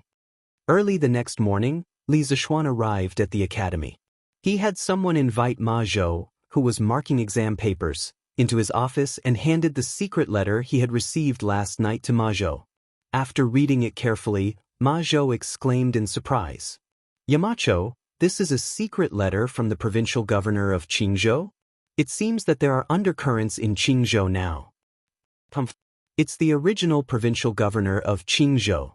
It's not like that anymore." Li Zixuan snorted with an expressionless face. A few days ago, the Heavenly Dragon sect had rebelled and the Heavenly Dragon army had besieged Chang and city, causing no small amount of trouble for the imperial court. If not for Li Zixuan's single-handedly turning the tide, the Heavenly Dragon sect really could have directly overturned the country. After the incident, not only did Li Er heavily reward Li Zixuan, granting him a piece of land in Green Province, he also dismissed the provincial governor of Green Province, Zheng Qingsong. Because the Heavenly Dragon sect had risen in Green Province, no matter what, Zheng Qingsong, as the provincial governor of Green Province, had an undeniable responsibility. As for the other officials in Qingzhou, Li Er did not directly implicate them on a large scale. Firstly, there was no need. Secondly, this move could easily cause a commotion in Qingzhou's officialdom, especially now that Qingzhou did not have a person with enough authority to hold down the fort. Thirdly, Li Er had actually given this part of the work to Li Zixuan. After Li Zixuan gained control of Qingzhou, He would then settle accounts with some officials. Those who should be dismissed would be dismissed, and those who should be punished would be punished. Therefore, all the officials in Qingzhou, regardless of rank, were temporarily in a state of acting as their position. They had not been dismissed by the imperial edict, but once Li Zishuan had evidence, they could be dismissed or punished at any time. Therefore, it wasn't wrong for Lu Ming to be called the former governor of Qing province. Brother Ma, what do you think of this letter? After a moment of silence, Li Zishuan opened his mouth and asked again. This form of address was also very particular. Li Zishuan called Ma Zhou Brother Ma and not Mr. Ma. This meant that he and Ma Zhou were not discussing official matters of the academy, but personal matters. Speaking of which, when Li Zishuan first interacted with Ma Zhou last year, he also called Ma Zhou Brother Ma. Marquis, in my humble opinion, the content in this letter is 70% true. Ma Zhou pondered for a moment and slowly answered. He was indeed smart and immediately caught the difference in Li Zishuan's form of address. Being quick-witted, he immediately changed his role and called Li Zishuan Marquis and not Yamacho. Oh, 70% true? So, Brother Ma, you're saying that the remaining 3 points are fake? Li Zishuan narrowed his eyes and looked at Ma Zhou with interest. Ma Zhou couldn't help but sit up straight because he felt that Li Zishuan was deliberately testing him. After thinking about it, Ma Zhou shook his head. I don't dare to say whether the remaining 30% is true or false. However, the Dragon God sect is deeply rooted in Qing province. From the government to the marketplace, they have infiltrated everything. Since the former governor of Qing province, Zheng Qingsong, was in cahoots with the Dragon God sect, I don't believe that Lu Ming, as the governor of Qing province, is innocent. Clap, clap, clap. Not only do you not believe it, I don't believe it either. And I don't believe any of the officials in Qing province. Li Zishuan looked at Ma Zhou with admiration, then clapped his hands and laughed. Ma Zhou was shocked. Marquis, what do you mean by that?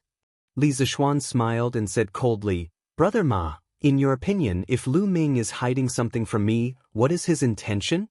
Ma Zhou frowned when he heard this.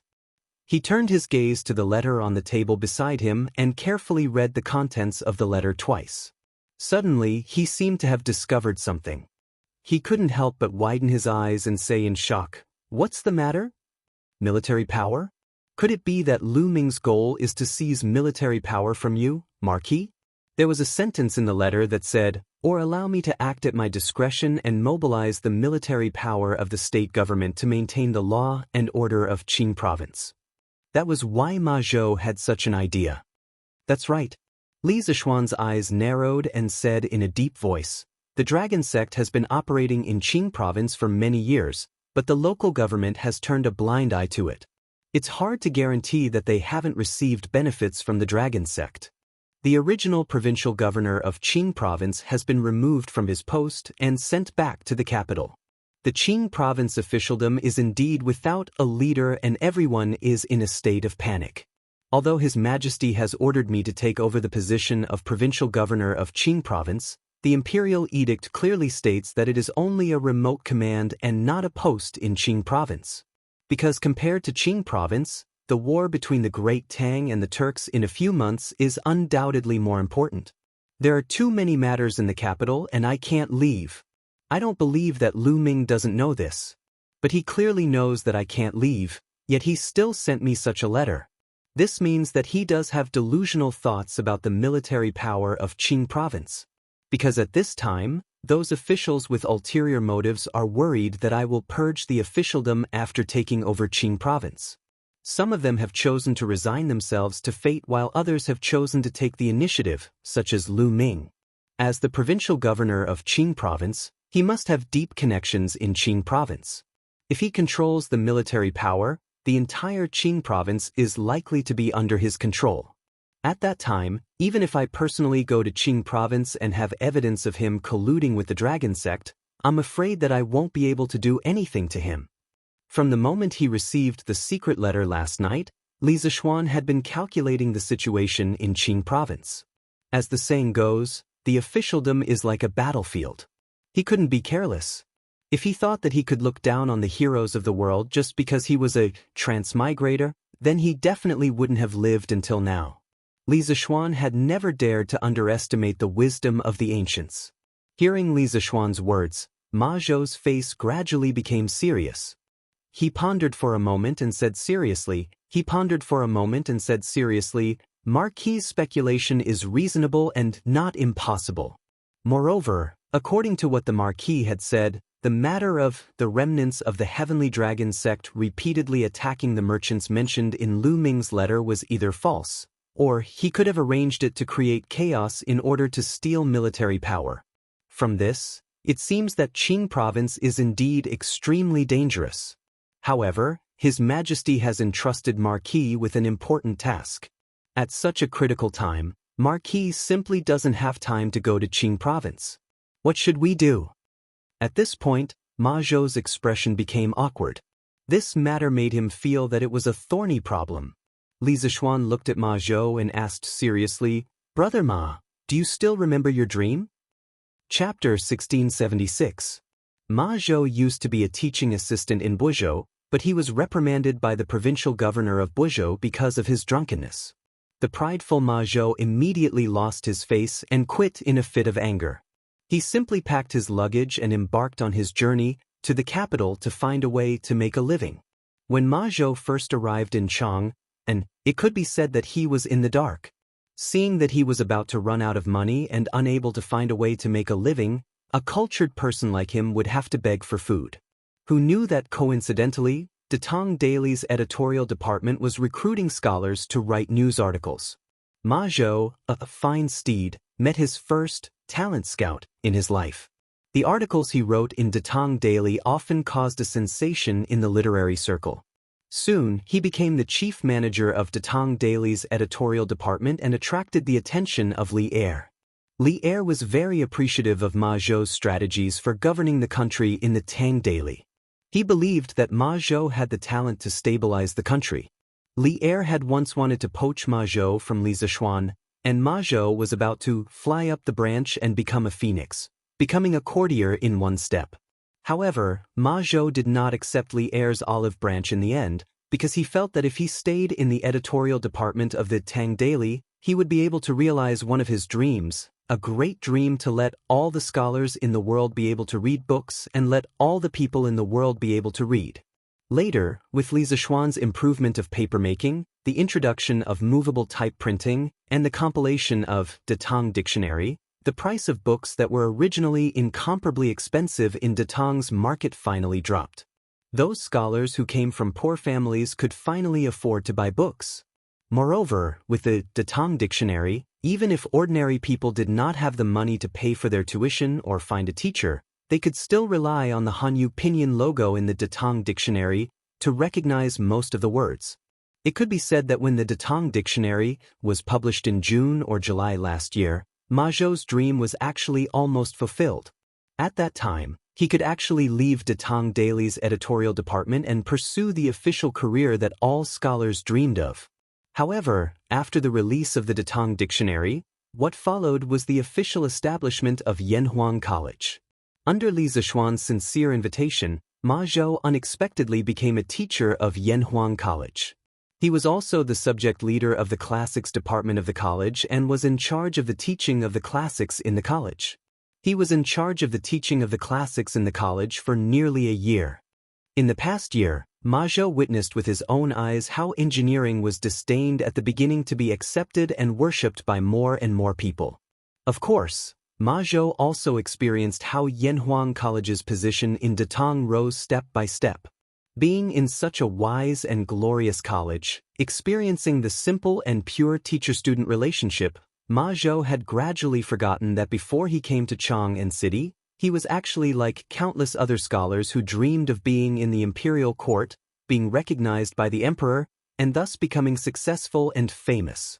Unknowingly, Ma Zhou's dream in his heart had already become the Yanhuang College's motto: build a heart for heaven and earth, build a life for the people, inherit the lost knowledge for the past sages, and create peace for all ages. It had already become Li Zishuan's earth-shattering cry at the college's opening ceremony last year. As long as Yan Huang does not die, the Han family will not perish. Blood inscribed on the golden dagger axe, blood will never stop flowing. He had completely integrated into Yan Huang College. At this time, hearing Li Zishuan's question, Ma Zhou was silent for a long time before he finally said, "Marquis, of course I remember."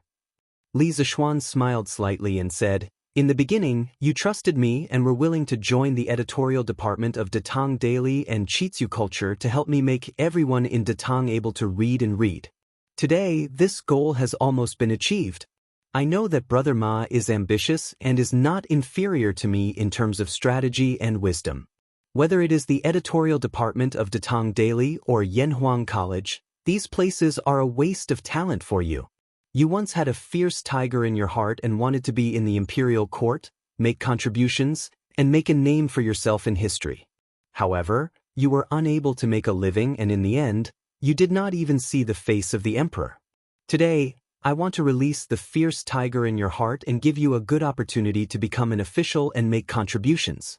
I wonder if Brother Ma is willing to give it a try? Become an official and make contributions? What does Marquis mean by this?" Hearing this, Ma Zhou could not help but frown and ask doubtfully. At the same time, Ma Zhou was also a little moved. After all, there was a saying that went, "Learn both civil and martial arts, and you will be able to serve the emperor." For thousands of years in China, scholars had a common dream, and that was to use the knowledge they had learned for more than 10 years in their official career and serve the emperor. Then, they would use their talents in the imperial court to realize their political ambitions and be praised by the people and make a name for themselves in history. Ma Zhou was also a scholar. In the depths of his heart, he also had a dream of becoming an official. This Marquis wants you to be the chief clerk of the Qingzhou provincial governor's office. What do you think? After staring at Ma Zhou for a moment, Li Zishuan suddenly laughed and said these earth-shattering words casually. "What? Marquis, you want me to be the chief clerk of the Qingzhou provincial governor's office?" When Ma Zhou heard this, he suddenly opened his eyes wide in disbelief and said, "The position of the chief clerk was first established in the Qin dynasty. At that time, the Prime Minister and the General's office had a chief clerk, which was equivalent to the Secretary General or Chief of Staff in modern society. The chief clerk under the General could also lead the army into battle and was called the Chief Clerk of the General. The famous Ban Chao was the Chief Clerk of the General. In addition, the prefectures in the border areas also had a chief clerk, who was the assistant to the governor and was somewhat similar to a private advisor. To a certain extent, staff positions like senior scribe and private advisor could only be regarded as officials and not official officials. Many proud and arrogant scholars were unwilling to take up such positions. However, it also depended on the type of senior scribe. For example, the senior scribe of the provincial governor's office was basically equivalent to the second-in-command of a province. Although it didn't have direct decision-making power, it had the opportunity to influence the provincial governor's decision.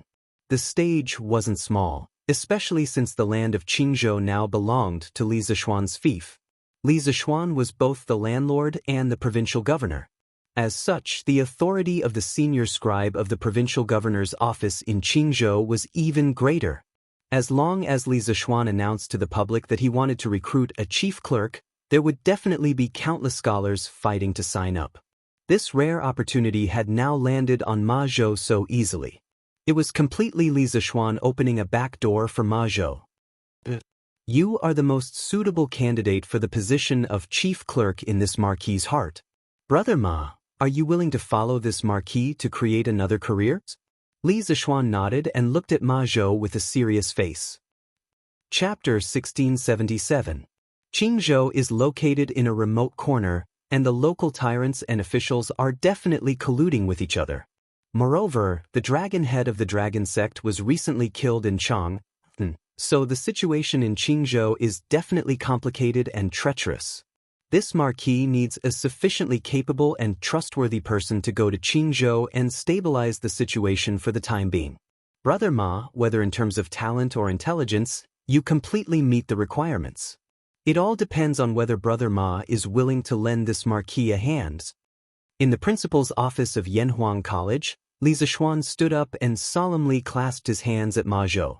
In history, Ma Zhou had come from a humble background, but in the end he had climbed step by step to the position of prime minister and become Li Er's right-hand man.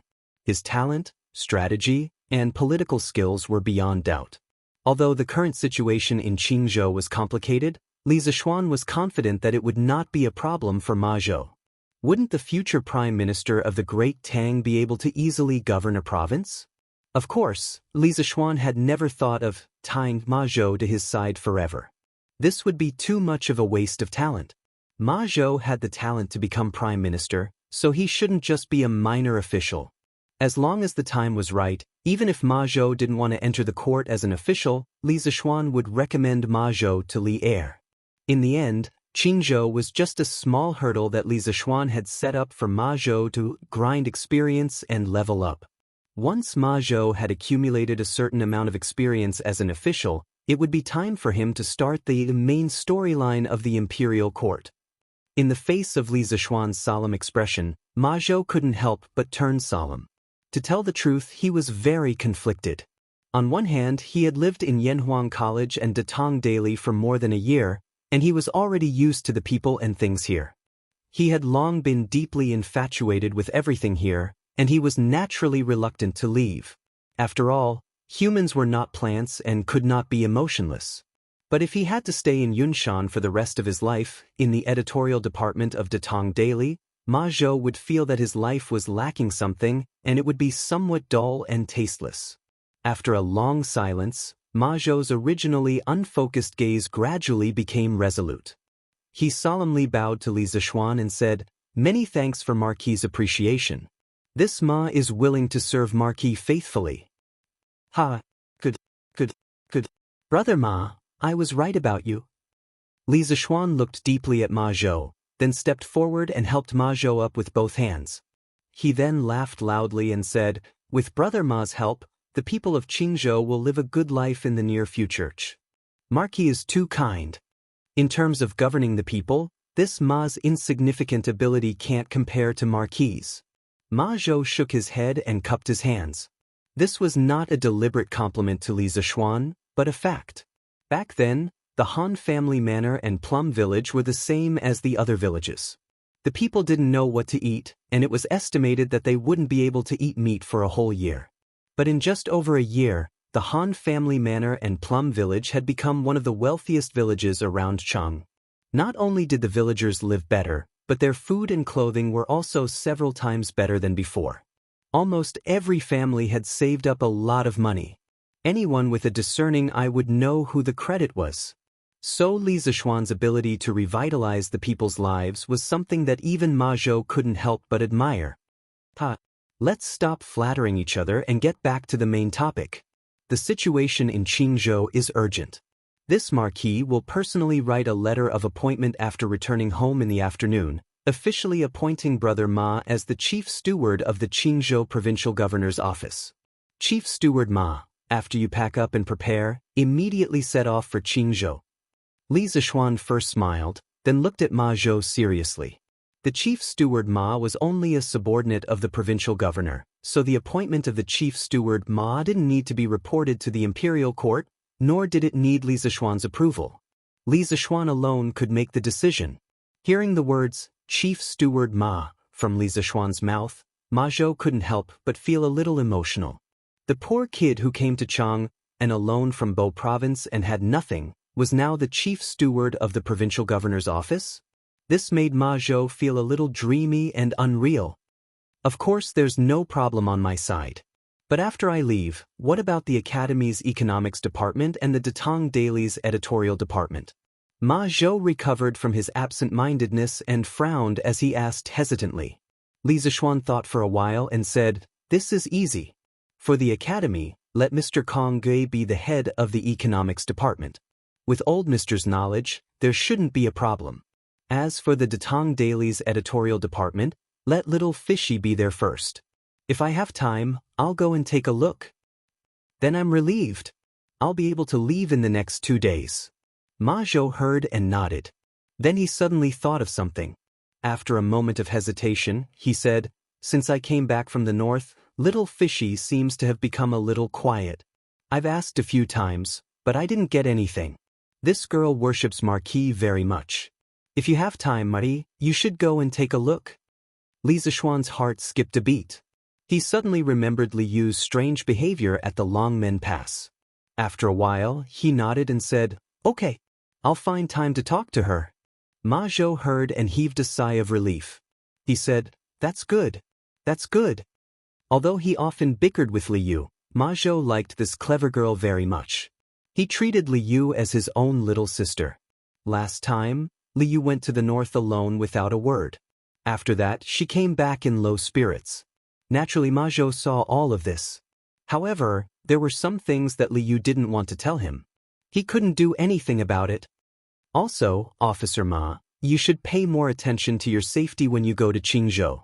Li Zishuan thought for a moment, then added, when you go to Qing province, I'll send a few guards to go with you. When you get there, you'll be able to mobilize all the provincial troops within Qing province with my warrant and the Tiger Tally.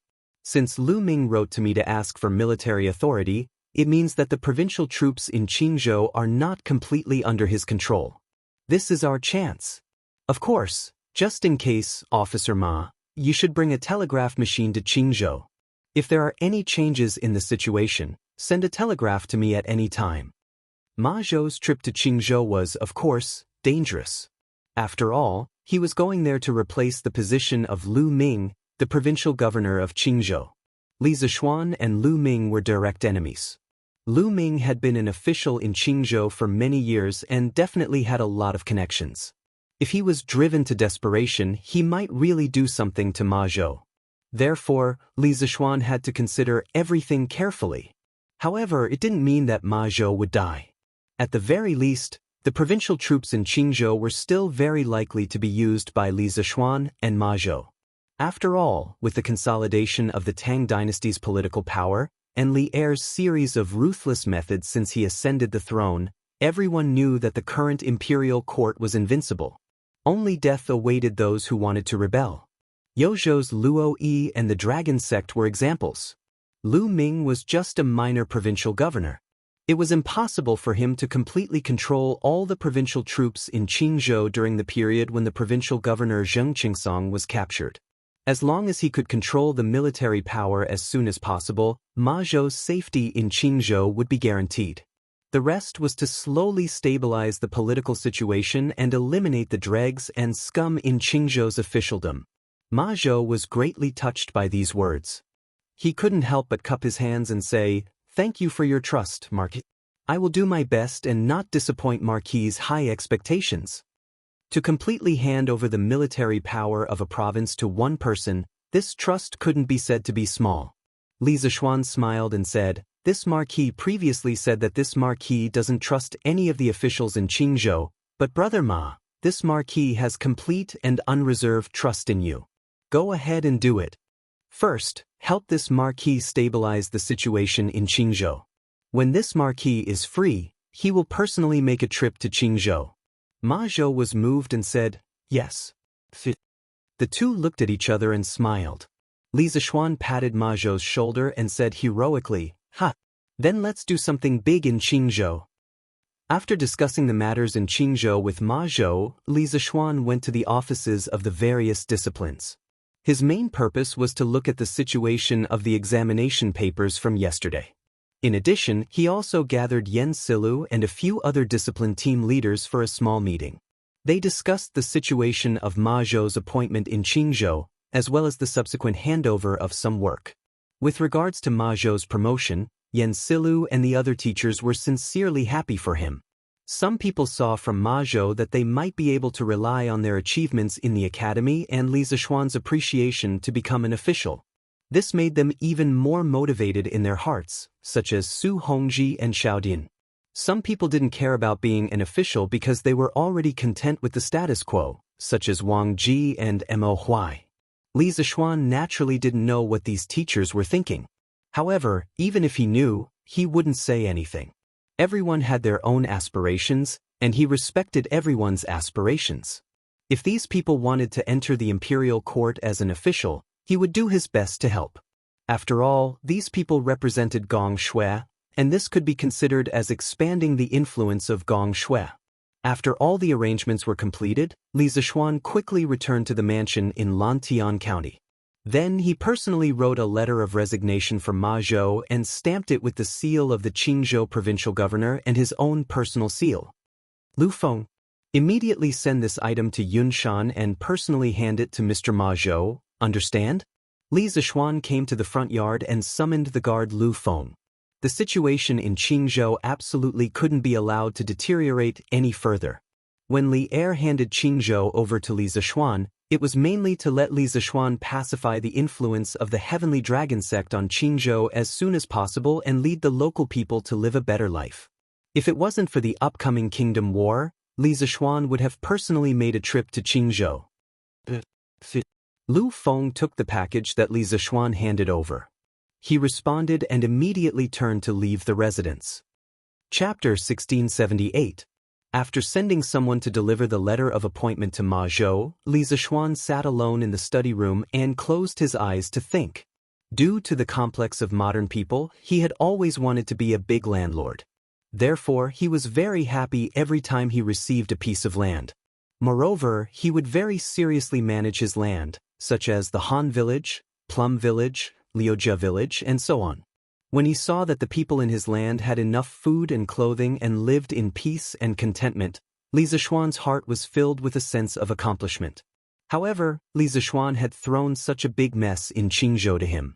Not only did this not give Li Zishuan any sense of accomplishment, but it also made him feel unusually tired. After all, there were too many problems that had to be considered when governing a state, let alone a poor and remote place like Qing State. Li Zishuan did not major in management in university. It was normal for him to feel uncomfortable when he suddenly received such a big mess.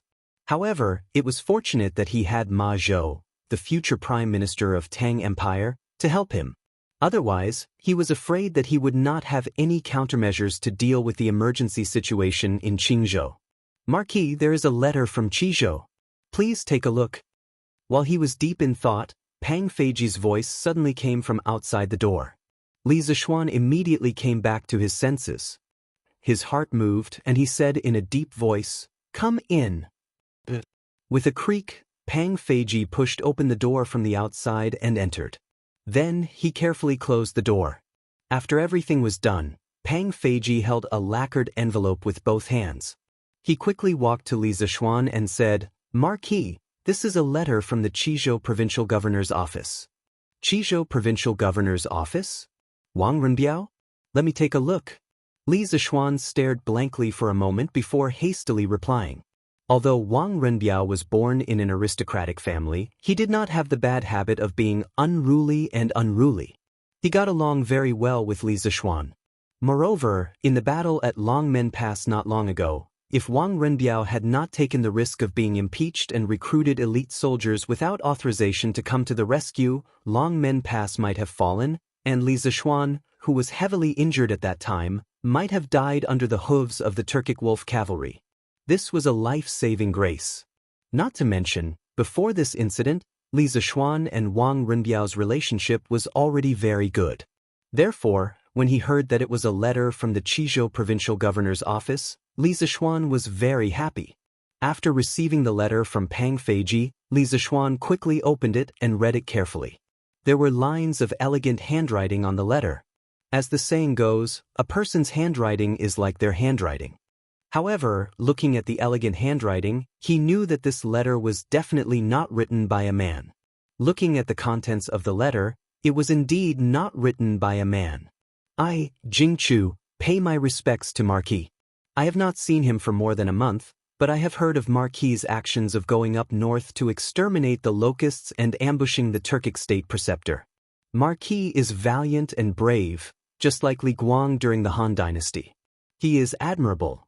The beginning of the letter was a greeting, but at the same time, it also revealed the identity of the person who wrote the letter.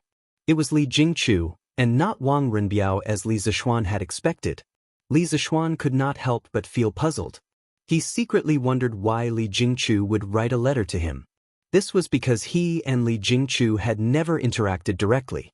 They had always interacted indirectly through Wang Renbiao. Could it be that something had happened to Wang Renbiao? After all, according to official history, Wang Renbiao had died in office due to illness.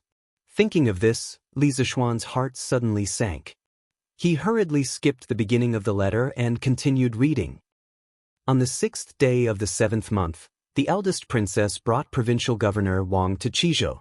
Renbiao mentioned to the eldest princess about his marriage with me. When the eldest princess heard this, she was furious. She said that as a legitimate son of the Wang family, how could he fall in love with a commoner's daughter? She ordered Renbiao to break off his relationship with me. Renbiao did not agree. The eldest princess ordered the generals in the manor to expel me from the provincial governor's manor. Renbiao wanted to object, but filial piety was greater than the heavens. He could not openly contradict the eldest princess. He could only plead in every possible way and barely manage to protect me.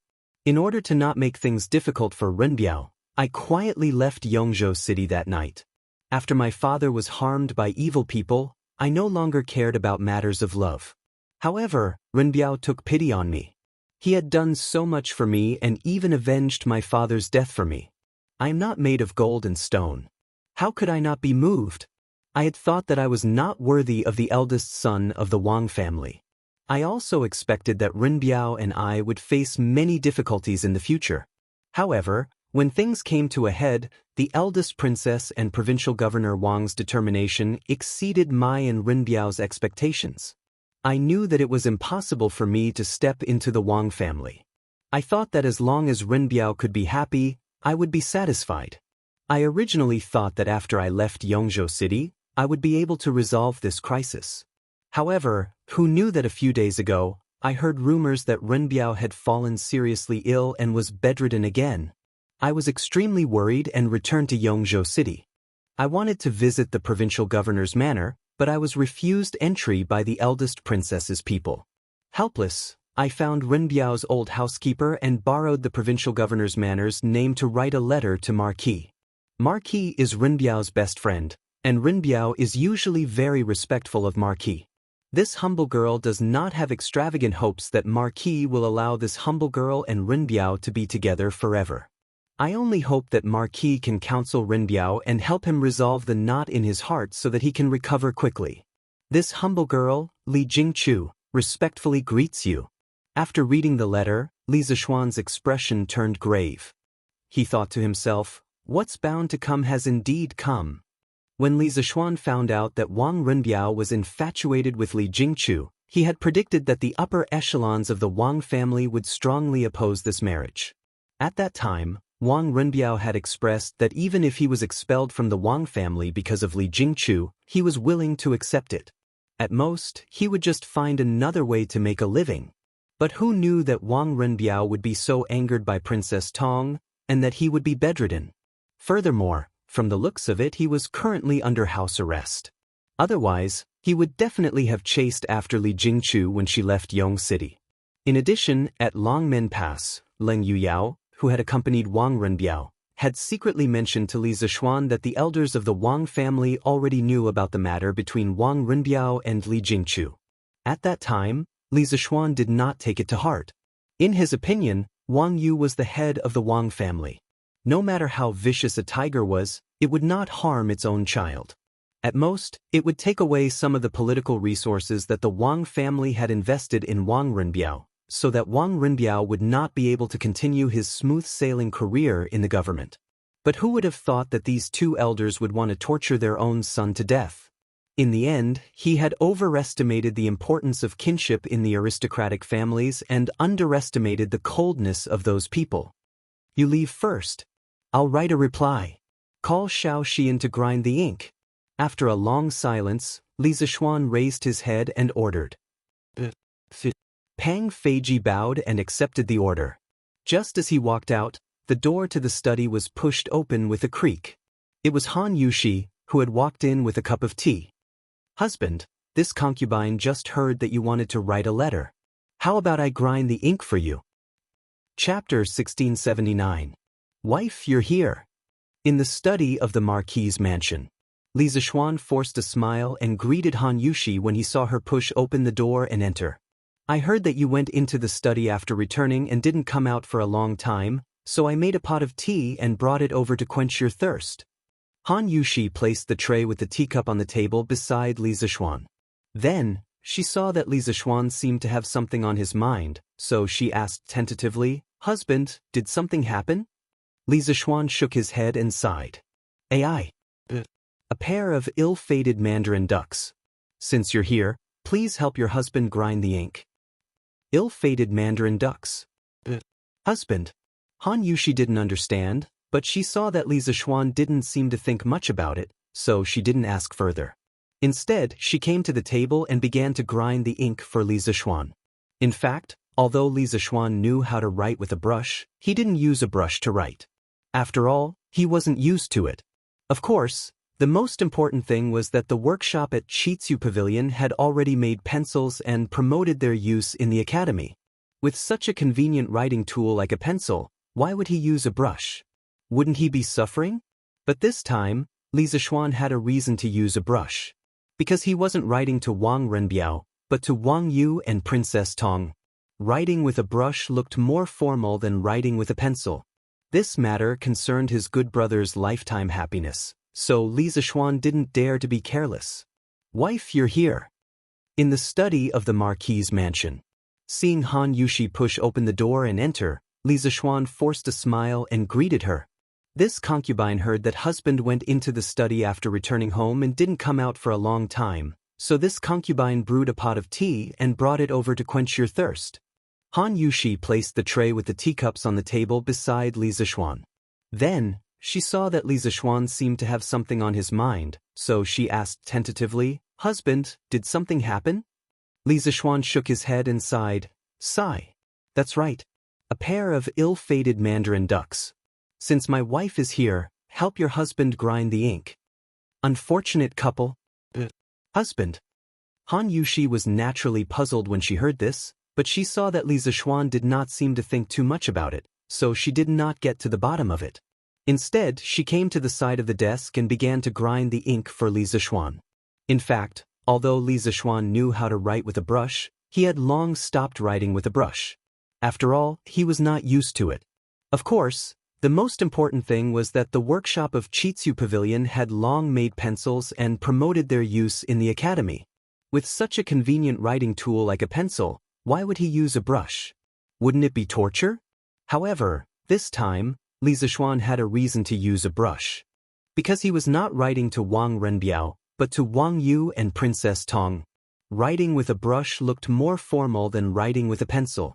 This matter concerned his good brother's lifetime happiness, so Li Zishuan did not dare to be careless. "Wife, you're here." In the study of the Marquis's mansion. Seeing Han Yushi push open the door and enter, Li Zishuan forced a smile and greeted her. "I heard that you went into your study after returning home and did not come out for a long time. So, I made a pot of tea and brought it over to quench your thirst." Han Yushi placed the tray with the teacup on the table beside Li Zishuan. Then, she saw that Li Zishuan seemed to have something on his mind, so she asked tentatively, "Husband, did something happen?" Li Zishuan shook his head and sighed. "Sigh. A pair of ill-fated mandarin ducks. Since you're here, please help your husband grind the ink." Ill-fated mandarin ducks. Husband. Han Yushi was naturally puzzled when she heard this, but when she saw that Li Zishuan did not seem to think too much about it, she did not probe further.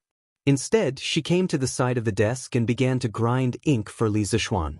In fact, although Li Zishuan knew how to write with a brush, he had long stopped writing with a brush. After all, he was not used to it. Of course, the most important thing was that the workshop of Xianxia Pavilion had long made pencils and promoted their use in the academy. Why would he use a brush when he had a convenient writing tool like a pencil? Wouldn't it be torture? However, this time, Li Zishuan had a reason to use a brush. Because he was not writing to Wang Renbiao, but to Wang Yu and Princess Tong. Writing with a brush looked more formal than writing with a pencil. This matter concerned his good brother's lifetime happiness, so Li Zishuan did not dare to be careless. "Wife, you're here." In the study of the Marquis's mansion. Seeing Han Yushi push open the door and enter, Li Zishuan forced a smile and greeted her. I heard that husband went into the study after returning home and did not come out for a long time, so I made a pot of tea and brought it over to you to quench your thirst. Han Yushi placed the tray with the teacup on the table beside Li Zixuan. Then, she saw that Li Zixuan seemed to have something on his mind, so she asked tentatively, "Husband, did something happen?" Li Zixuan shook his head and sighed, "Alas, a pair of ill-fated mandarin ducks. Since you're here, please help your husband grind the ink." Ill-fated mandarin ducks. Husband. Han Yushi was naturally puzzled when she heard this, but she saw that Li Zixuan did not seem to think too much, so she did not get to the bottom of it. Instead, she came to the side of the desk and began to grind ink for Li Zixuan. In fact, although Li Zixuan knew how to write with a brush, he had long stopped writing with a brush. After all, he was not used to it. Of course, the most important thing was that the workshop of Chitsu Pavilion had long made pencils and promoted their use in the academy. Why would he use a brush when he had a convenient writing tool like a pencil? Wouldn't it be torture? However, this time, Li Zixuan had a reason to use a brush. Because he was not writing to Wang Renbiao, but to Wang Yu and Princess Tong. Writing with a brush looked more formal than writing with a pencil. This matter concerned his good brother's lifetime happiness, so Li Zixuan did not dare to be careless. "Wife, you're here." In the study of the Marquis's mansion. Seeing Han Yushi push open the door and enter, Li Zixuan forced a smile and greeted her. "I heard that husband went into the study after returning home and did not come out for a long time, so I made a pot of tea and brought it over to you to quench your thirst." Han Yushi placed the tray with the teacup on the table beside Li Zixuan. Then, she saw that Li Zixuan seemed to have something on his mind, so she asked tentatively, "Husband, did something happen?" Li Zixuan shook his head and sighed, "Alas, a pair of ill-fated mandarin ducks. Since you're here, please help your husband grind the ink." Ill-fated mandarin ducks. Husband. Han Yushi was naturally puzzled when she heard this, but she saw that Li Zixuan did not seem to think too much, so she did not get to the bottom of it. Instead, she came to the side of the desk and began to grind ink for Li Zixuan. In fact, although Li Zixuan knew how to write with a brush, he had long stopped writing with a brush. After all, he was not used to it.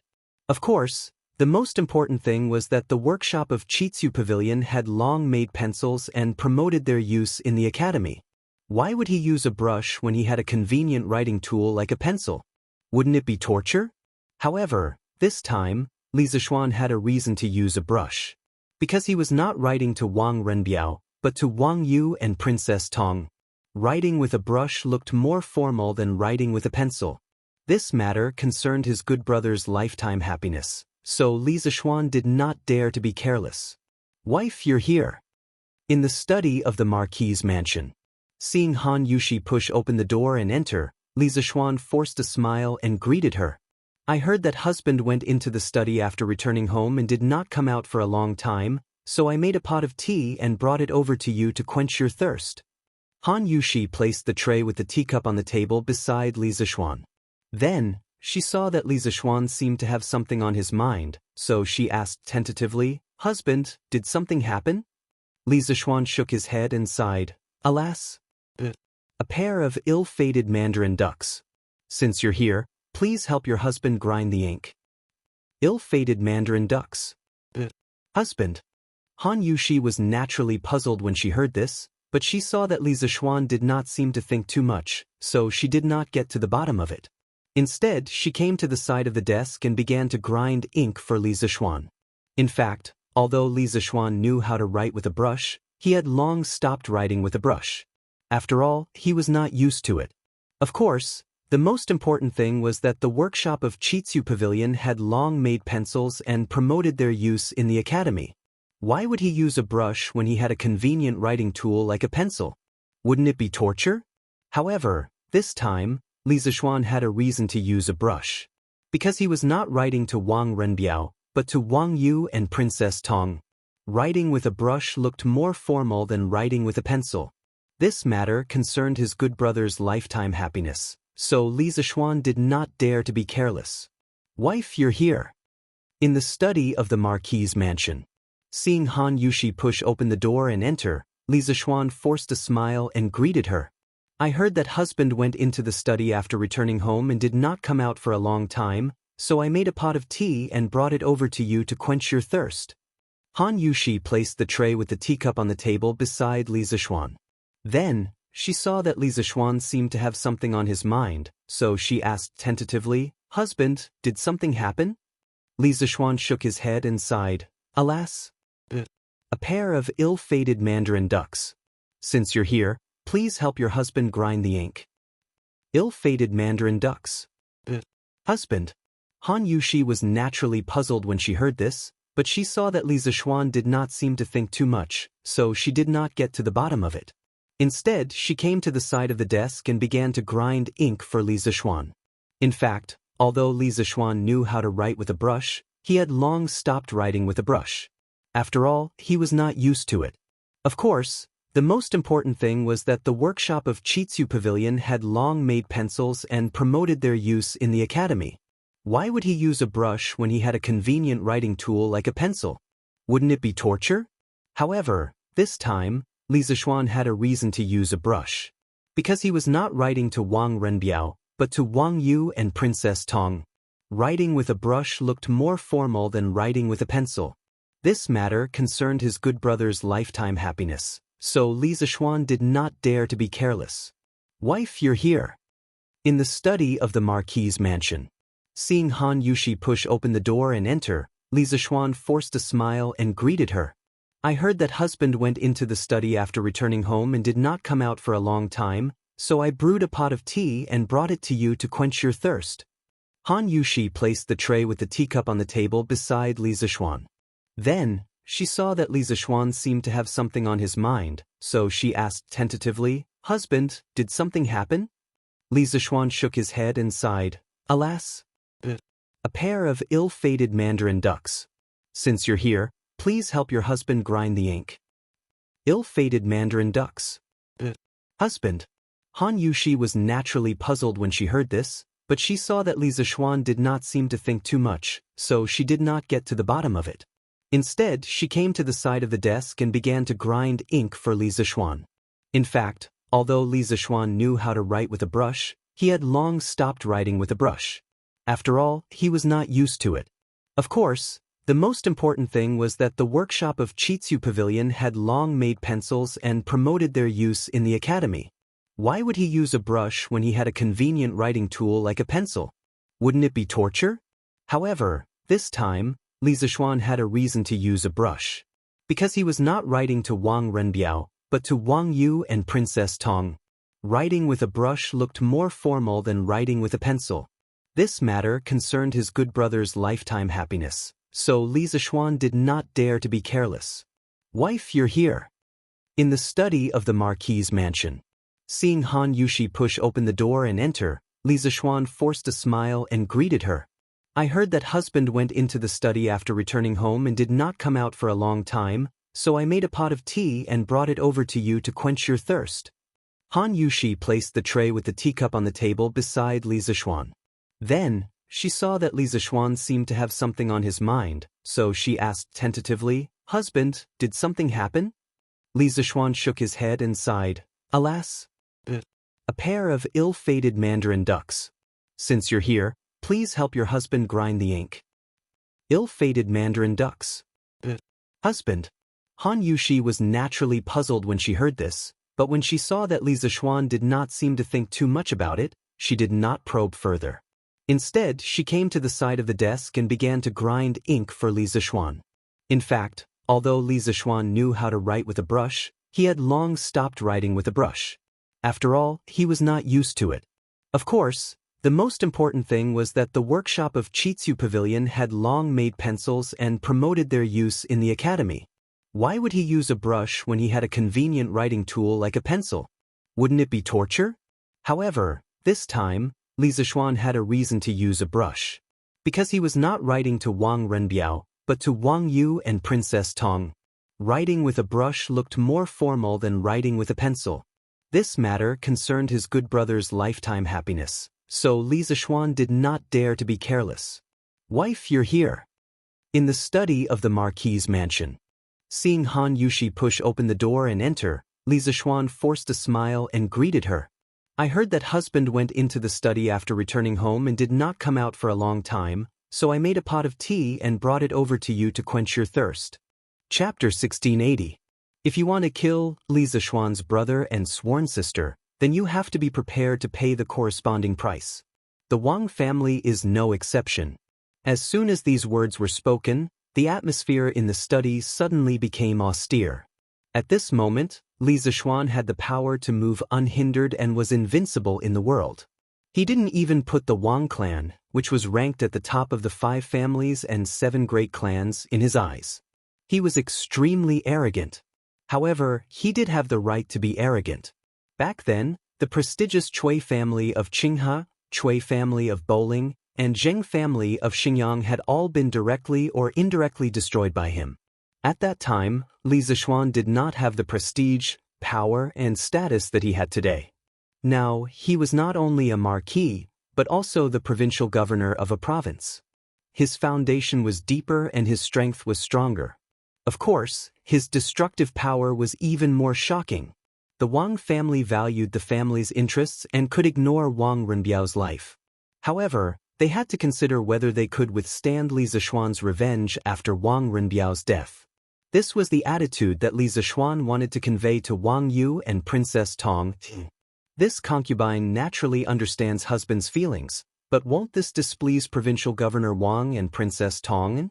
After all, there are many words in this letter that seem a little. After a moment of shock, Han Yushi recovered from her shock. She smoothed the hair in front of her chest and looked at Li Zishuan with a worried expression. Seems a little arrogant, right? Li Zishuan smiled and completed Han Yushi's unfinished words. Then he snorted and said, This will depend on how Provincial Governor Wang and Princess Tong weigh the pros and cons. Will they continue to break up the affectionate couple and fall out with me, or will they let them go and do me a favor? Renbiao and I are as close as brothers, but I still have important matters to attend to. This is all I can do. If not, I will personally make a trip to Qizhou. After that, Li Zishuan folded the 2 pieces of paper and put them in an envelope. After he finished painting it, he shouted at the door, Feiji, come in. With a creak, Pang Feiji, who had been waiting outside the door for a long time, hurriedly pushed the door open and entered. Li Zishuan handed over the letter and instructed, Arrange for someone to deliver this letter to the Qizhou provincial governor's manor as soon as possible and personally hand it over to Provincial Governor Wang Yu. Pang Feiji bowed and accepted the order. Then he took the letter and left. Only Li Zishuan and Han Yushi were left in the study. Li Zishuan picked up the teacup that Han Yushi had just brought in. Although the tea was a little cold, it was still fragrant when he placed it at the tip of his nose and sniffed it. Li Zishuan took a sip. Husband, you mentioned that you have an important matter to attend to. Is it the matter of going to the Black Armored Army's camp in 2 days? That's right. Li Zishuan put down the teacup and nodded. Although Renbiao's situation is critical, there might be other solutions. Now that the kingdom war is imminent, at such a crucial time, nothing can be compared to the preparation for the Turkic Khaganate. This concerns the lives of millions of people in the Tang Empire. We can't be careless. Hearing this, Han Yushi instantly fell silent. She understood the affairs of the country and the people of the world. But now, her loved ones were about to embark on an extremely difficult and dangerous path for the so-called people of the world. This was a little hard for her to accept. However, when she thought of Wang Renbiao and Li Jingchu, this pair of ill-fated lovers, Han Yushi felt that she was extremely lucky and happy. At least she could be together with the person she loved. Moreover, after marriage, her parents-in-law treated her very well. There had never been any discord between the mother-in-law and daughter-in-law that occurred in ordinary wealthy families. So, what else was she not satisfied with? Husband, don't worry and go. I will take care of the house. After a moment of silence, Han Yushi spoke. Since there were some things that she couldn't stop, she could only wholeheartedly support Li Zishuan and not let Li Zishuan have any worries. With my wife's words, your husband can rest assured. Li Zishuan hugged the beauty beside him and chuckled. Sigh. Why do we have to stay in the academy for the makeup exams when everyone else is on vacation? Moreover, we only have 1 or 2 days to prepare. How can our exam results be goods? Yunshan, Yanhuang College. Cheng Chumo, who had just come out of the cafeteria after lunch, kicked the pebbles on the road listlessly and grumbled softly. All right, Chonyo, don't complain. Take the time to rest when we get back to the dormitory and continue with our revision. Li Ku, who was walking half a body's length in front of Cheng Chumo, paused and looked at Cheng Chumo. I should be able to finish the rest of my revision this afternoon. Then I will help you with your revision. Little Ku, you're the best. Little Ku, you're done with your revisions so quickly? Cheng Chumo couldn't help but chuckle when he heard that. Then he realized that something was wrong. He couldn't help but widen his eyes and exclaim in surprise. He had just started his revision yesterday and Li Ku was about to finish it today. This was really a case of comparing people to people and goods to goods. What's so strange about that? Li Ku chuckled and said casually, actually, before we went to the north, I had already started revising my homework and preparing for the exam.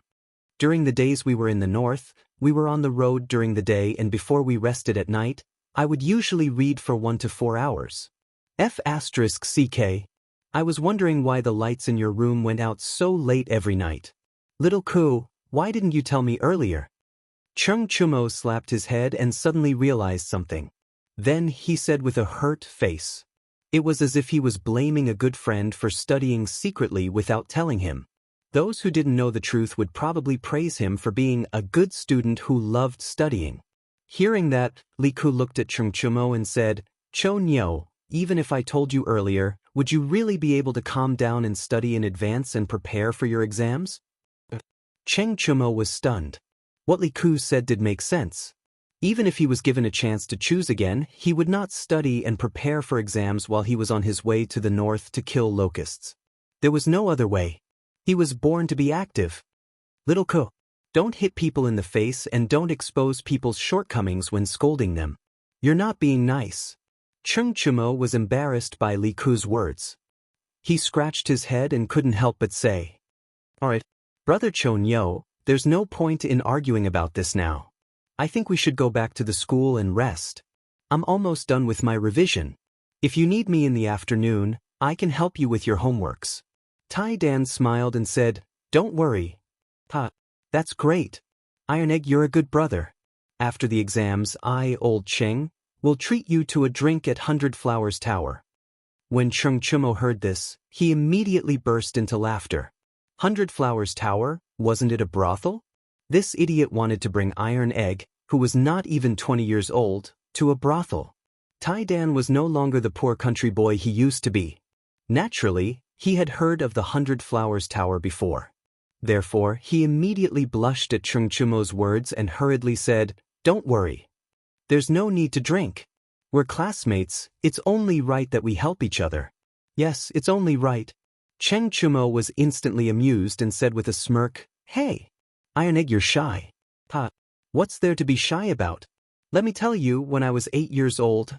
As this idiot spoke, he couldn't help but start to brag about his heroic deeds.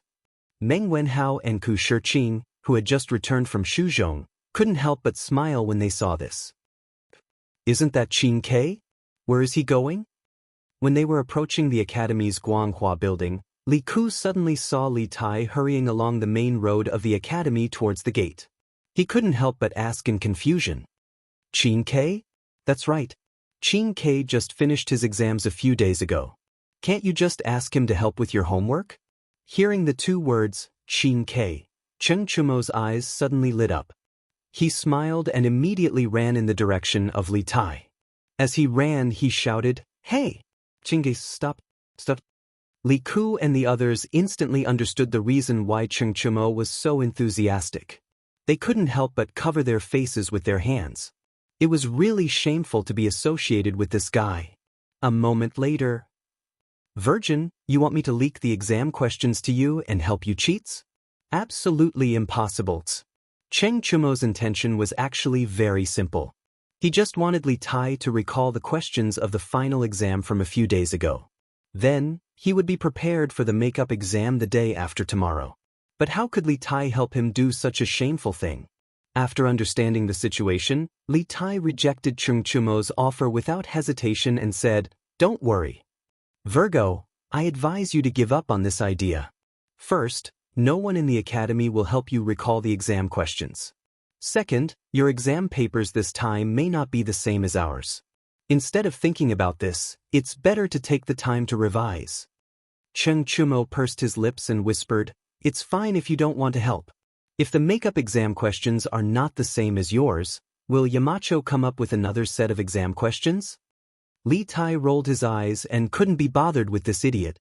At this time, Li Ku asked, "Qing Ke, I saw you in a hurry just now. Where are you going?" "To the workshop." Li Tai turned to look at Li Ku and replied, "Actually, I've been studying something new recently. I encountered some problems before, but after some guidance from Yamacho 2 days ago, I already know how to solve it. I want to take advantage of the time before Yamacho leaves Yunshan to make a sample for him to see." "New thing? Qing Ke, what is this new thing that you're so interested in?" Li Ku was naturally envious of Li Tai's personal guidance from Li Zishuan, but he was undoubtedly more curious about the new thing that Li Tai mentioned, so he couldn't help but ask. "It's a tool that can transmit sound over a long distance. Simply put, it means that no matter how far apart two people are, they can talk and listen to each other through this tool." Li Tai looked around and after seeing that there was no one around, he replied, "Long-distance transmission? You can make such a godly object, Qing Ke? That's amazing." When Li Ku heard this, he couldn't help but open his eyes wide and exclaim. Not only him, but Cheng Chumo, Iron Egg, Meng Wenhao, Kushir Qing, and the others all looked at Li Tai in disbelief. This was because before this, they had never even thought of building such a long-distance sound transmission tool. Cuff cuff. Lower your voice. Lower your voice. Although the telephone was not part of the Academy's trump card project, its research had always been carried out in secret. Seeing Li Tai's surprised face, Li Tai hurriedly said with a nervous expression, "That thing hasn't been completed yet. It's only in the experimental stage. In theory, it's feasible, but in reality, there are still many problems. Fortunately, Yamacho has provided me with some ideas to solve the problems. I've been busy modifying that thing for the past 2 days." Li Ku heard this and exclaimed, "So, Qing Ke, the godly object that you mentioned just now, in theory, can really be made?" "That's right. In theory, it is indeed feasible." Li Tai nodded solemnly. Li Ku, Iron Egg, and the others couldn't help but look at each other. They could see the deep shock in each other's eyes. "Qing Ke, you're really amazing now. If that godly object of yours is completed, you must show it to us first." After a moment of silence, Li Ku couldn't help but exclaim, Yes. If this thing is completed, I'll be the first to try it." Cheng Chumo also excitedly echoed, "Ha. Of course, that's not a problem."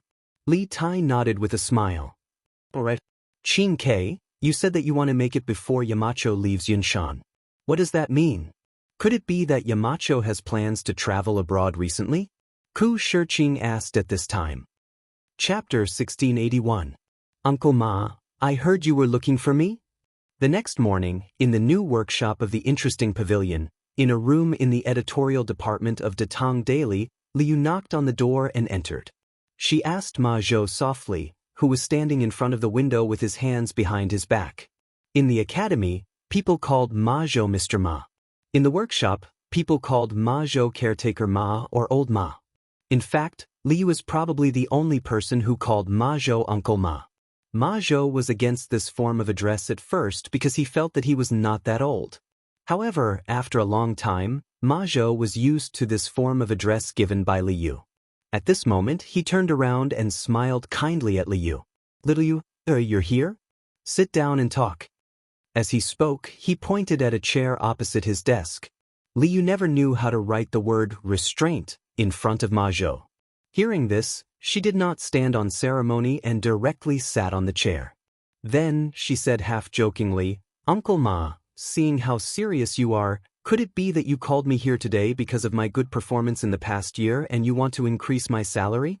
Of course, this was a joke. Liu and Ma Zhou's relationship had always been good.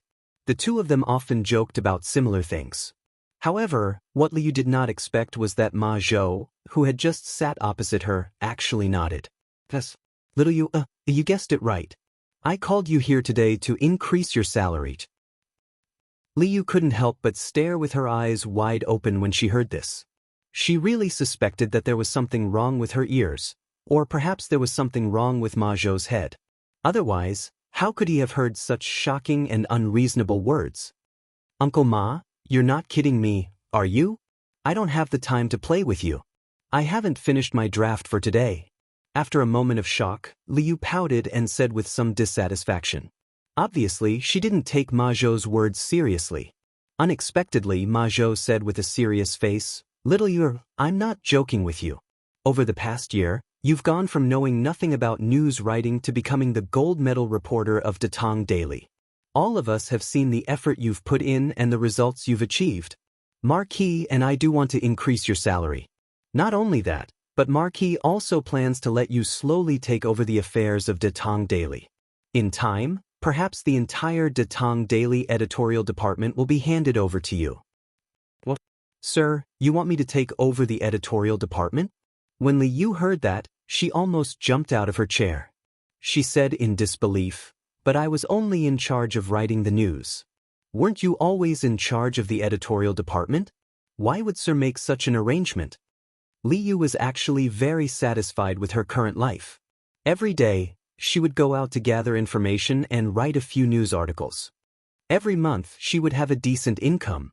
Occasionally, she would even be able to expose some illegal activities among the people, punishing evil and promoting good.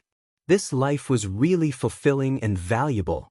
As for Ma Zhou's position in the editorial department of Datong Daily, Liu wasn't very interested. I was in charge of the editorial department before, but I'm leaving Lantian County soon. Seeing Liu's excited face, Ma Zhou said in a low voice. Leaving Lantian County? But could it be that, sir?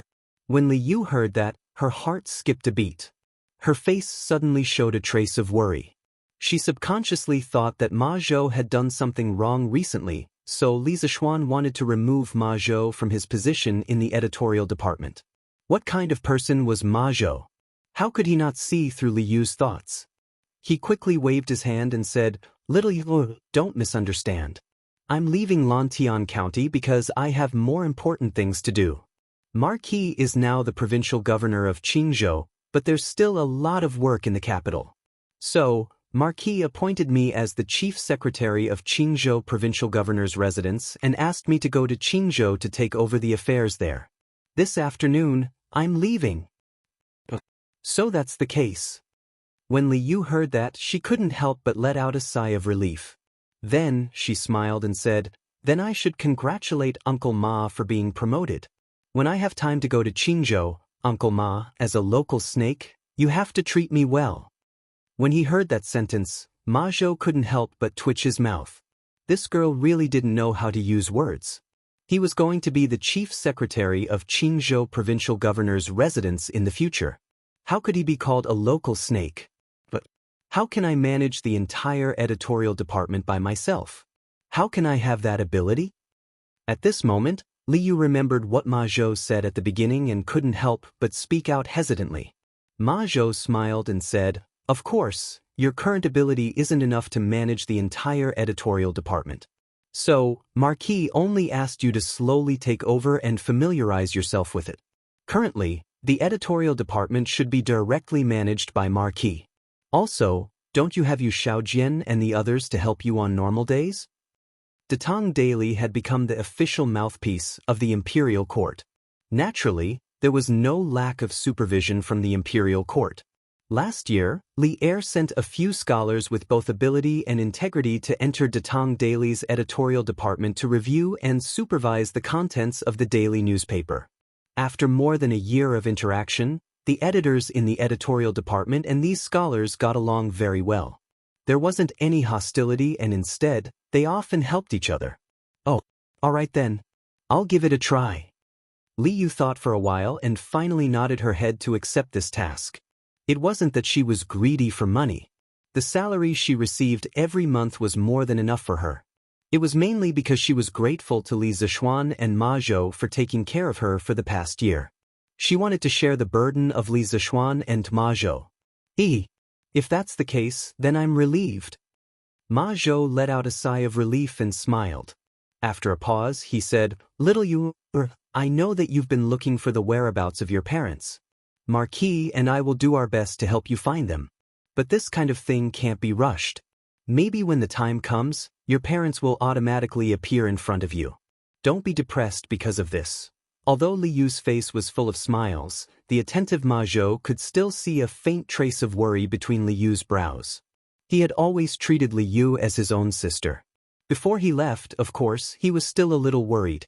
Hearing this, Li Yu suddenly became silent. Her expression changed. In the end, she forced a smile and said, Uncle Ma, look at what you're saying. How can I be depressed? Aren't I fine right now? Oh, right, you're going to Qingzhou alone. You should be careful. I'm still waiting for you to gain a foothold there and then go to Qingzhou to play.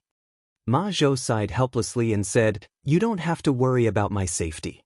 This time, Marquis will send some guards to go with me. Take care.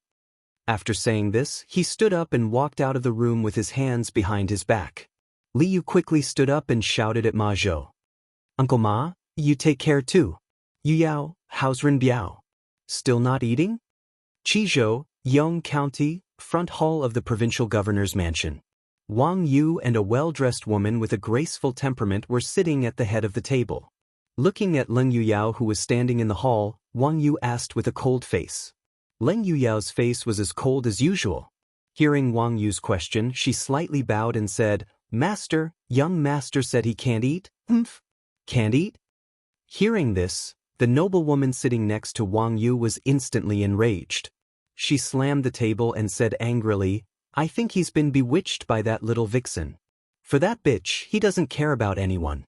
Master and I have nurtured him for so many years, but he actually treats us like enemies for that bitch. How unfilial. That's right, this woman was Li Er's aunt and the current eldest princess of Tang Dynasty, Princess Tong. She was also Wang Renbiao's birth mother and the current matriarch of the Wang family of Taiyuan. Madam, calm down. Madam, calm down. Seeing Princess Tong An's rage, Wang Yu quickly played the role of the good guy. He had no choice. Although he was the current patriarch of the Wang family of Taiyuan, the current emperor intended to weaken the power of the aristocratic families. The Cui clan of Qinghe, the Cui clan of Bowling, and the Zheng clan of Xingyang had been wiped out by the imperial court. The imperial power was now unprecedentedly strong. If the Wang family of Taiyuan wanted to continue its glory, they had no choice but to submit to the imperial family. Princess Tong and was a relative of the imperial family. At this juncture, even Wang Yu, the patriarch of the Wang family, did not dare to offend Princess Tong. Calm down, calm down. How can I calm down? It's all because of your good son. We've nurtured him for more than a decade, but in the end, in his eyes, we're not even comparable to a lowly woman outside. Princess Tong and did not give Wang Yu any face as she bellowed in front of all the servants. She was an ambitious woman. Although she was the eldest princess of the imperial court, once a woman married off, she was like spilled water.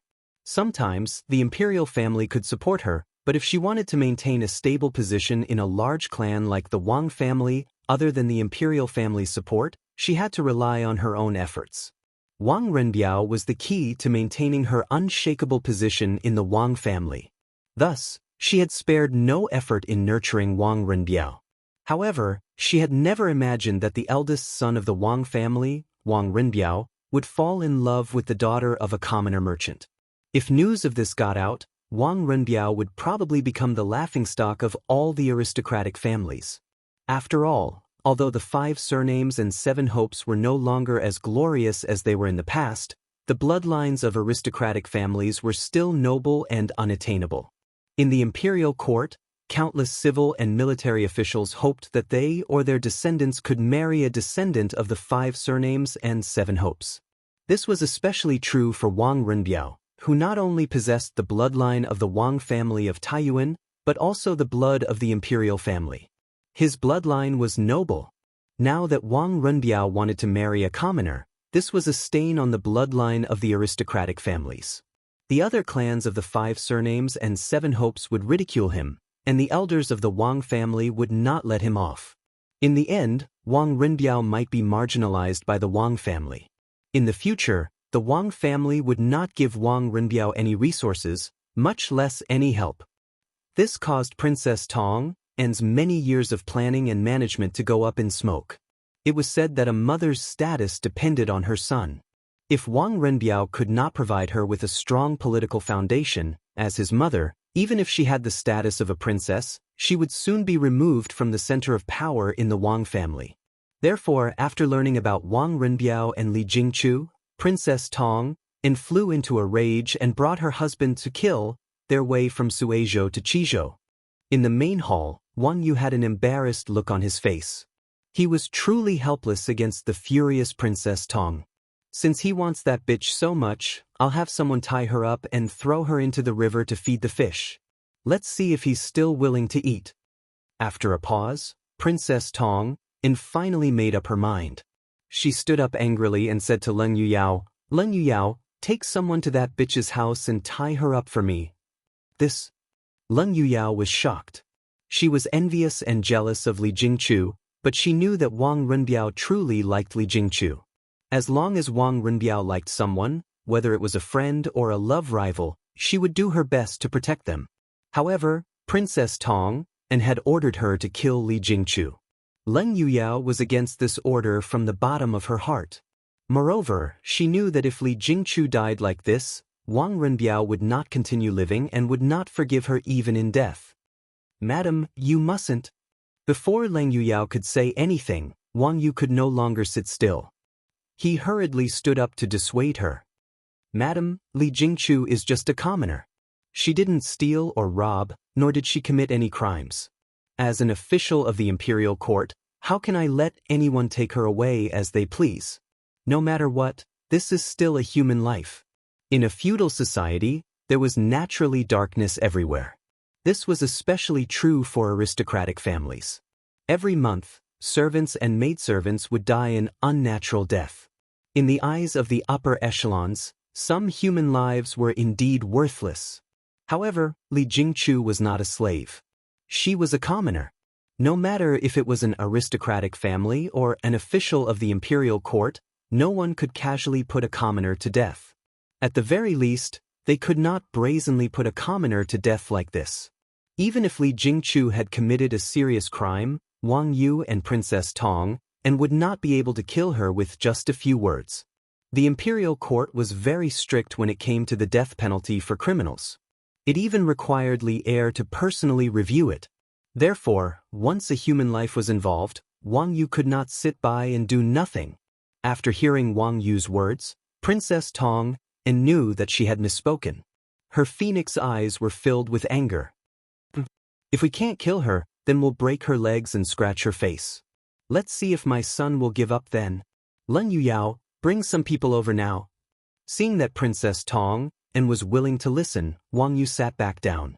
It was fine as long as no lives were taken. This was his principle and bottom line. However, Leng Yuyao did not immediately accept the order. She remained silent for a moment before gritting her teeth and cupping her fists. Forgive me, princess, but Yuyao cannot accept the order. The moment she said that, everyone was shocked. Princess Tong's eyes were filled with anger. She walked step by step to Leng Yuyao and said coldly, Leng Yuyao, you dare to disobey the order? Chapter 1682. If the ruler wants the subject to die, the subject has no choice but to die. This saying was used to describe the relationship between ruler and subject in feudal dynasties, but it also applied to the relationship between master and servant in this era. If the master wanted a servant to die, it was too easy. He could find a random reason to kill the servant, and the servant would not be punished by the imperial court's laws. Thus, in this era, the master was the servant's heaven. In the main hall, Princess Tong glared at Leng Yuyao, the anger and hatred in her eyes undisguised. If looks could kill, Leng Yuyao would have been riddled with holes by now. The other servants and maids in the room all kept quiet out of fear, not even daring to breathe loudly. They knew that although looks could not kill, a furious Princess Tong could very well kill someone. Your Highness, Yu Yao does not dare. Leng Yuyao's heart trembled under Princess Tong An's cold gaze. She got down on one knee and cupped her fists. Yu Yao's life belongs to the family, so I naturally do not dare to disobey your Highness's orders. However, Li Jingchu is young master's beloved. Shut up. Princess Tong An was furious. Since you do not dare to disobey, then obediently follow this princess's orders. Pay attention to your status. There are some things that you cannot interfere in. You only need to listen to orders. Princess Tong An's tone was incomparably cold.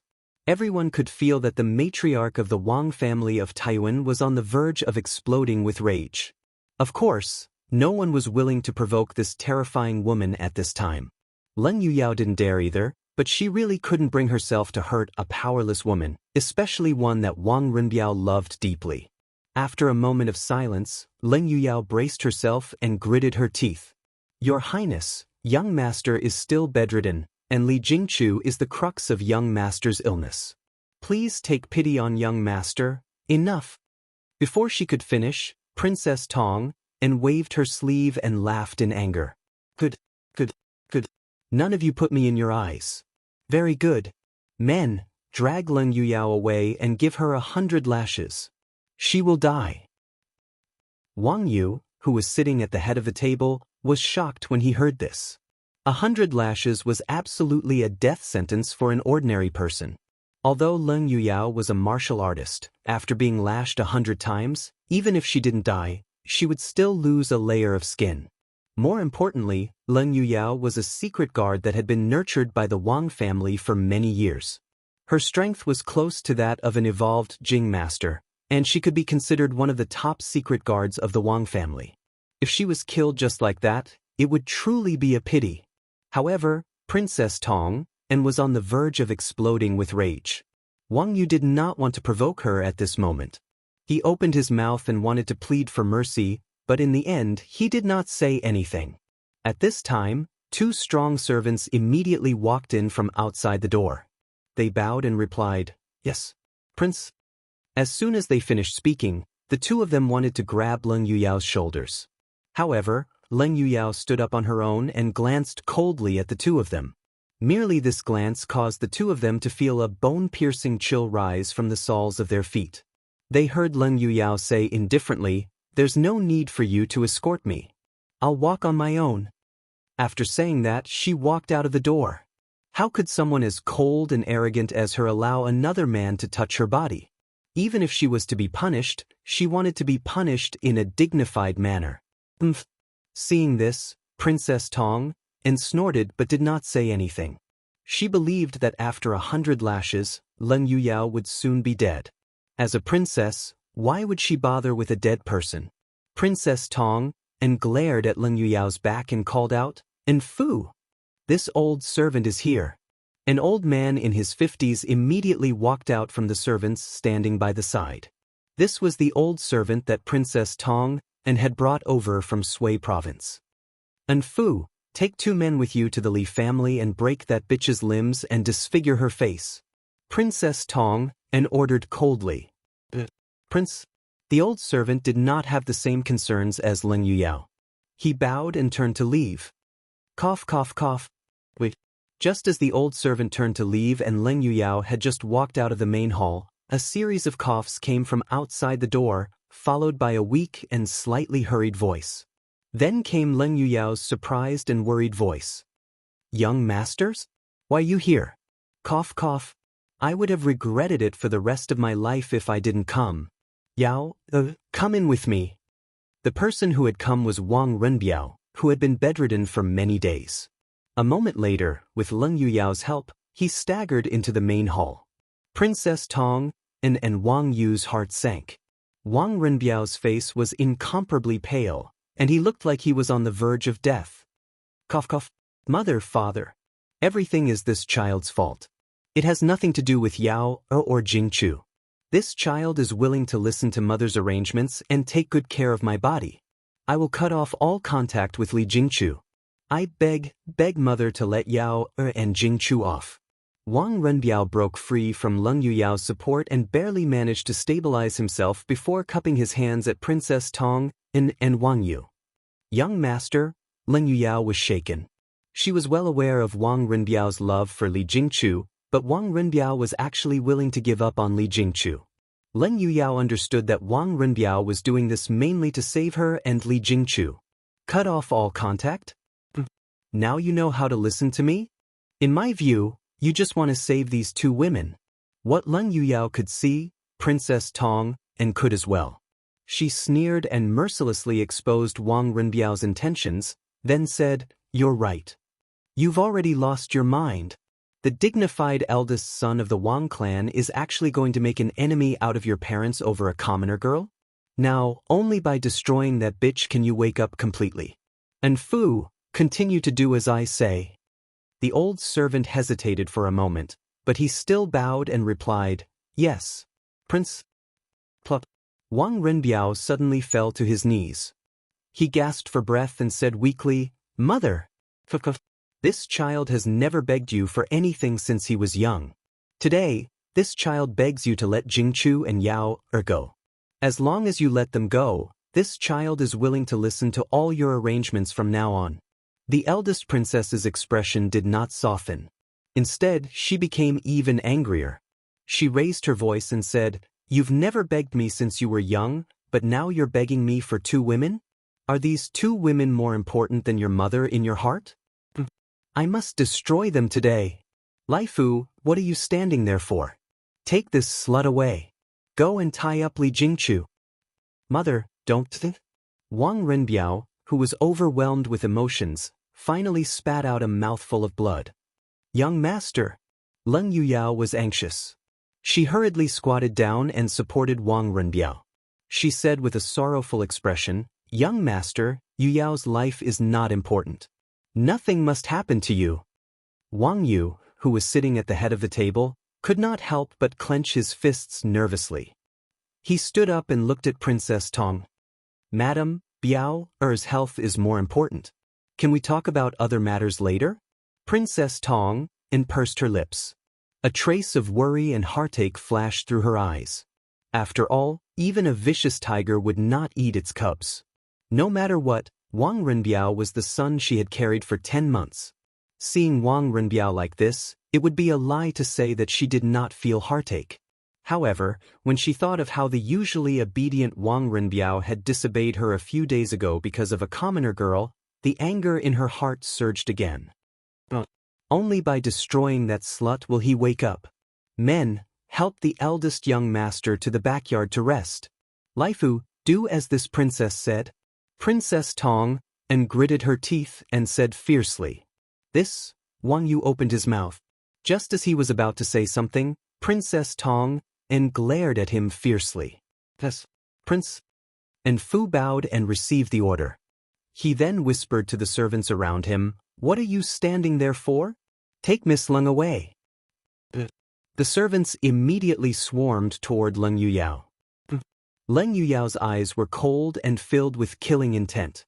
She whispered, "Young master, Yuyao will protect you as you leave." Although she was an assassin trained by the Wang family for many years, at this moment, she only had Wang Renbiao in her eyes. Even if the surroundings were filled with danger, even if the road ahead was filled with killing intent, she had to protect Wang Renbiao. This was her belief. Cough. "Yao, don't be rash." Wang Renbiao saw a trace of determination and the will to die in Leng Yuyao's eyes. He coughed twice and quickly pressed his hand on Leng Yuyao's shoulder to dissuade her. Leng Yuyao's eyes were filled with tears. She shook her head and said, "Young master, Yuyao's life is worthless. Even if I die, Yuyao cannot watch young master suffer. As long as young master is safe and happy, Yuyao will have no regrets even if she dies." With that, she placed Wang Renbiao's arm on her shoulder and stood up from the ground. She looked coldly at the servants who were about to charge over. The temperature in the room instantly dropped to freezing point. Don't. Wang Renbiao panicked. Although these servants were far from being Leng Yuyao's match, he knew better than anyone that if Leng Yuyao injured Princess Tong and servants today, it would be the same as cutting herself off from the Wang family. From then on, she would be the Wang family's mortal enemy. There would only be one end for her, thief. This was a path of no return. Patriarch, Patriarch, a letter from Changde, a letter from Changde. Just as the battle between Leng Yuyao and the Wang family servants was about to erupt, just as Leng Yuyao was about to take the step of cutting herself off from the Wang family, a series of hurried footsteps and loud shouts came from outside the room. Leng Yuyao's heart thumped, and the killing intent in her eyes dissipated somewhat. Wang Yu and Princess Tong An, who were sitting at the head of the table, immediately lost their composure. Just the words "a letter from Chang" revealed a lot of information. The two of them simultaneously thought that it might be that person in the imperial palace who wrote the letter. A letter from Chang? Who wrote it? Wang Yu stood up and asked the servant who ran in. Patriarch, the Marquis of Yong, and sent someone to deliver an urgent letter from 800 li away. He said that it must be opened by Patriarch or the princess. The servant raised the letter over his head and bowed. Qizhou was located northwest of Chang, and city, only 400 to 500 li away. Thus, Li Zishuan's letter could reach Qizhou today. The Marquis of Yong, Wang Yu and Princess Tong, and looked at each other in confusion. Wang Yu's eyes darkened as he said, "Quickly bring it up." When Wang Renbiao heard that it was a letter from Li Zishuan, he couldn't help but be stunned, his eyes filled with surprise and confusion. Meanwhile, Leng Yuyao couldn't help but sigh in relief. She understood that even if today's matter couldn't be resolved peacefully, at least Wang Yu and Princess Tong, and wouldn't make things too difficult for Wang Renbiao over Li Jingchu's matter. Yes. The servant replied and slowly walked forward to hand the letter to Wang Yu. Wang Yu reached out to take it. After seeing that the seal was still intact, he opened the letter and took out a stack of paper. Wang Yu unfolded the paper and saw the words written on it. The peacock flies southeast, circling once every 5 li. At 13 she can weave silk. At 14 she can tailor. At 15 she can play the kongho. At 16 she can recite poetry. At 17 she is the wife of a monarch. Her heart is filled with sorrow. At this moment, Princess Tong, and also turned to look at the letter in Wang Yu's hand. Isn't this Jiao Zhongqing's wife? What does the Marquis of Yong and mean? After a moment, the two of them finished reading the contents of the first piece of paper. They couldn't help but look at each other and ask softly in confusion. Both of them were well-read people and naturally recognized where the contents of the letter came from. At this moment, Wang Yu had a hint of understanding in his heart, but he still wasn't sure what Li Zishuan was trying to express. However, he saw that there was another piece of paper under the letter. Wang Yu pulled it out and said, "Madam, there's another letter here." As he spoke, Wang Yu unfolded the other letter and saw the words written on it. To Provincial Governor Wang and Eldest Princess. This junior suddenly heard that Renbiao is seriously ill again and is worried and unable to calm down. However, this junior still has important matters to attend to in the capital and cannot personally visit Qizhou. Thus, I wrote this letter to ask about it. Renbiao, gentle and pure, honest and magnanimous, my brother. Jingchu, pure and beautiful, gentle on the inside but firm on the outside, my adopted sister. I swear to go to the heavens and the underworld to avenge my brother. This junior Li Zishuan respectfully greets your highness. When he read the second letter, Wang Yu's expression became more and more solemn, while Princess Tong's expression became more and more furious. Bastard! This Li Zishuan dares to lecture this princess? What right does he have? When she read the last line, I swear to go to the heavens and the underworld to avenge my brother, Princess Tong, and couldn't hold back her anger any longer. Wang Yu's expression changed, and he hurriedly put away the letter. He looked at Princess Tong and said in a low voice, Madam, do not speak nonsense. The Marquis of Yong had good intentions. Today's matter ends here. From today onwards, you and I will not interfere with Renbiao and Li Jingchu's marriage. But, Princess Tong looked at Wang Yu in surprise, but Wang Yu mercilessly said, there are no buts. This old man is the head of the Wang family. Come, help young Master Wang to the rear hall to rest. In addition, Send someone to the Li family to deliver the betrothal gifts and choose a day to marry Li Jingchu into the estate. Wang Yu, who had seemed somewhat henpecked a moment ago, suddenly became incomparably domineering. Only now did he seem like the current head of the Wang family of Tang. Chapter 1683. What? Does this old man's words no longer carry weight? In the main hall of the Qizhou provincial governor's estate, Wang Yu seemed to have become a completely different person, shocking everyone. The servants who had followed Princess Tong An's orders and wanted to enter to capture Leng Yuyao were all stunned on the spot. For a moment, they did not know whether to advance or retreat. It could be said that they were in a dilemma. Seeing this, Wang Yu's face could not help but sink as he coldly said. He usually gave in to Princess Tong An on small matters, but modesty did not mean that he was afraid of her. Sometimes, modesty was also a form of respect. However, no matter what, he was the current patriarch of the Wang family of Taiyuan. As long as he was still the patriarch, the Wang family had to obey his orders. Patriarch. Seeing Wang Yu's dignified expression and signs of anger, the Wang family servants quickly regained their wits and bowed to receive the order. An Fu then bowed again and said, "This old servant will bring people to prepare the betrothal gifts and bring a matchmaker to the Li family to present the betrothal gifts." Wang Yu nodded in satisfaction and said, "Go." Seeing that her efforts over the past few days had all gone to waste, Princess Tong An's eyes surged with anger and showed signs of exploding. However, Wang Yu's domineering, "This old man is the patriarch of the Wang family," made Princess Tong An's heart palpitate. After sharing the same bed for so many years, she knew that Wang Yu was serious at this moment. If she went against him now, she would not be able to get away with it. Even if she was the princess of the great Tang and Li heir's aunt, she could not do it. This was a family matter of the Wang family. Even if Li heir was the monarch of the country, he could not support Princess Tong An at this time. As such, Princess Tong An could only watch as Wang Yu arranged for people to propose marriage to Li Jingchu.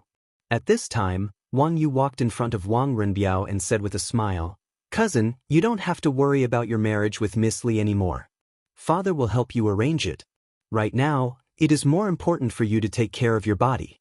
Don't wait until the day of the wedding and still be sick in bed." Just a moment ago, his marriage had clearly been opposed by his entire family. But now, Wang Yu, the head of the Wang family, was actually supporting it. This change happened too quickly, so quickly that Wang Renbiao was unable to react.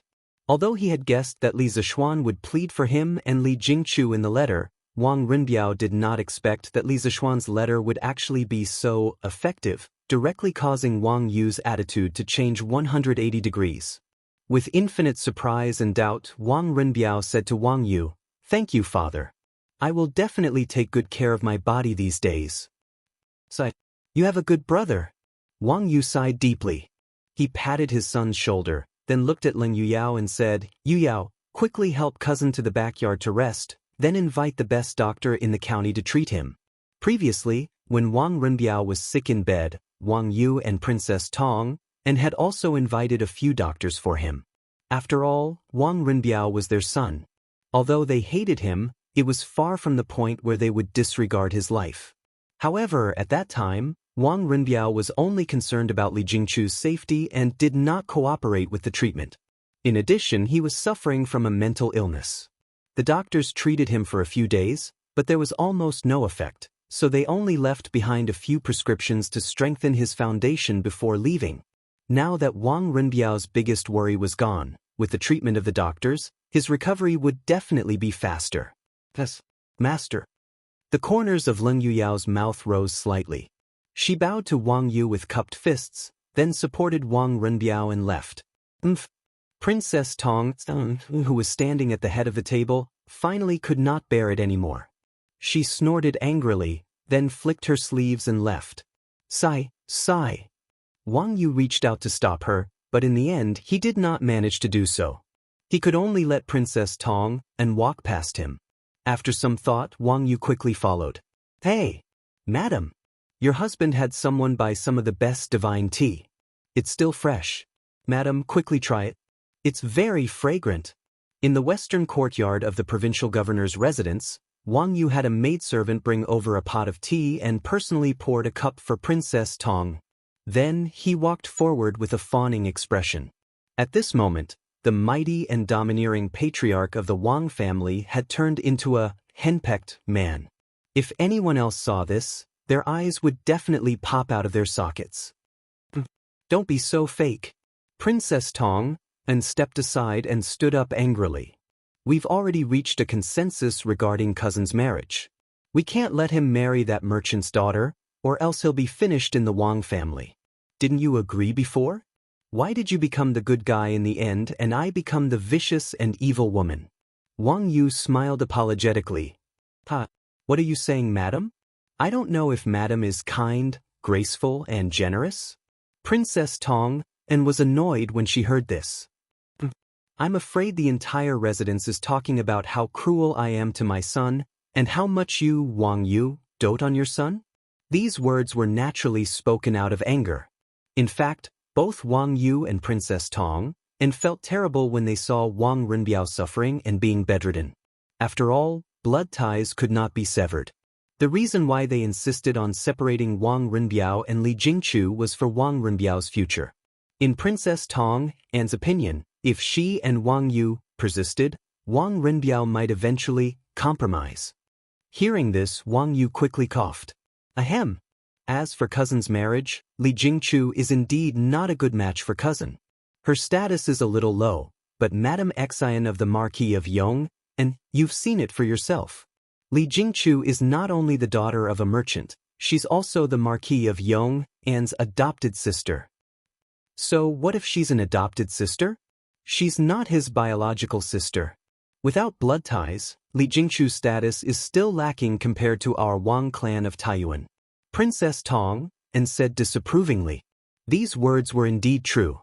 With the prestige of the 5 clans and 7 hopes among the common people, even the Prime Minister's family would find it difficult to marry a descendant of the 5 clans, let alone Li Jingchu, who was only Li Zishuan's adopted sister. Wang Yu sternly said, Madam, according to the Marquis of Yong's letter, he values Li Jingchu greatly. If we go too far, the Marquis of Yong might. You're the patriarch of the Wang clan of Taiyuan, so why would you fear a mere marquis? What a joke! Princess Tong glanced at Wang Yu and sneered. Wang Yu shook his head and sighed softly. Madam, in the past, the Wang clan of Taiyuan naturally did not fear a mere marquis. However, the situation is different now. The current His Majesty is a man of great talent and vision. His political and martial prowess does not lose out to any of the previous emperors. His intention to weaken the noble clans and promote the commoners is well known. A few months ago, the Chui clan of Qinghe, the Chui clan of Bowling, and the Zheng clan of Xingyang were exterminated by His Majesty. Now, the noble clans are in a precarious situation and have long lost their former glory. Moreover, the Marquis of Yong is no ordinary marquis. Chapter 1684. Young Master, now that Master and Princess have finally agreed to your marriage with Li Jingchu, you can rest in peace. Yao, I will go get a doctor for you. After helping Wang Renbiao into the bedroom in the backyard and helping him lie down, Leng Yuyao looked at the latter with a warm smile on her cold face. She covered Wang Renbiao with a brocade quilt and got up. Just as Leng Yuyao turned to leave, Wang Renbiao suddenly stretched out his right hand and grabbed her white jade-like wrist, saying, Yao, it's been hard on you these days. Leng Yuyao's body trembled, and she stood motionless on the spot. Wang Renbiao continued, I know that you've been secretly coming here every night to extend my life, and I also know that when we were in the front hall, you really planned to completely turn against father and the Wang family to kill our way out. In addition, the reason why little Xian suddenly sent a letter, I'm afraid it was also because of your secret operation, right? Leng Yuyao's expression changed, and she slowly turned around. She looked at Wang Renbiao and asked in surprise, Young Master, how did you know? Seeing Leng Yuyao's reaction, Wang Renbiao smiled and said, That's right. He raised his head and looked at the curtain above, muttering to himself, Father can change his attitude so quickly, could it be that little Xian promised some benefits? I'm afraid I can't repay the favor I owe little Xian in this lifetime. I'm sorry, young master. Yu Yao didn't mean to hide it from you. Seeing the disappointed look on Wang Renbiao's face, Lin Yuyao said with some guilt. You don't have to blame yourself, I don't blame you. Wang Renbiao turned his head and squeezed Lin Yuyao's wrist again, and said with a smile, I understand your good intentions, and since everything is perfect now, that's for the best. I'll try my best to repay the favor I owe little Xian, but it's been hard on you these days, Yao. In Wang Renbiao's mind, he could never forget Lin Yuyao secretly extending his life in the middle of the night these days. He could never forget that in front of the main hall, Lin Yuyao would rather die than hurt his lover, and even more so, he couldn't forget the determination Lin Yuyao had when she pulled him to kill their way out, at the critical moment just now. This already far surpassed the affection between master and servant. He wasn't a plant, so how could he not feel Lin Yuyao's infatuation with him? But there was already someone living in his heart, so how could he still hold Lin Yuyao? Facing Lin Yuyao's silent sacrifice, his heart could be said to have mixed feelings. Young master, I don't suffer. Seeing Wang Renbiao's eyes filled with tenderness and complicated emotions, Lin Yuyao's heart was filled with grief. Her nose turned somewhat sour as she said, as long as young master is well, even if Yuyao goes through a mountain of blades and a sea of flames, experiencing 1,000 tribulations, it's also as sweet as malt sugar. Yuyao's life was given to her by young noble. Yuyao will not allow young noble to die in front of Yuyao. Finished speaking, Lin Yuyao struggled free from Wang Renbiao's large hand and turned around. Young master, rest at ease and recuperate. Yuyao will go invite a physician for young master and strive to let young master recover as soon as possible to complete the wedding. It was unknown whether it was intentional or not, but Lin Yuyao emphasized the words, complete the wedding. After saying that, she didn't wait for Wang Renbiao's response and directly walked out of the door. Creak bang. The beauty left and the door was tightly shut. Wang Renbiao looked at the direction Lin Yuyao left in and was speechless for a long time. After an unknown period of time, only to hear him murmur and sigh, silly girl. Chapter 1685. Whether you want to leave or stay, you can decide for yourselves. Faced with this group of servants and maids who had wavering thoughts, Li Jingchu didn't get angry, nor did she reprimand them. Instead, she took a step back in order to advance, and very frankly gave the choice to these servants and maids. The current her did indeed have the confidence to do so. Ever since she had taken over the Li clan's finances had long since fallen into her hands. Even if these servants all insisted on leaving, she had the ability to make arrangements for them. This, Li Jingchu's unexpected move left all the servants and Lu Yuerong dumbfounded. Everyone looked at each other in dismay for a moment and fell into hesitation. Young Miss has always been benevolent and kind to us. At this time, I won't leave. I want to stay and take care of young Miss. At this time, a female servant wiped her eyes and stood out to say, that's right. Not to mention that the Wang clan might not make trouble for young Miss. Even if they do, I want to stay by young Miss's side. Everyone knows how young Miss treats us normally. If you choose to leave now, aren't you afraid of being poked in the back? The maidservant's words received a response in an instant. A young retainer raised his arm and shouted, that's right. That's right. At this time, we can't be ungrateful. I won't leave. I won't leave either. For a moment, the rest of the servants began to shout in agreement. Lu Yuerong was completely dumbfounded. The development of the situation was completely beyond her expectations. This was completely illogical. Crazy. Have you all gone crazy? Aren't you afraid of the Wang clan's revenge? Don't you know the consequences of offending the Wang clan and Princess Tong? Lu Yuerong staggered a few steps and roared at the servants with a pale face. You're so sure that the Wang clan will take revenge on you? Just as Lu Yuerong was yelling like a madwoman, the Li residence's gates were pushed open from the outside. A clear and cold female voice sounded, and the temperature in the front yard seemed to drop a few degrees. Lu Yuerong was shocked by the sudden snort. She quickly turned around and was dumbfounded again. She saw a woman in a white dress with a sword in her hand. She stood coldly and proudly at the entrance of the Li residence. This was not the main point. The main point was that behind the woman, there were two groups of men in dark red festive clothes. They were carrying large red wooden boxes one after another.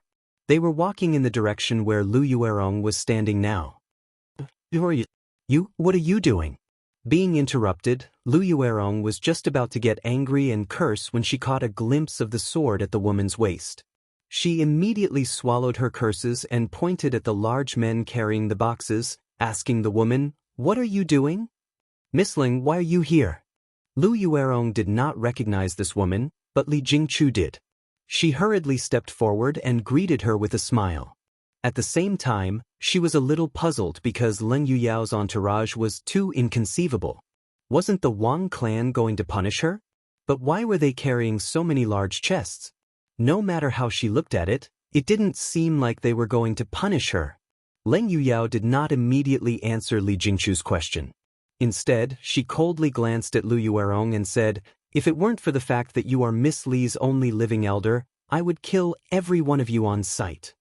Lu Yuerong couldn't help but shudder when she felt the faint murderous aura emanating from Leng Yuyao. However, Leng Yuyao's gaze didn't linger on her for long. After she finished speaking, Leng Yuyao looked at Li Jingchu. Leng Yuyao felt a little better when she saw that the latter's face had obviously become thinner.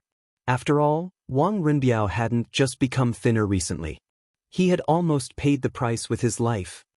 "Today, I brought a matchmaker to propose marriage for the young master." Chapter 1686. A horse carriage and a troop of soldiers came down from the Cloud Mountain under the scorching afternoon sun and embarked on the long journey to Qingzhou. Ma Zhou didn't know what he would experience there, but he firmly believed that with his own ability, he could quickly stabilize Qingzhou.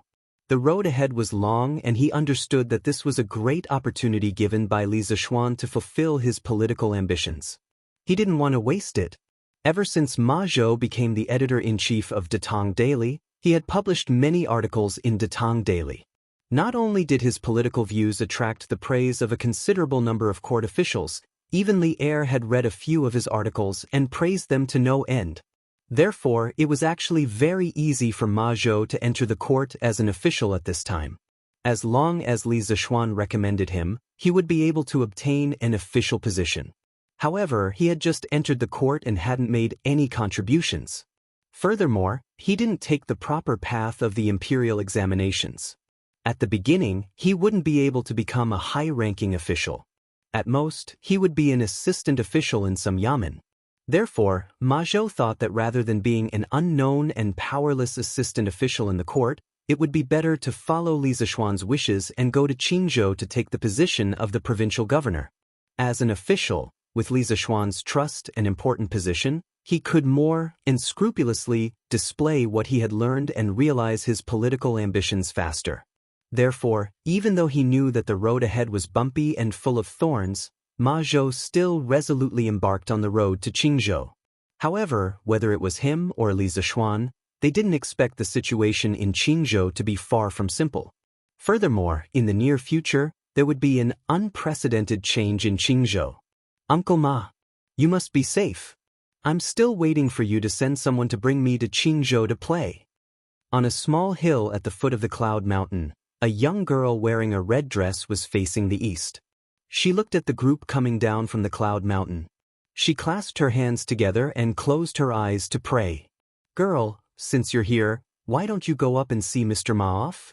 Suddenly, a man's voice came from the side of the young girl. The young girl was shocked. She quickly opened her eyes and turned around. When she saw who it was, she hurriedly stepped forward and greeted him. "It's Mr. Why are you here?" The person who came was Li Zishuan, and the girl in red was Li Yu. She was wearing a red dress, and under the sunlight, she looked like a red koi, bright and beautiful. After sending Mr. Ma off, I was preparing to go down the mountain to the workshop. I didn't expect to meet you here. Li Zishuan smiled and then asked, "Since you are already here, why don't you go up and say goodbye to Mr. Ma? Could it be that you didn't know that he was going to Qingzhou?" "No. I already knew about it this morning." Li Yu shook her head. She looked at the back of Ma Zhou and the group that was gradually disappearing. She said softly, "Uncle Ma and I have already said goodbye this morning." I don't want to go up the mountain to say goodbye again. It will only make us sad. It's better to look at him from afar like now. Seeing that Li Yu's face was full of reluctance, Li Zishuan expressed his understanding. When this girl came to Chang'an alone, although he took care of her and helped her enter the editorial department of Datong Daily, he didn't care much about what happened after that. It was completely Ma Zhou who took care of her. Now, Li Yu could mix well in the editorial department, mostly because of Ma Zhou's efforts.